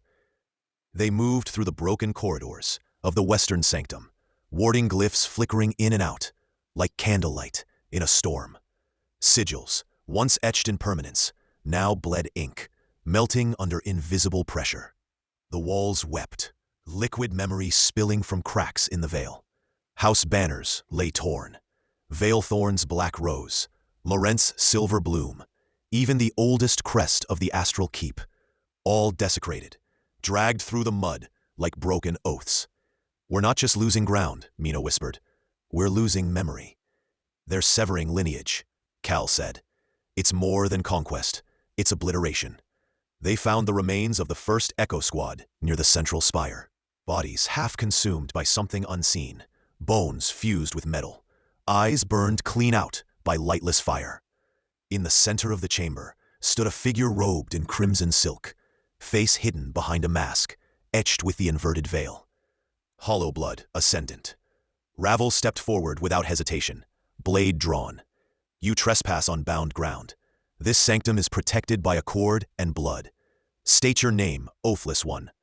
The figure raised a hand, and reality buckled. Glyphs flared and died in midair. A voice, brittle and layered with static, echoed outward.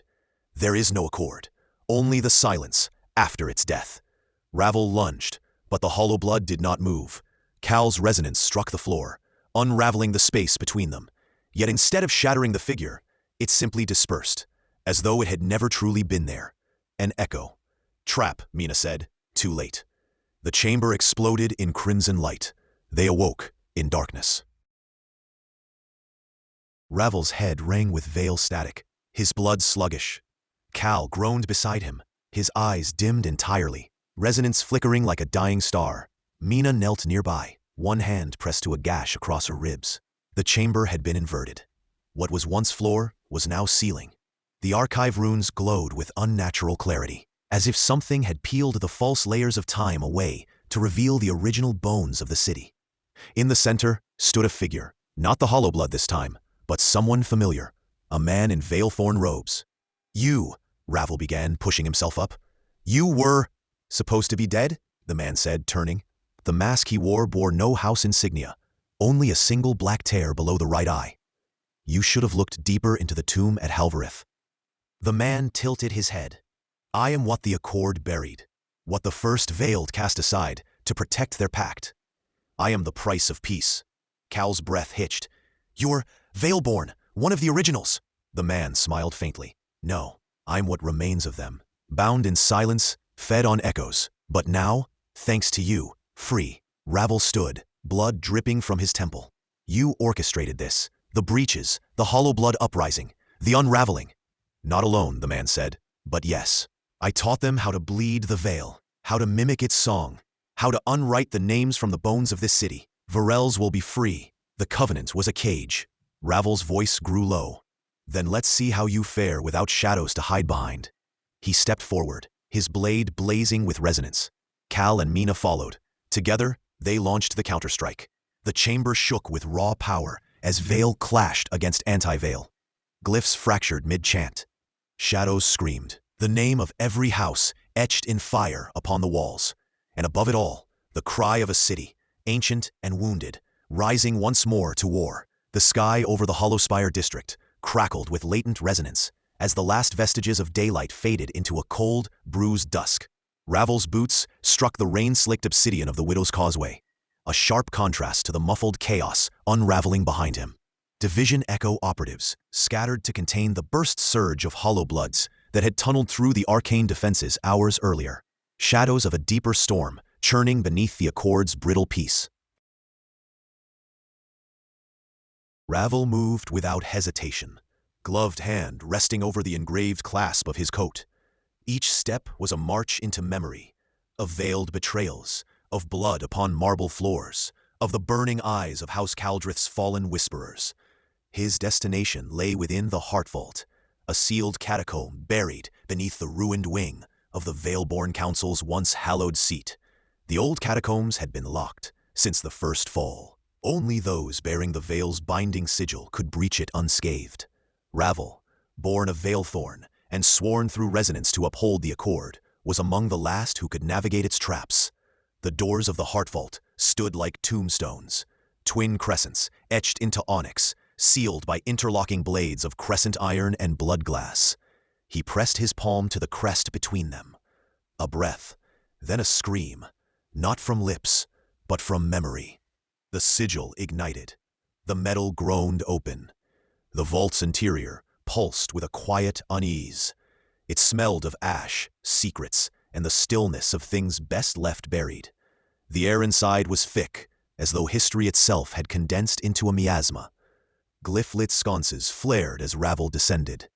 Below, the original Covenant's pact stones awaited, sealed artifacts from the First War, bound by blood of the founding houses, including something else, something stolen.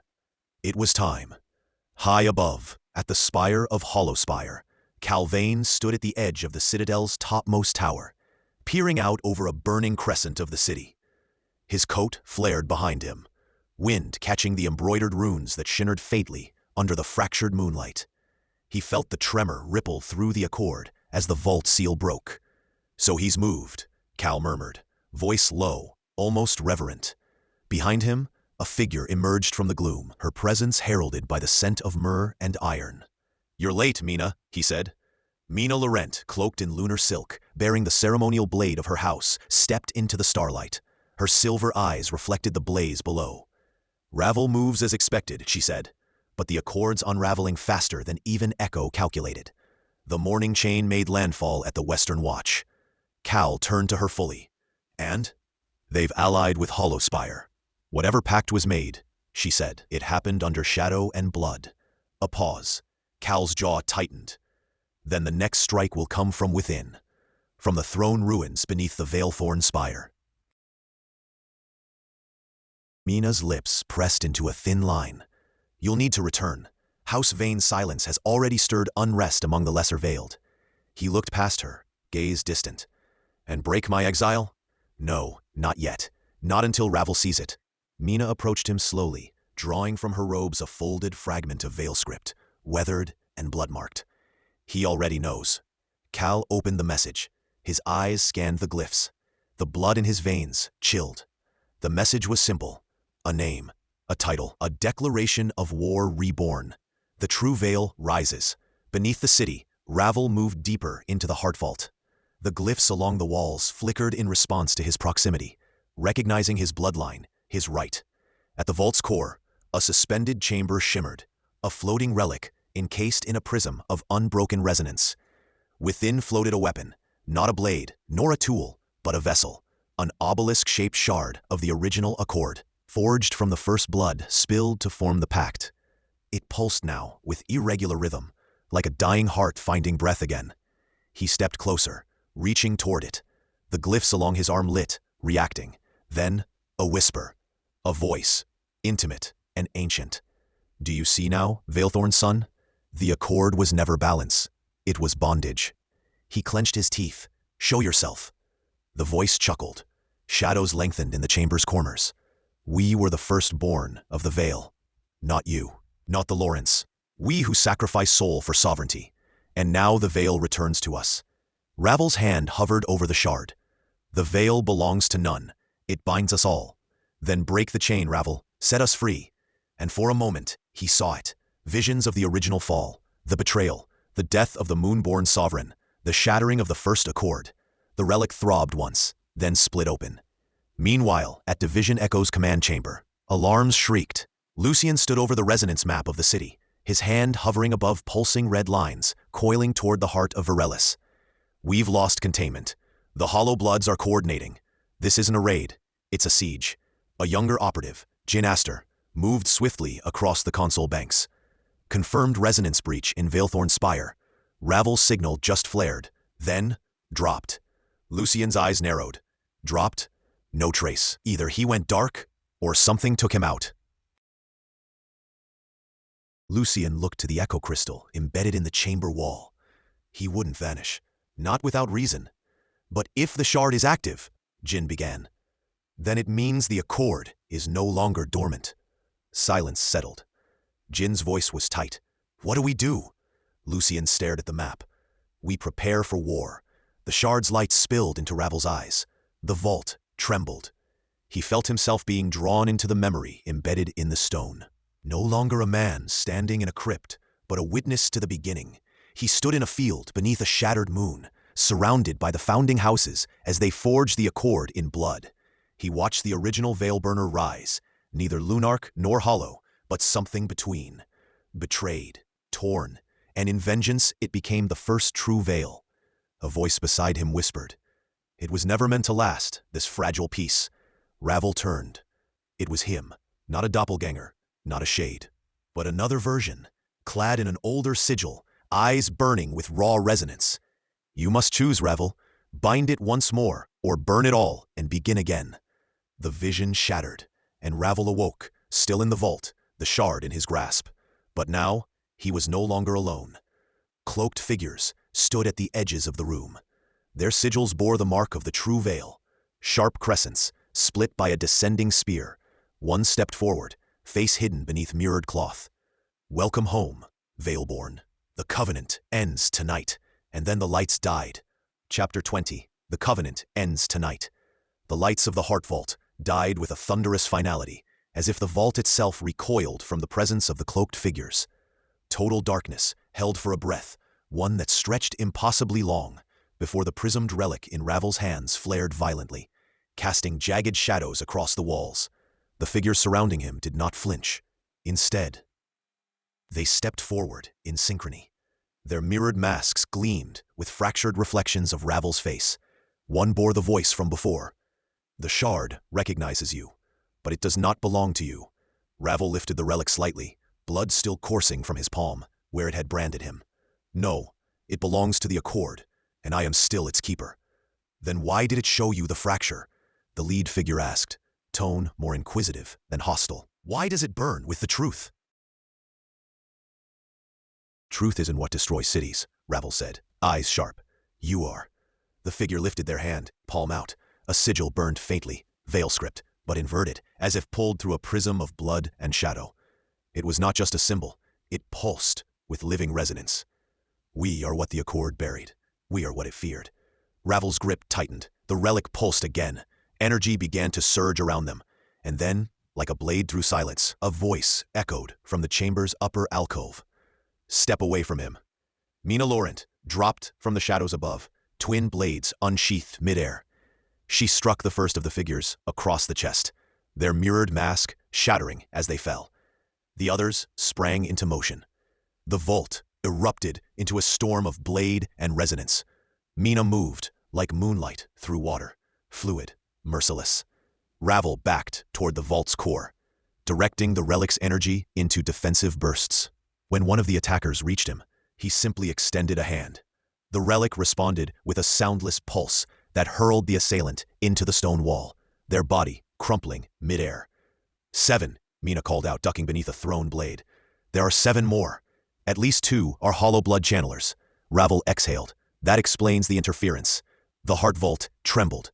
One of the masked attackers let out a piercing shriek, resonance crackling from their mouth like a sonic blade. Ravel's ears rang. Mina stumbled, her concentration breaking as another figure lunged toward her. Before Ravel could move, a shot rang out. The attacker's head snapped back, blood misting into the air. Behind them stood Lucian, rifle barrels steaming. I told you we'd prepare for war, Lucian said grimly, stepping in with 3 more Echo operatives in full war garb. Looks like it came early. Ravel nodded, grim. The true veil is making its move. Lucian turned his attention to the artifact. Is that what I think it is? The original Accord shard, Ravel confirmed. And they came to take it. Mina kicked one of the fallen bodies aside. They came to break it. Lucian scanned the corpses. We've seen this sigil in recovered ruins, half-forgotten glyphs buried in catacomb texts. These aren't rogue, hollow bloods. This is orchestrated. They're not a rebellion, Ravel said, eyes cold. They're a resurrection.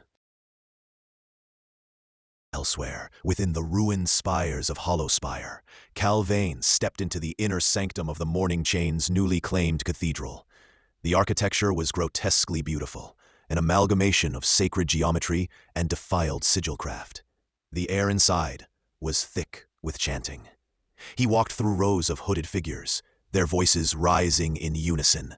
Unbind, unveil, unmake. At the altar stood the voice of chains, tall, cloaked, faceless. You came, the voice said, without turning. I said I would, Cal answered, though not without questions. Then speak. Why Ravel? The voice tilted its head. Because he is the key. The Accord was written in his bloodline. But more than that, he bears the fracture within him. The legacy of Veilthorn is not peace, it is entropy. And the others, Mina, Lucian, even Echo, they are guardians of a broken system. He is its heart. Cal stepped closer. If you're wrong, he will kill you. If we're wrong, we die free. If we're right, he'll join us. A silence passed. Either way, the voice said. Virelles burns. Division Echo's main chamber pulsed with activity as the city reeled from coordinated resonance breaches. Across 3 major wards, Hollowspire, Dusk Vale, and the Sunken Knot, attacks had occurred within the same hour. The damage was immense, the symbolism undeniable. Jin Astor stood at the tactical relay, fingers flying across controls. Report from Sunken Knot. They uncovered a sigil chamber buried beneath the canal. It's humming with live resonance. We think it's tied to the original Veil font. Lucien's eyes narrowed. If the true Veil is awakening those sites, they're building something. A network. Maybe even a weapon.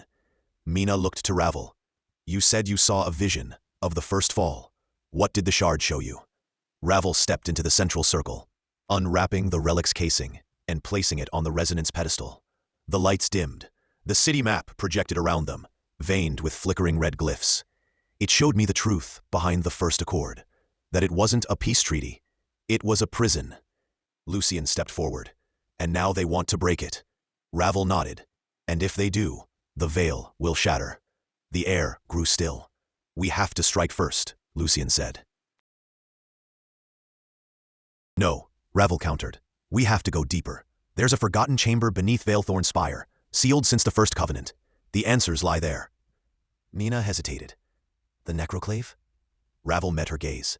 Yes. Lucien growled. That place is death. It's worse than death, Mina added. It's memory unbound. Which is exactly what the veil hides, Ravel replied. We're not just fighting insurgents. We're fighting history itself, and we can't win unless we understand what it was we agreed to forget. Far beneath Hollowspire, in a place beyond maps, the remnants of the First Covenant pulsed again. The true veil gathered around a broken statue, its face missing, its hands reaching upward. The lead figure knelt before it. The shard awakens. The keeper begins to remember. The voice of chains stood behind them. Then we begin the rite of unbinding. They raised a hand. A chorus of mirrored masks raised theirs in return. Let the veil be torn. And with one resonant word, half spell, half scream, the stone above them cracked. Blood echoes in the Hall of Virelles. The bells of Hollowspire rang once, then again, low and reverberating across the cracked stone of the eastern quarter. Even amid the chaos, Ravel recognized the sound, not an alarm, but a summons, ancient and binding. Only one chamber in all Virelles bore that tone. The Hall of the Covenant, the birthplace of the Accord. He pressed forward through the debris-littered causeway, veering from the path of the main skirmish. Lucien's flame trails still shimmered behind him, whispering residual heat where Pyreborn magic had carved away hollow blood incursion. But here, where the tower's shadow stretched across the marrow of old streets, the veil deepened. Ravel's hand went instinctively to his collar. The chain beneath his cloak was warm, still intact. The seal pulsed faintly, the sigil of House Vane, flickering like moonlight on silver. He had little time. The hall loomed ahead, a cathedral of veiled stone and whispering spires. 12 pillars rose along the entranceway, one for each of the noble houses of Virelles. Most had been shattered during the last siege of the Reaving Wars, but still they stood, cracked, chipped, bleeding dust, like the broken teeth of something once divine. Inside, the silence struck him harder than the war outside. A single figure knelt before the ancient table of oaths. Their cloak was blunt-stained, a crest half-burnt but unmistakable, Veilthorn.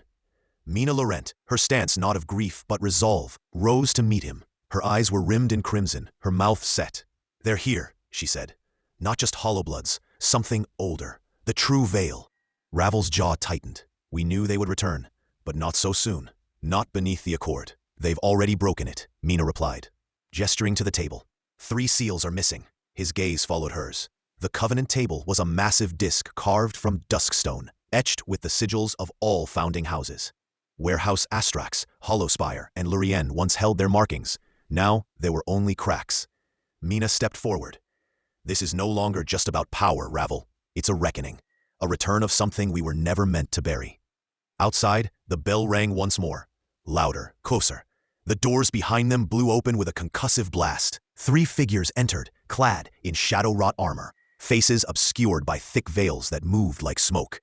The lead one bore a sigil that shimmered between forms, an unrecognizable house. Not Hollowblood, not veiled, something in between. Ravel stepped forward, instinct already shaping a defense of luminous glyphs mid-air. You breach sacred ground, he said. Under Accord, this is treason. The lead figure raised a hand, and his veil dissolved, revealing a face like sculpted obsidian, featureless save for glowing runes across his forehead. There is no Accord, the man said. Only delay. The true veil was never broken, only hidden, and we have returned to collect the price of your forgetfulness. Ravel moved, but Mina was faster, her blade arcing through the low light with lunar precision. She struck, and one of the intruders fell, unraveling into wisps. The others responded, not with weapons, but with echoes, sound made flesh. A scream that was not a scream, but a memory, launched into Mina's mind. She staggered. Ravel reached her, seizing her shoulder, shielding them both with a veil-forged ward that shimmered pale violet. "Go," she gasped. "Find the others. This is what they meant. This is why the morning chain exists." "But you." "I can hold them," she hissed. "But Virelles needs a reaver, not a martyr." The conflict in his chest warred with the truth of her words. Duty had never tasted this bitter. Ravel turned and fled deeper into the hall, toward the underchambers. The passages beneath the covenant table were forbidden, except to reavers of the Accord. But if what the true veil said was true, then this was no longer sacred ground. It was a battlefield. Below, in the Chamber of Echoes, the air thickened. Candles lit themselves as he entered, each flame whispering an oath in old Virellen. Ravel ignored them, kneeling at the pedestal at the heart of the chamber. "Echoes of the Accord," he murmured, placing his hand on the seal plate. "I summon the morning chain." A long pause, then a voice, layered with the tones of 1,000 reavers, filled the room. "You call it too early. The tide has not yet drowned the sun." "They breach our halls," Ravel replied. "They bear lost sigils. They wield memory as weapon. If this is not the time, there will be none left to call after." The silence returned, but this time, it felt listening. Then, a low hum. From the stone itself, Ravel stepped back as the pedestal cracked, and from its center rose a box of wrought iron and silver glass, etched with runes of protection and loss. The morning chain. His fingers closed around it, and pain shot through him. Memories of every reaver before him, their deaths, their failures, their victories. He bore it all in one breath, then exhaled as himself. When he emerged, the upper halls were ablaze. The true veil had summoned others. Half the ceiling had collapsed. Mina still stood, a pillar of fury, but she was cornered. Ravel unleashed the morning chain. It did not move like a weapon. It moved like an idea, chains of thought, wrapped in flame and oath. It struck the lead intruder, and their body unraveled not into smoke, but into memories. His childhood, a father, a betrayal. Ravel saw it all as he destroyed him. Mina reached him, bloody but breathing. "You summoned it?" He nodded. "And I think it knows the way forward." Together, they turned to face the remnants. Behind them, the Accord trembled. Ahead, war returned. But for now, House Virelles stood. Chapter 21. The Black March. The fires had not yet cooled in the Western District. Ravel stood atop the scorched colonnade of what once was the oratorium of House Hallerix, its sunburst sigil now a melted smear of gold across stone. The air carried the tang of ash and ozone, thick with the remnants of Veilcraft and the bodies it had torn through. Below him, the survivors of Division Echo moved in swift patterns, silent, methodical. Rearming the watchpoints and clearing out what remained of the hollow spawn that had erupted from the morning chain's rift, he inhaled through his veil and caught the faint undertone of something more foul. Blood not bled from mortals, but from veiled stock. Covenant blood. A hushed footstep behind him. "Ravel." He didn't turn. "Mina, you made it back through the southern breach." She moved to his side, her armor glinting with faint moon-etched sigils that were barely visible beneath blood and soot. Barely. Lucien's still holding the outer ring. Cowles pushed east with the Lunarchs, trying to prevent another tear. He glanced westward, toward the Hollowwood. It's too late for defense. They'll tear open every ley line node they can reach. They've made their declaration. This is war. Her voice lowered. Then we answer, with flame. From the shattered horizon, the crimson veil thickened. Plumes rose like spears of vengeance into the sky. The hollow blood incursion had moved from silent murders and ancient vendettas into something far worse, a crusade. Ravel dropped from the colonnade, boots cracking the stone tiles below. Echo sentinels parted for him as he strode into the makeshift command circle, where a map of Virelles had been laid out across a stone slab. It had already been marked with red sigils along key junctions, portals, siphon nodes, points of memory. Status, he asked. An echo tactician answered without looking up. Southgate is sealed. Wardstone is holding. But there's pressure from the eastern fane. Whatever's left of the Hollowspire outpost has gone silent. Ravel's eyes narrowed. Astral interference? No, something worse. We picked up residual pulse from a resonance flare. Lunark-born, but corrupted. Mina's expression turned cold. They found a way to twist celestial blood. Ravel nodded grimly. The Accord's founding principles were bound in resonance. If they've discovered a way to invert it, ... They're not just breaking pacts anymore, Mina said. They're unmaking the laws that keep our immortality tethered. The map flickered. A glyph ignited in the northwest quadrant. One of the echo mages raised their hand, pupils blown wide. There's another fracture forming, in the Hollowspire ruins. Then that's our next move, Ravel said. We take a strike team. No more defense. We march into the ash and bleed the Covenant breakers before they shatter anything else. He turned, already issuing commands. Mina, I want Cal contacted. Tell him to reroute any surviving Lunarks to the Veilthorn Spire. We hold our ancestral anchor or we die trying. The black mirrored gate opened with a low, mournful groan. Ravel stepped through first, blade unsheathed, the sigil of House Veilthorn pulsing along its edge. Behind him, 6 echo agents and 2 Lunark adepts followed, their silhouettes cut in silver against the smoke-draped air. The Hollowspire was barely recognizable.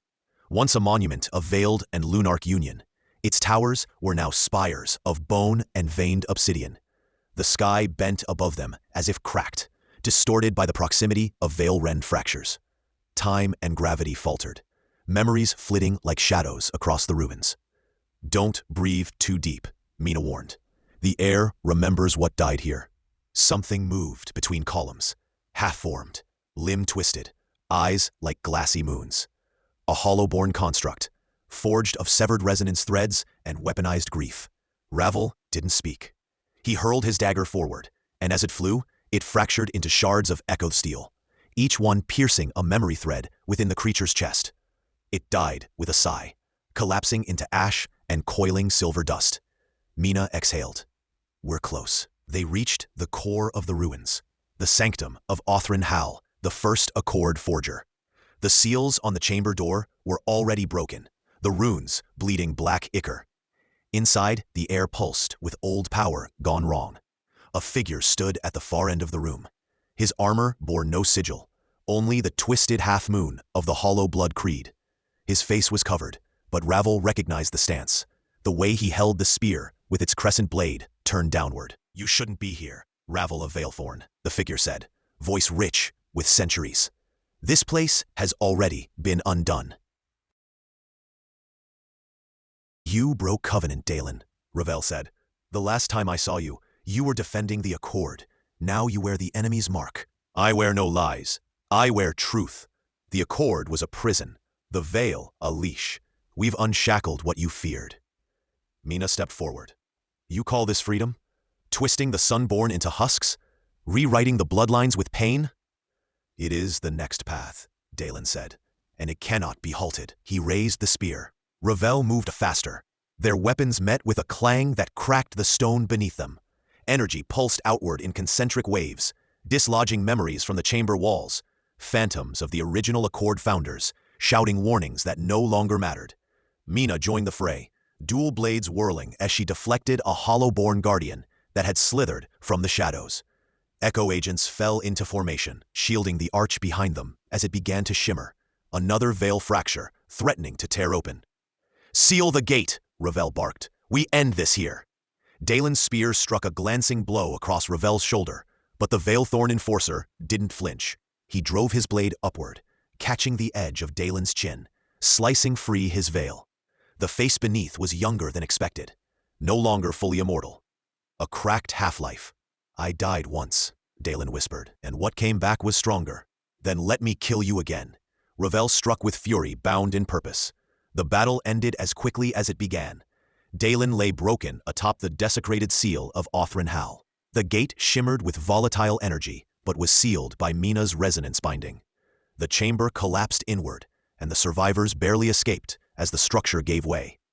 Back in Virelles, beneath the burned banners of House Halrix, Ravel stood with Mina and Lucian, surveying the dead. "We held the spire," Lucian said, "but just barely." Mina's eyes were haunted. "They'll come again, stronger, bolder." "They think we're weakened," Ravel said, "but they've only awakened our resolve." Lucian smirked, tired. "Spoken like a Veilthorn." "No," Ravel said, "spoken like the Accord's last shield." Behind them, the Tower of Virelles flickered with golden light. A new sigil rose above it, not of a single house, but the bonded crests of all who had endured. The war had begun, but so had the reawakening of what the veil was meant to protect. And in the dark, the Covenant killers would learn one final truth. Resonance could shatter, but it could also roar. Chapter 22. The Eye That Never Sleeps. Ash rained softly on the ruins of the old tribunal ward. Ravel moved through the drifting soot, like a shadow returned to its haunt. Around him, Division Echo's agents swept the area, silent, methodical, the glint of their rune-etched gear catching in the half-light of dawn. The Veilborne forces had secured the perimeter, but the deeper reaches of the ward were unnaturally still. Too still. The eye, that massive sigil carved into the stone floor of the collapsed hall, still pulsed faintly with residual aether. Not veiled, not lunarch. Something older, dormant until now. Jin Aster knelt beside the mark, his gloved hand hovering inches above the surface. Residual imprint confirms it. This wasn't conjured. It was uncovered. The Covenant didn't create this. They found it. Then they've awoken something they don't understand, Ravel murmured. They never do, Mina Laurent replied sharply, descending the staircase behind him with her coat brushing the rubble. Her eyes fell on the eye, and the color drained from her face. "I saw that sigil once before, in the sealed sanctum beneath the original spire. We were forbidden from speaking of it. You think it's connected to the Morning Chain? I know it is. That eye predates even the Accord. It's part of the Veil's oldest code." A sudden ripple passed through the dust. No sound, no light, only the feeling of presence. Ravel drew his blade. They came from below. The floor buckled. A deep crack tore through the stone beneath the sigil, and a soundless force hurled the nearby Echo agents back, as black mist erupted from the wound in the earth.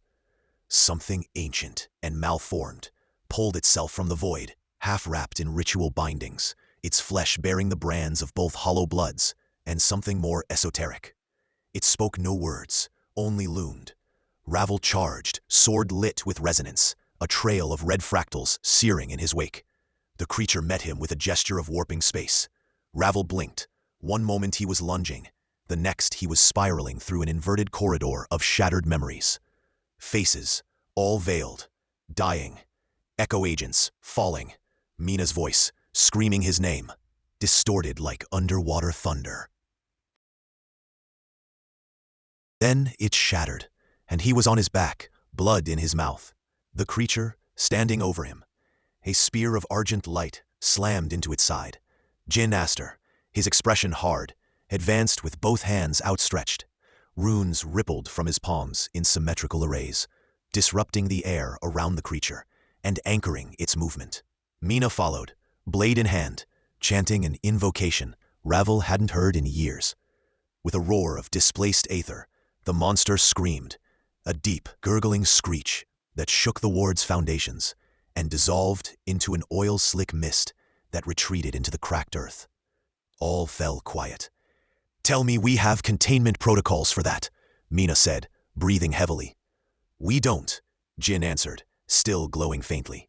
"But I just improvised one." Ravel pulled himself to his feet, head spinning. "Then let's hope it holds." They turned to the eye once more. Where the monster had risen, a new glyph had seared into the stone. A fractured ring, wrapped in chains, one link open and broken. Mina traced it. "The Morning Chain wasn't a metaphor," she whispered. "It's a prison, and they've broken one of the locks." Ravel stared at it, pulse racing. Then they planned to break the rest. Far across Virelles, in the sealed citadel of Hollowspire, the air buzzed with preparation. House Hollowspire, now fully severed from the Accord, had cloaked its walls in tempest wards and silenced its skies with storm glyphs. The banners no longer bore the black, twin-marked sigil of neutrality. They were blood-red now, streaked with obsidian. Atop the highest tower, the hollow blood lord knelt before a floating reliquary. His flesh bore the lattice scar pattern of ancient penance, and his eyes, sunken, red-glowed, watched as the relic within spun in slow circles. It was a heart, still beating. "They'll come for us," said a voice from the shadows.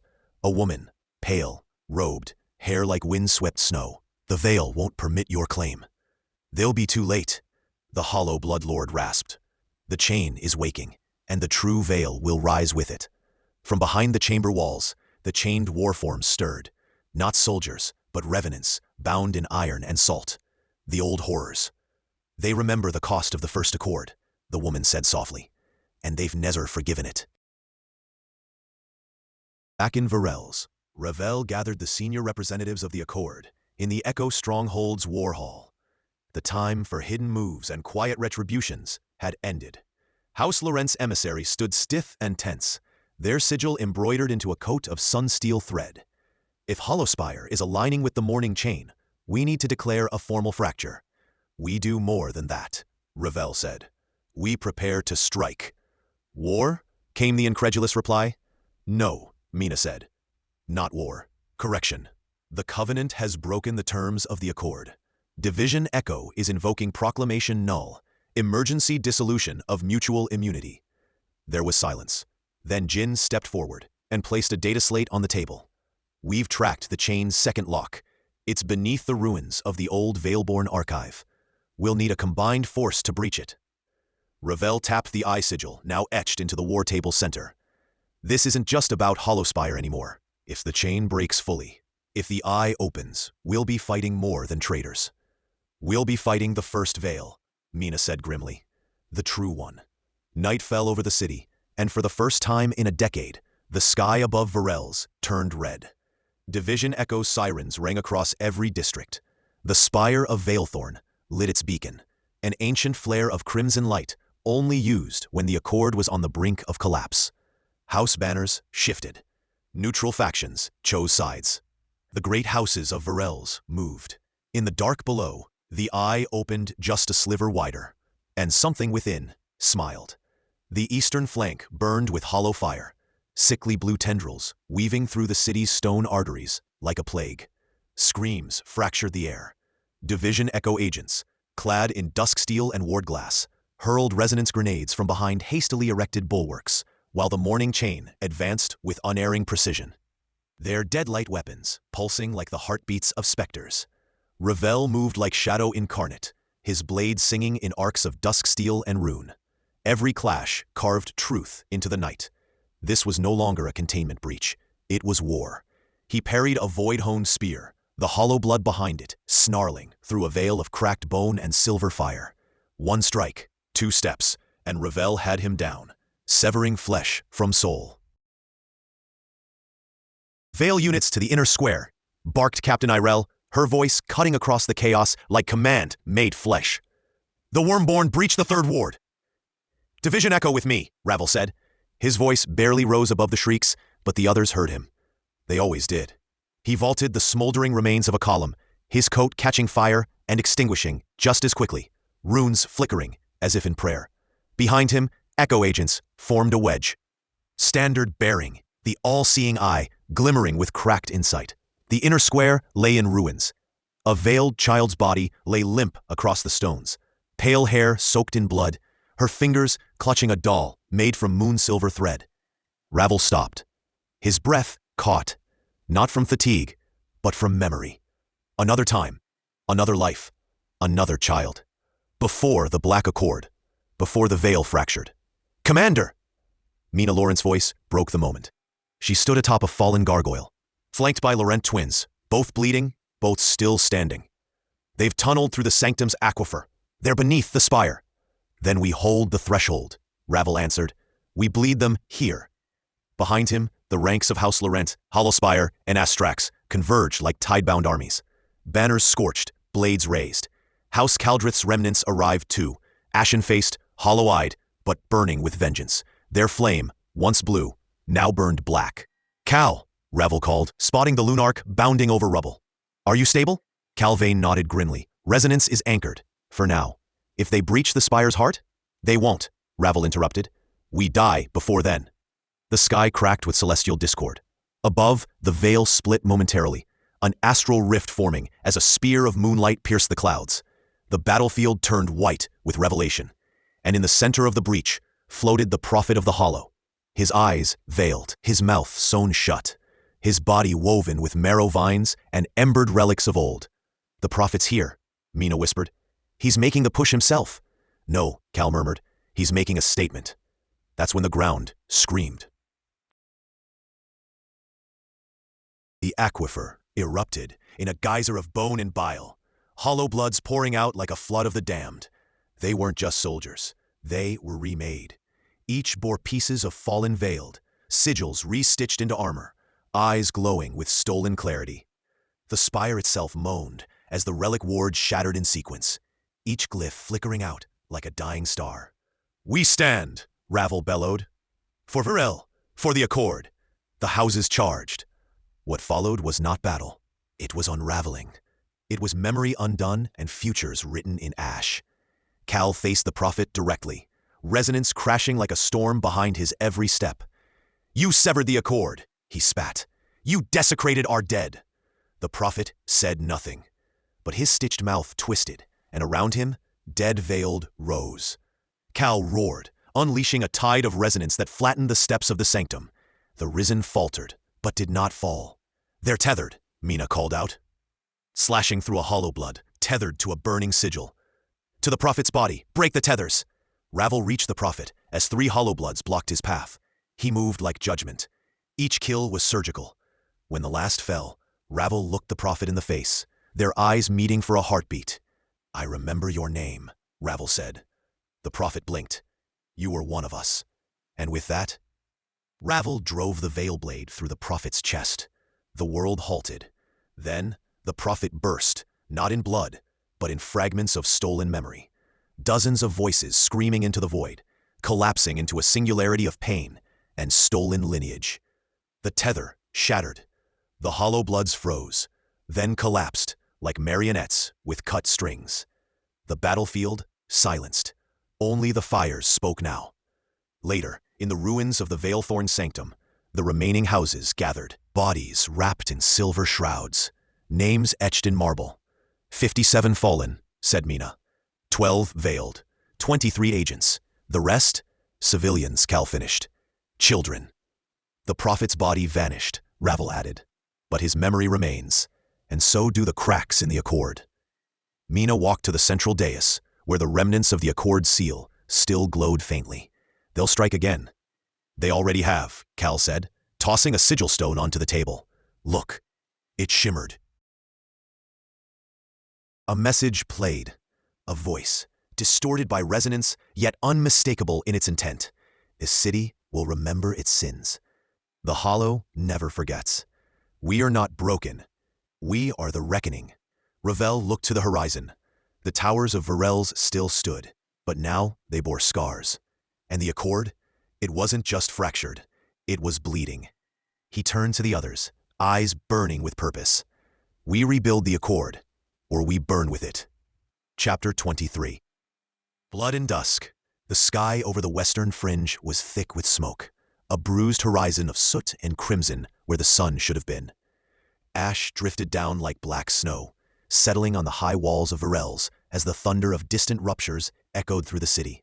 Ravel stood atop the battlement of the Veilthorn spire, his cloak torn and blood-stained, his gaze fixed on the slow advance of the hollow blood battalions below. They had broken through the last of the warding lines, their corrupted legions seething across the charred ruins of the outer ward. Below, the remnants of House Lorentz sentinels fought a rearguard action against the oncoming tide, sunsteel blades clashing against void-born bone and shadow flesh. Each minute bought above was paid for in bodies. 3 breaches in the lower gates, said Mina Laurent, striding up behind him, her voice ironclad despite the exhaustion darkening her eyes. We've sealed 2. The 3rd won't hold unless we collapse the corridor.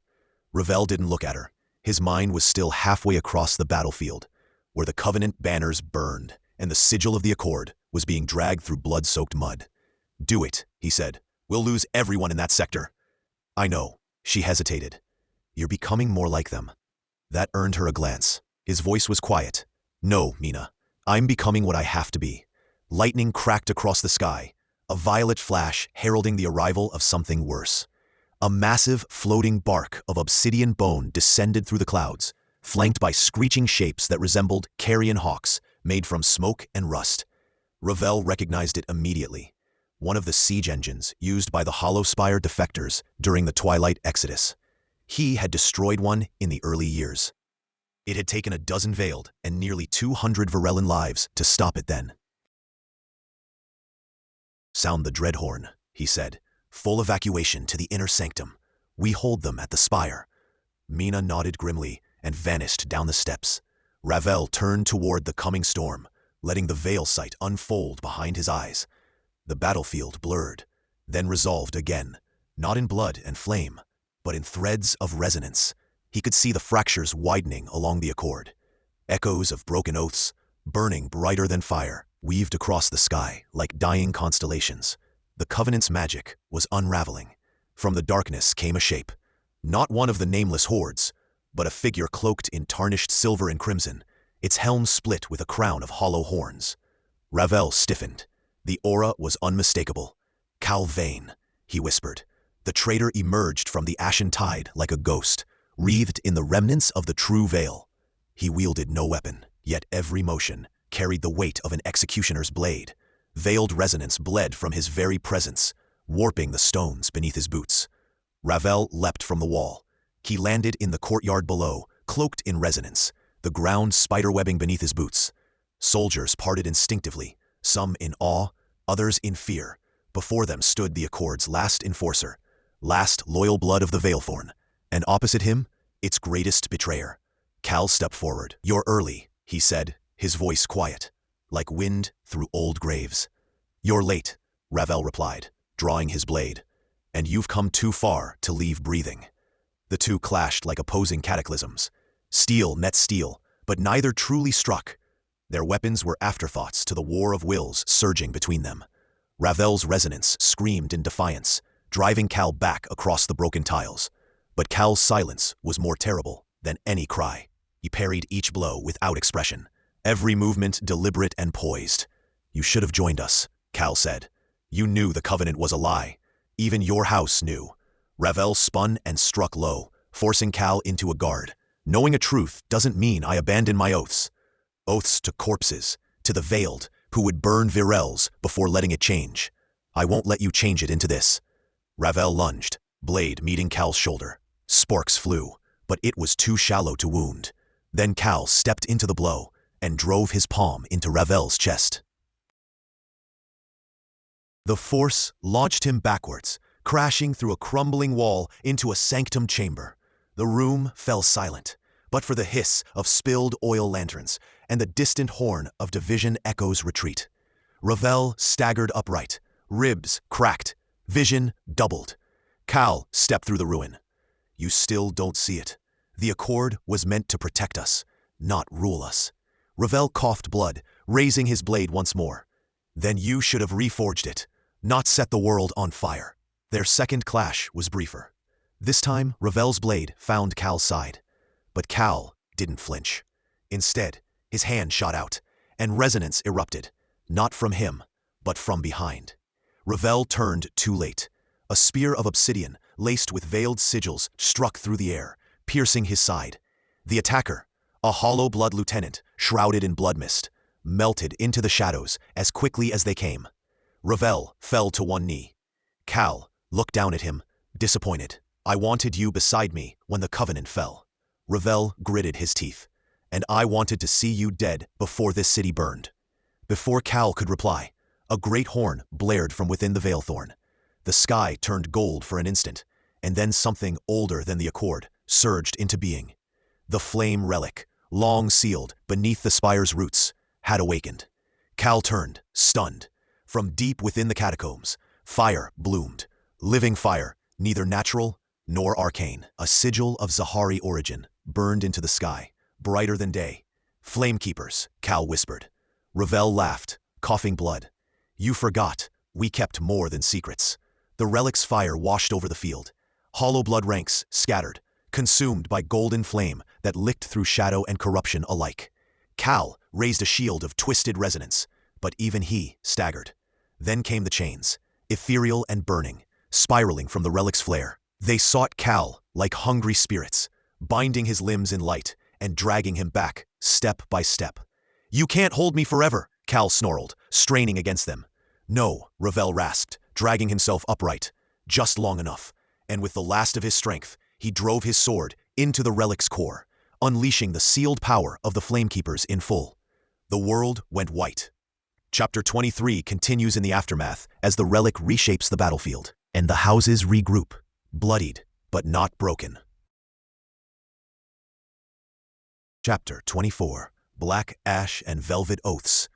The embers hadn't yet cooled when Ravel stepped through the threshold of the sundered sanctum, his boots pressing down on ash-covered stone that once bore the sigils of unity. Blood still marked the circular dais at the heart of the room, glistening under broken, stained glass. It wasn't fresh. No, this was ritual blood, thickened by age, used in vow and pact. Yet whatever oath had once been bound here had been undone violently by the veil. Lucien murmured behind him, drawing a slow breath as he gazed around at the ruin. They hollowed the chamber. Even the sigil stones are cracked. They knew what they were doing, Ravel said, voice low. This wasn't just desecration. It was extraction. Jin Astor knelt near one of the sigil stone fractures, his fingers glowing faintly as he traced the rupture. Something powerful was sealed here, and something older tried to devour it. Division echo agents fanned out across the chamber, one of them scanning the glyph work with a resonance prism. The feedback was chaotic, blips of harmonic red and violet, unstable frequencies that pulsed irregularly, as though the echoes of an ancient scream still lingered in the very walls. Mina Laurent stood motionless before the central plinth. It was there the Velvet Covenant had been affirmed. 300 years ago, to the day, her fingers grazed the now scorched etching of the house marks. All 6 once carved into unity. Only 4 remained. 2 had been violently struck from the stone. Veilthorn and Astris, she said quietly. The pact breakers. No, Ravel's eyes narrowed. This wasn't done by Veilthorn. Someone wants it to look like that. A low chime rang from Calvain's wristband as he entered behind them, his eyes reflecting the broken sigils. It's worse outside, he said. Words spread to Hollowspire. House Varn has declared neutrality. House Delcourt sides with the insurgents. We're bleeding alliances faster than we can name them. Ravel turned toward him. And what of the Morning Chain? Cal nodded grimly. They've taken the Eastern Gate entirely. Their banners fly over the water towers. We've seen hollow bloods among them, but not just any kind. Ones bound to older rites, Bonevale, Nethercall, rites long outlawed under the Accord. The old rites are returning, Mina said. This is no longer just a rebellion. It's a reckoning. Ravel stepped closer to the altar, brushing away soot. Beneath it, half buried in the char and wax, was a sliver of obsidian, etched with a symbol he knew all too well. A sickle-like crescent inverted around an open eye. The mark of the true veil. He pocketed the shard and turned to the others. We need to draw them out, make them believe they've broken us. Only then will the architect reveal himself. Bait? Jin asked. Ravel nodded. More than bait. We give them a prize. Something that will force their hand. Let them believe they've killed the Accord. But in doing so, we find where their bloodline begins. Mina tilted her head, considering. A false surrender. No, Ravel said. A burial, one they'll celebrate. One we will rise from. 2 days later, the city mourned. Ravel's body was never shown. Only the mask, shattered and stained, placed in an obsidian reliquary, and set upon the steps of the Veilthorn spire. Black banners unfurled from every tower. Division echo agents knelt in full dress, heads bowed, while the city bell tolled 17 times. Across Virelles, whispers spread like wildfire. The crimson veil had fallen. The Accord was leaderless, and the Hollow Bloods had struck a fatal blow. Mina Laurent walked beside the false tomb, draped in mourning silk, her expression unreadable. Beside her, Calvain carried the folded sigil banner of the Accord. Its threads frayed with ash, Lucian read the rites aloud from the old script, voice echoing from the great plaza. Let the bloodbound rise in memory. Let the veil remember the silent name. Let the accord pass into shadow. In the hollow spire quarter, fires were lit in celebration. The morning chain unfurled their red vein flags and began the ritual of 7 cuts, each strike a declaration of victory. Ravel watched it all from beneath the tomb's very foundation. Hidden in the crypts of Spire's reach, beneath the layered seals and illusion barriers, he sat before a council of surviving house agents, his voice like iron. We give them this victory. Let them shout it to every quarter, and when they lower their guard, when the blood feasts and the ashes rise, then we strike. Mina stepped forward from the circle. And what of the architect? He's yet to show his face. He will, Ravel said. He always watches the burial. End this part. Far beyond the northern mountains, in the ruins of the Virellen shrine, a cloaked figure moved through snow and frost, each step melting the ground beneath him. At his side, a blade of dull moonmetal pulsed with a steady hum. He approached an altar, shaped like a crescent, its surface cracked, veins of black ichor spreading from its center. From the shadows emerged 3 silhouettes, veiled no longer, but hollow bloods risen through stolen rites. Their bodies shimmered between states, half wraith, half flesh. He believes himself clever, one rasped. The crimson veil plays martyr. He forgets, another hissed, that even martyrs bleed. The cloaked man unsheathed the moonmetal blade, resting its point on the altar. Let him bury himself 100 times. The veil will fall not by battle, but by belief. And that belief has already begun to rot.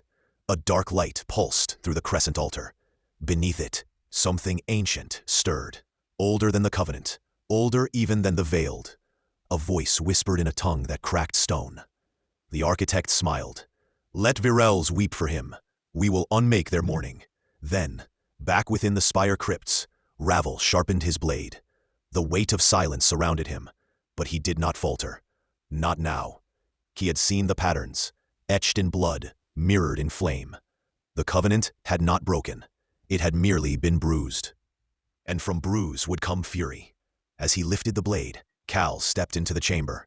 The ritual's complete. Even House Varn believes you're dead. Good. Cal's eyes held something deeper. And what of the ones who still hope, who still think the accord stands? Ravel looked past him, toward the tunnel leading deeper into the hollow quarter. Hope is the weapon they never expect. Let it bloom in silence. Let it become our fire. He turned back, slipping the blade into its sheath. And with it, his old name. The world had buried the crimson veil. Now something darker would rise, not as a prince of peace, but as a ghost of reckoning. Chapter 25, The Hollow Awakens. The wind that swept through the broken plaza carried a sound no mortal tongue could pronounce, no immortal dared recall. A hollow resonance, deep and shrill, like the scream of a world exhaling its last breath. Ash spiraled upward in slow, celestial arcs, lit from below by the burning wreckage of a Veilborne cruiser whose runes had shattered mid-flight. Ravel pressed his boots against scorched stone, knees bent, breath shallow. The edge of his blade glistened red, not with blood, but with something thinner, blacker, like the ichor of forgotten gods. The remnants of House Laurent's last emissary curled in on themselves, flesh unstitching as if the body had betrayed the soul's command. Around him, silence reigned in unnatural reverence. A ripple in the veil. He turned his gaze toward the horizon beyond the fallen port gate, where Hollow Spire's highest ridge trembled, not from siege or sabotage, but from something rising beneath it. For a heartbeat, the city of Virelles seemed to lean toward that dark pulse, as though the land itself remembered an ancient debt unpaid. Echo to all cells, crackled the communique on his wrist. Signal decay accelerating in the wards. Division barriers are failing across 3 rings. Repeat, containment integrity is compromised. Ravel crushed the device underfoot. He didn't need a voice to confirm what he already sensed. The Accord's last firewalls had collapsed. The hollow, no longer fractured, no longer shrouded, was returning. Not the rogue bloods that had skulked through the city's veins like parasites. This was the source, the root, the marrow. and it had not forgotten the taste of Virellen blood. Behind him, the survivors of House Vane's escort gathered in a rough phalanx, bearing their wounded. One figure limped forward, Cal Vane, cloaked in soot, his sigil scorched, but intact. A line of blood had dried across his jaw like a brand. "You saw it?" Cal asked without ceremony. Ravel nodded. "It sees us." Cal wiped his mouth with the back of his hand, as though the truth left a foul taste. "Then we strike before it fully wakes." "That's not a fortress," Ravel murmured, eyes narrowing on the peaks of Hollow Spire. "It's a wound, and the Covenant salted it instead of sealing it." Mina Laurent stepped from the shadow of a broken pillar, her silver crest reflecting the flames. "Not salted, sacrificed. Our ancestors didn't silence the Hollow. They fed it what it wanted. Our kin, our memory, our pact. Then we make it choke," Cal growled. They moved fast. There was no time for grand declarations. No honor left in waiting.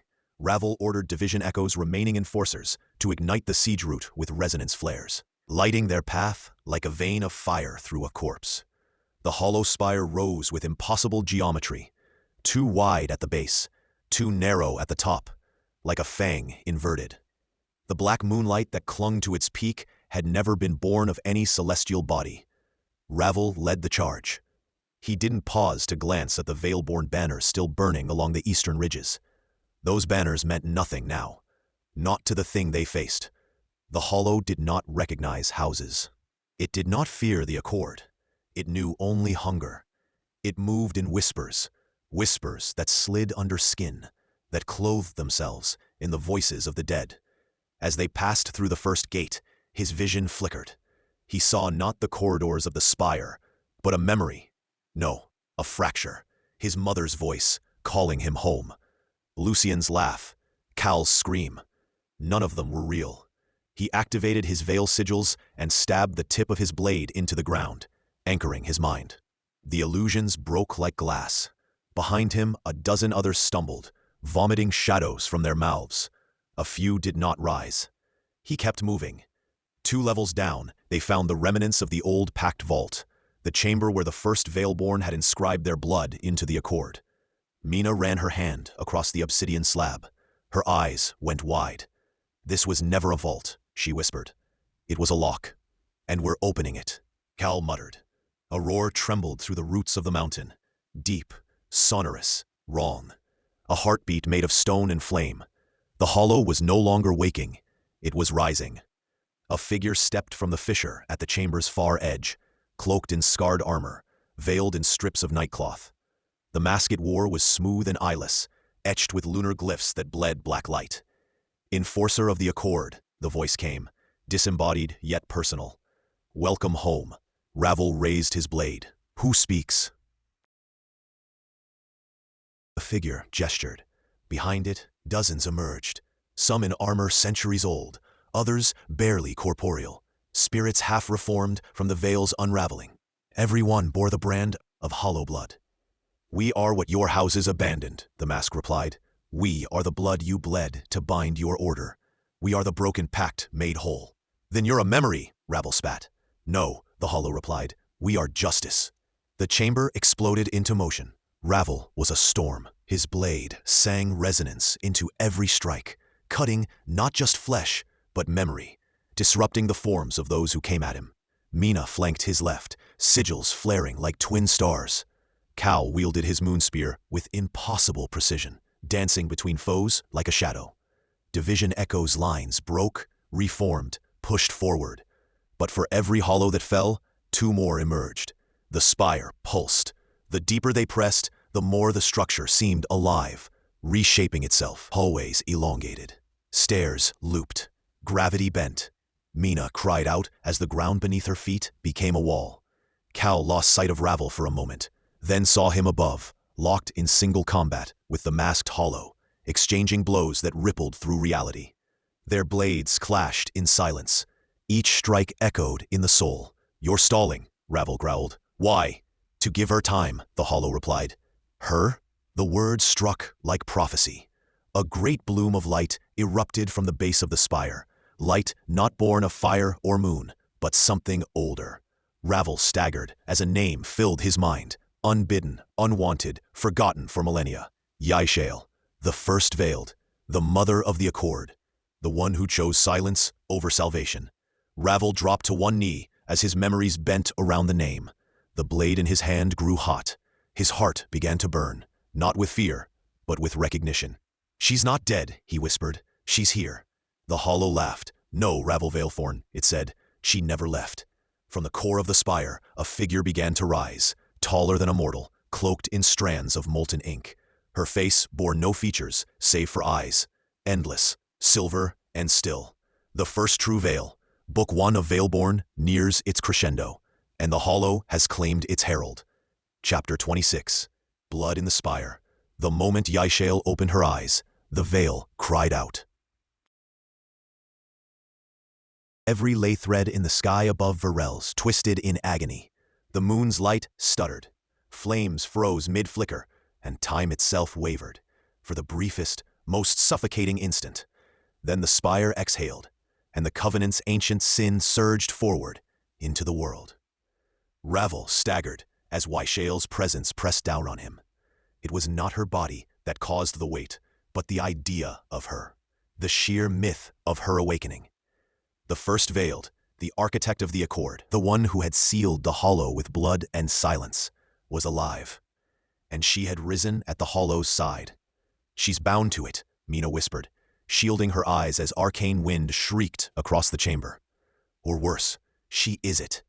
"No," Ravel breathed, watching the silver-eyed figure descend. "It's worse than that." Yaishael did not float.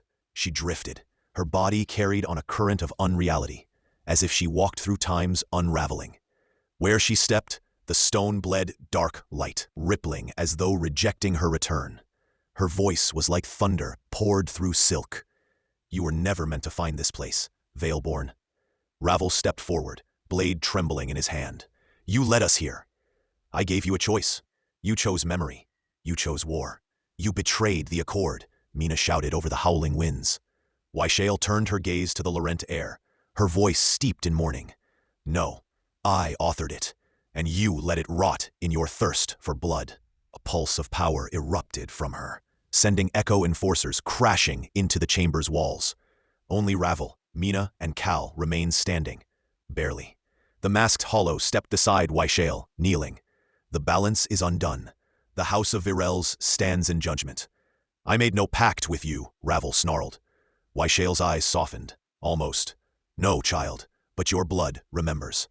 With a whisper, she opened the palm of her hand, and the air between them shimmered. Images spilled forth like mirrored memories, visions of the old blood pact, of flame-bound ancestors kneeling before a towering figure swathed in silver. Ravel recognized the Veilborne crest woven in shadowlight, but the faces bore the eyes of the hollow. "No," Cal muttered. This is wrong." "Your houses were forged from ash and denial," Yaishael said, sorrow curdling into scorn. "You do not fight corruption. You are its children." Mina clenched her fist. "Then kill us. If that's the truth you believe, end it." Yaishael looked at her, and for the first time, her expression faltered. "I cannot," she said, "because part of me still hopes you'll see." The spire rumbled again, and with it, the hollow surged. Dozens more hollowbloods burst through the chamber doors, no longer veiled, no longer fragments. These were whole, armed, reclaimed. They bore relic weapons forged in forgotten fire, etched in symbols that predated the Covenant itself. Ravel didn't wait. He charged. His blade met the first of them with a crack like a splitting star. Mina followed, dual sigils flaring as she carved a swath through the left flank. Cal vaulted high, spear trailing arcs of duskfire, landing amidst the enemy line with brutal grace. They fought with desperation, not because they feared death, but because they feared what would live if they failed. Every second brought new horrors. The hollowbloods were evolving mid-battle. Wounds closed, sigils changed. One of them grabbed Ravel's sword mid-strike, unbothered by the blade sinking into its palm. It whispered his sister's name. He twisted the hilt and exploded it from within. Above them, Yaishael raised her arms. The spire itself groaned in response. The walls pulled back, like lungs gasping open, A massive glyph blazed into the air. Circles within circles, layered with crescent marks, the symbol of the true veil. "She's opening the rift," Mina gasped. "She's calling it through." "The hollow beyond the hollow," Cal said. "The original wound." "No," Ravel said grimly. "The truth she buried." Ravel sprinted forward, dodging a hollow blade strike, climbing the fragmented stairwell toward the glyph. Every step ignited old pain, memories stolen by the veil, faces half forgotten, voices that didn't belong to him anymore. He reached the top and hurled his resonance dagger at the center of the glyph. The explosion of light that followed cracked the sky open. Yashael screamed, not in pain, but in revelation. She stumbled, and for a moment, her form shimmered, not just as a goddess or ghost, but as a woman, flesh and soul, broken, bleeding, bound.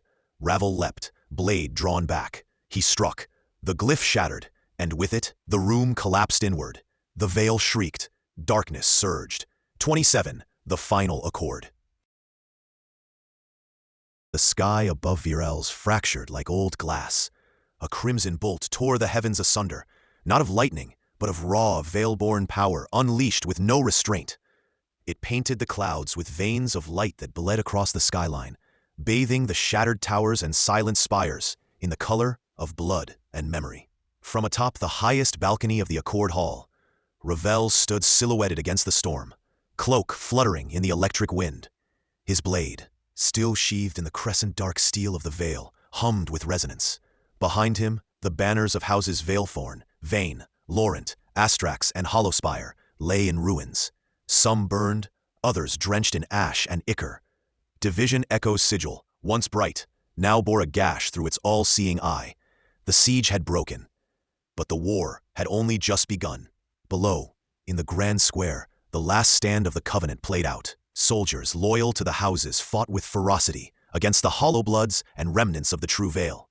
A tide of shadows rippled through alleyways, climbing walls like living smoke. The Morning Chain, their oaths severed, moved like specters in perfect silence, cutting down both ally and enemy in their grim crusade. Mina Laurent, her once pristine armor charred and dented, dragged a wounded Jin Aster behind the broken columns of the eastern promenade. Blood trickled from his side, pooling beneath them as the ground quaked again from the west. "They won't stop," Mina whispered, brushing matted hair from his brow. "Not until every house sigil is ash." Jin tried to speak but only coughed. The glimmer in his violet eyes dimmed. "Save your breath," she told him. "I'll hold them. You get that shard to Ravel." He gritted his teeth, managing a small nod. His fingers still clutching the jagged relic they'd recovered from the catacombs of Hollowspire. A shard of the first veil, resonating faintly with truth. At the pinnacle of the Accord Hall, Ravel stepped forward, eyes on the great plaza. The voices of the dead whispered through the veil. He could feel every thread now, Cal's silence, Mina's defiance, even the twisted echoes of Lucian's betrayal. They circled him like crows before a funeral pyre. From the north, House Hollowspire's banner fell last, devoured by flame. A massive figure strode through it, Lucian himself, no longer masked by civility or the thin veil of diplomacy. His flesh shimmered with unnatural stillness, the mark of the true veil carved into his chest, pulsing like a second heart. "You stood on this tower once and called us kin," Ravel called to him, voice calm and clear. "You broke the accord. You bled the city. Why?" Lucian's reply was thunder. "Because it was never our accord. It was yours, built on lies, upheld by fear. I've seen what's behind the veil now, and I remember." His leap was a blur, blade drawn midair. He clashed with Ravel atop the broken dais, steel meeting steel in a burst of sound that cracked the railing. The duel began without ceremony. There was no time left for speeches. They fought like echoes of something older. Veilborne strength against Veilborne will. Each strike drawing on the relics and resonance buried deep within the city's bones. The hall trembled beneath their fury. Stones fell, statues split. Below, Mina rallied the remnants of Division Echo and House Astrax to hold the line as the Morning Chain breached the final ward. Arrows made of moonlight and shadow flew. Screams became song, and then silence. Jin staggered into the hall's lower chamber, one hand pressed to his wound, the other holding the shard. Its whisper called to him, ancient and clear. Bring it to the Accord. At the heart of the hall stood the Stone of Concord, the original sigil where all houses once bound their blood and their word. Now cracked, darkened, barely pulsing with the veil. Jin knelt, placing the shard into the hollow socket at its center. A rush of wind tore through the chamber. Above, Lucian faltered. Ravel saw it, the flicker of uncertainty, the moment of resistance. You see it now, Ravel said, sword at Lucian's throat. You remember what the veil truly was. Lucian's gaze clouded, his breath labored. I remember too much. The blade fell, but not in vengeance. Ravel stepped back. Lucian dropped to his knees as the mark on his chest dimmed.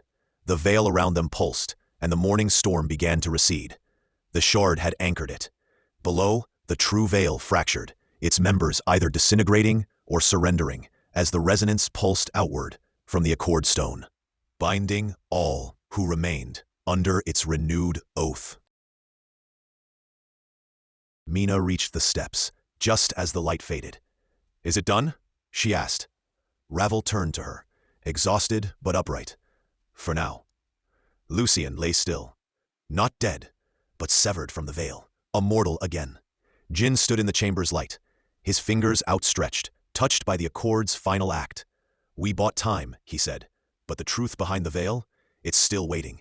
The city fell into silence as the first true dawn in weeks broke across the ruined skyline. Virelles bled, yes, but it still breathed. Epilogue, the echoes in the veil. The Veilborne Accord was reforged in twilight. Of the 7 founding houses, only 5 remained. Hollowspire was dissolved, its name struck from the stones. Division Echo rebuilt its ranks. Mina, named as the new commander, with Jin beside her as a living bearer of the first veil's memory. Lucian vanished. Some said he went west, toward the Hollowwood. Others claimed he joined the veil's shadow, watching from afar. As for Ravel, he stayed. Atop the Accord Hall, beneath new banners, he stood vigil over Virelles, not as an enforcer, not as a sword, but as a reminder that power without memory was corruption, and that immortality, without purpose, was a slow death. Book 1 ends, but the veil remains.